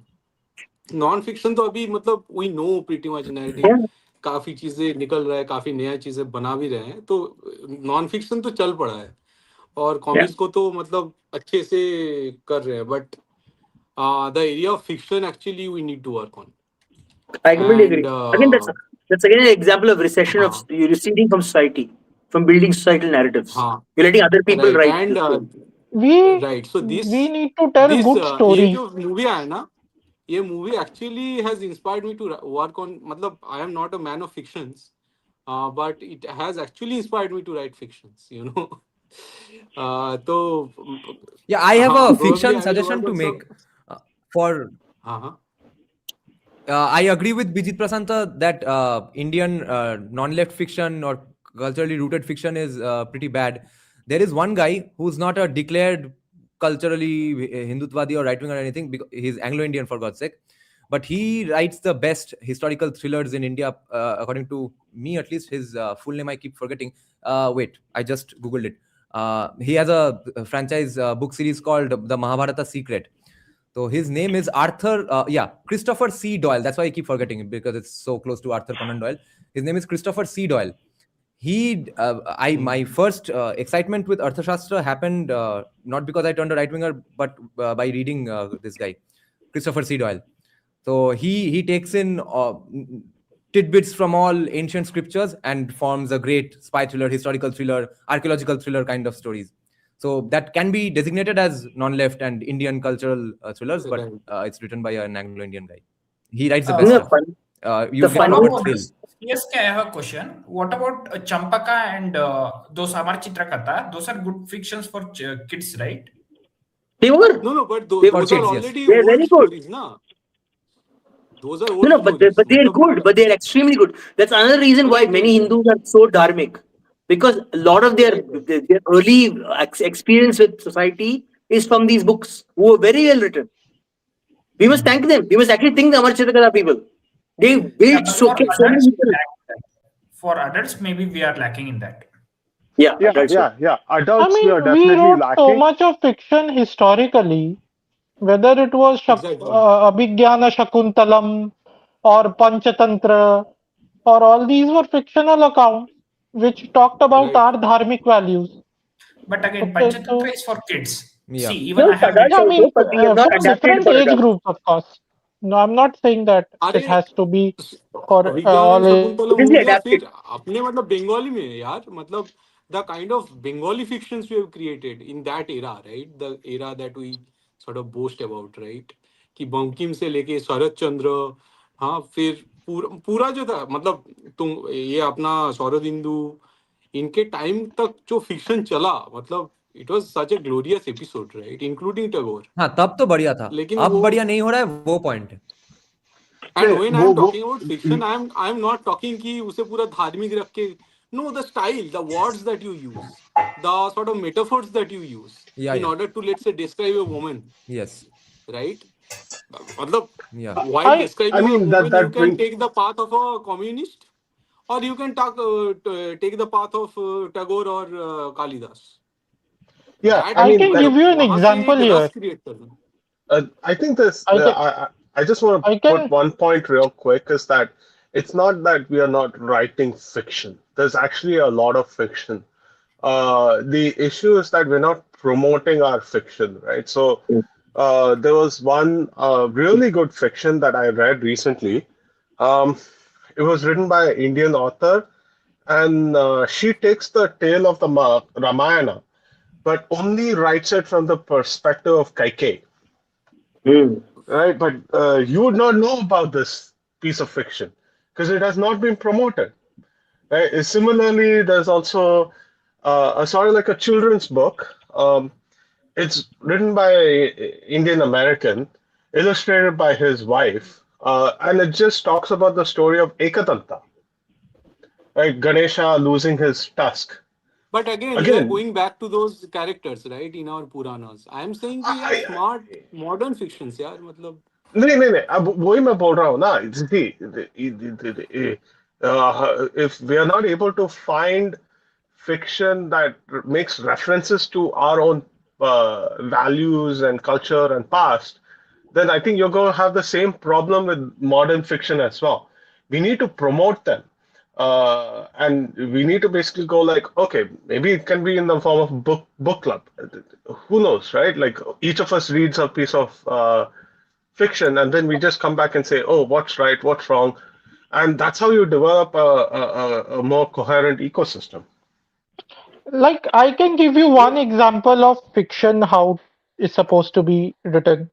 That is, if you want to show a love story between a man and a woman, you can show it in a Western way where you are giving references to Romeo and Juliet. But there can be Indian way, जैसे राम और सीता का मिलन हो रहा है. This is done a lot by Telugu movie. That whenever the hero and heroine are meeting, the song that plays in the background is about Ram and Sita or Krishna or Radha. It's not directly talking about a Krishna Radha story or Ram or Sita story. How But many of you? in Oh, modern sorry. context, when the boy and girl are meeting or the man and woman are meeting, the background score is related to Ram and Sita. The purity of their love and relationship is kind of like that. The metaphors being used are of our culture. The Yeah. songs that are playing Yeah, and this I have are seen related to our in culture. Marathi songs and films a lot. No matter what the characters, no matter what the setting, they always draw it to Radha and Krishna or Ram and Sita. Because Yeah. that Gauna Ko Kisna song, it's a song about a Marathi poet. That song is picturized as if we are seeing young Krishna. then last में भजन भी है. No, I फिर am बाईगा के here अंत में being भी I भजन है. think I am trying to be specific about English fiction. मतलब अंग्रेजी में Yeah. लिखा हुआ Indian fiction. So Yeah, now there's the definitely a problem gap is in English can I now the say fiction and problem all in of that. English fiction. No? No. Can I Talking say there about is a English problem. fiction. The Talking about problem English in fiction. English fiction, when you try to write it, so let me complete. So Yeah. the problem that you will face now while writing an English fiction, English Indian fiction, वहाँ पे ये आ जाता है कि your choice of words, right? कि जैसे हम लोग जब नॉन फिक्शन लिखते हैं, when I am writing something, let's a book, वहाँ पे नॉन फिक्शन में we know the narratives, we know the words, we have that. In non fiction we have created that vocabulary, जहाँ थोड़ा बहुत अपना Sanskrit, local language, English पंच करके हम लोग वर्ड ला रहे हैं, राइट? हिंदू राष्ट्र इज अ मतलब it's a phrase, it's a thing of normal English discourse जो इंग्लिश न्यूज चैनल में हिंदू राष्ट्र बोल सकते हैं, right? That kind of words to create that sort of vocabulary in English fiction, that is the main challenge. और उससे फिर उससे ज्यादा चैलेंजिंग हो जाएगा. फिर मैं जैसे मानता हूँ कि if we can write Ramayana and Mahabharata in like English, which will have this Indian rasa, then we will be able to convert half of Europe. This is my firm belief. लेकिन उसमें वो रस होना चाहिए जिससे वो कनेक्ट कर सके. उनका जो रूट है ना, जैसे Can I say something? Can I just say something? So in 2011, I actually wrote. I started writing a book. It was basically, the premise of the book was that the devas and asuras are not gone. They still exist in a parallel realm even today. Current times, they exist in the planar realm, and they have been detached from society for so long, but they are coming back. I wrote like 4 chapters. It's still there on my blog spot. I've forgotten about it. When you mentioned this, but right? You should publish it then. Sorry? You should finish it and publish it. I'm not a very good writer, but anyway. So I have written like 4 chapters. It's just the beginning part, just the start off. The idea is that they come back to handle a threat to dharma, and they are not just fictitious beings. They're not fantasy beings. They are technological beings of different types, right? And they travel writing through, yes, go ahead. And they travel via sound. Like the sound is like, you know, the Vedas, right? Vedas, the 2 components are sound and the way you speak it. Sound is what gives the Veda meaning. So I don't know anything about script, like in scripture, but I understand that sound is critical. So I need someone to help me. I wanted someone to help me polish it, but I wrote like 4 chapters on it. So something like that we could do. Like that could be modern. That could be modern. You have a perspective that these forces didn't leave the universe; they existed, and they're coming back. One thing I do want to say is that I think we all think in terms of we all think in terms of books, films, right, music, right? But we have to also think beyond them. There's newer mediums out there. For example, games. There's a game called Ragi, R-A-J-I. It's a 5-year-old game. Raji. 5-year-old game produced out of Pune. They even remastered it recently and they released it last year. It's basically Shiv Puran. It's just the story of entire Mahishasur Mardini as well in it. Like there's a question, and they actually go and explain to people saying, "Oh, this is Shiva, this is Vishnu, this is Brahma, this is Durga, Shakti, etc., etc." How many folks in this forum have actually played that game? How many folks have actually promoted that game? I own it. Like we will not be able to play the game. Games won't reach us. These games won't reach us because anytime someone makes a video game about that involves Indian gods, someone or the other is going to file an FIR against that video game producer. No. Raji is a phenomenon. Game which Raji was very popular among many popular Indian streamers also. Top level Indian streamers were playing that game. Like Mortal, Soul Mortal, and his team were playing that game and everything. No, but that's more recent. पहले जब release हुआ था तब because it wasn't more popular, therefore it did not get many FIRs filed against it. If it was more popular, it would get many FIRs filed against it. that video game which showed Lord Shiva. So many right-wingers criticized even that, saying, how dare you compare it with Thor and stuff? Why do you commodify this our faiths etc. ये तुम्हारे capitalism के लिए नहीं है. तो हर बात पे FIR चोदेंगे जो लोग, जो कि बाकी टाइम कुछ काम में नहीं आते हैं हिंदू यूनिटी के लिए या फिर हिंदू सेफ्टी के लिए, तो FIR बाजी सिर्फ उसके वजह से वीडियो गेम और भी कमी बनते हैं. वो क्राउड हमेशा रहते रहता है. नहीं बनाया है, नहीं है. छत्रपति शिवाजी के ऊपर फिल्म नहीं बनता है क्योंकि कोई FIR खाएगा या गोली खाएगा. एक मिनट 295 सबके घर में डालो और भी ज्यादा बनना शुरू हो जाएंगे. See, this relates to what? Because there is a film called Akhanda in Telugu. Okay, it precisely uses all these things, and there is no FIR registered against it. And about Chhatrapati Shivaji, there are numerous films are being made nowadays, right?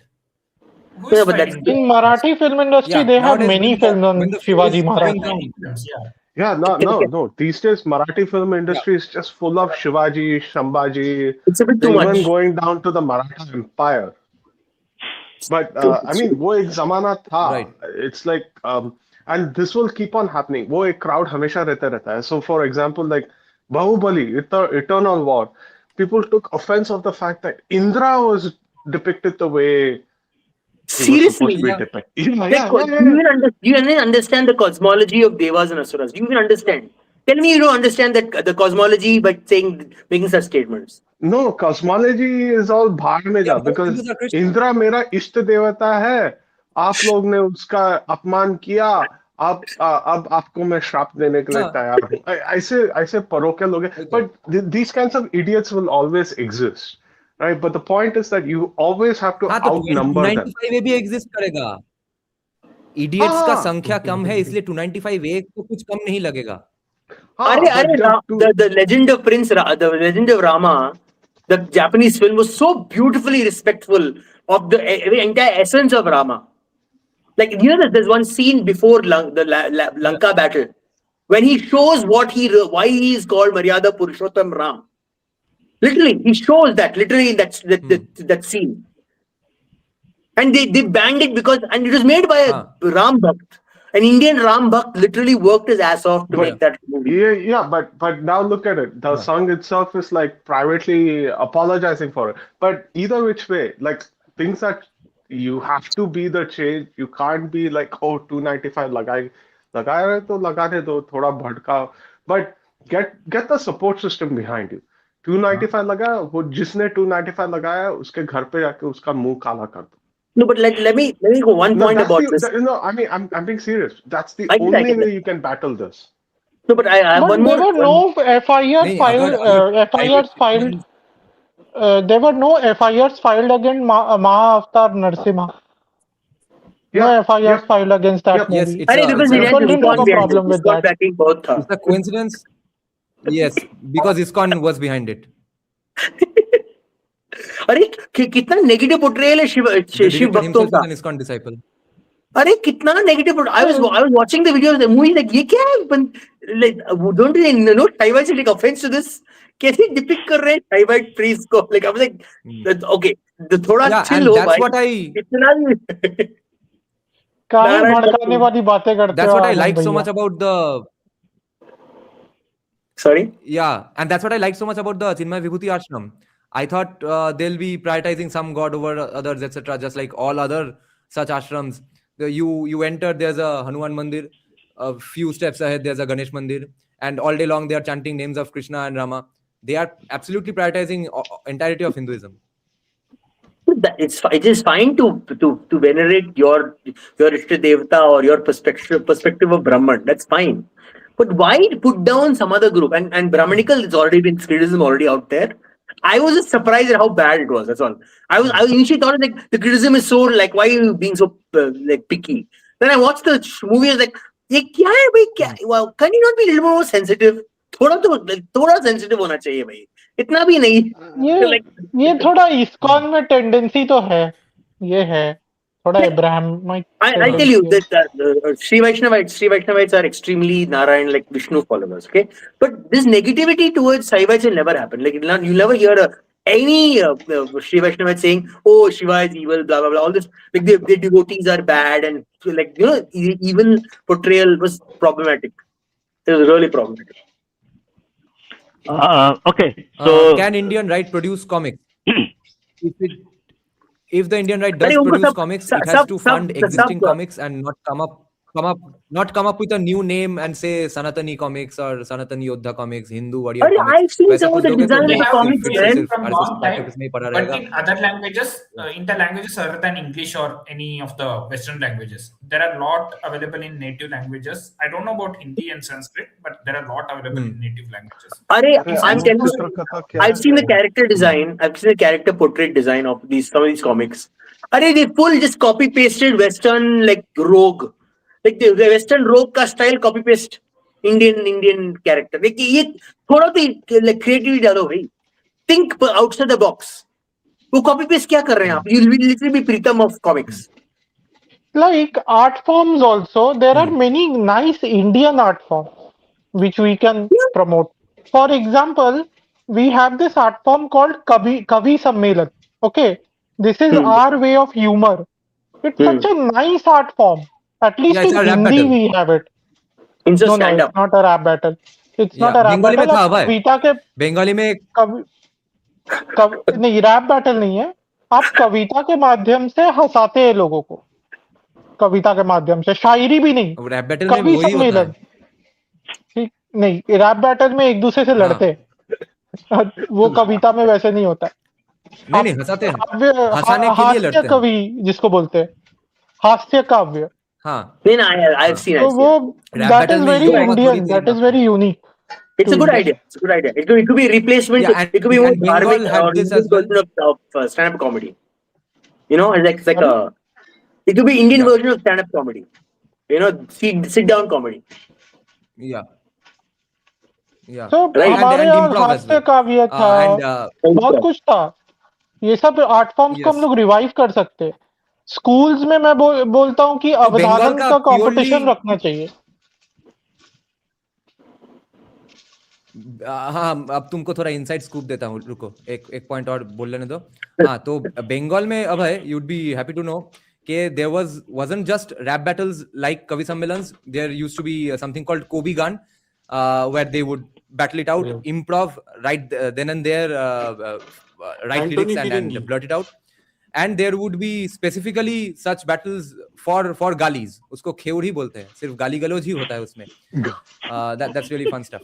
We are great intellectual descendants of those people. Now, खेउर गान. Yes. The inside scoop I want to give you all is everyone is going to be nameless here because সব চরিত্র কাল্পনিক and we don't want to get killed or sued.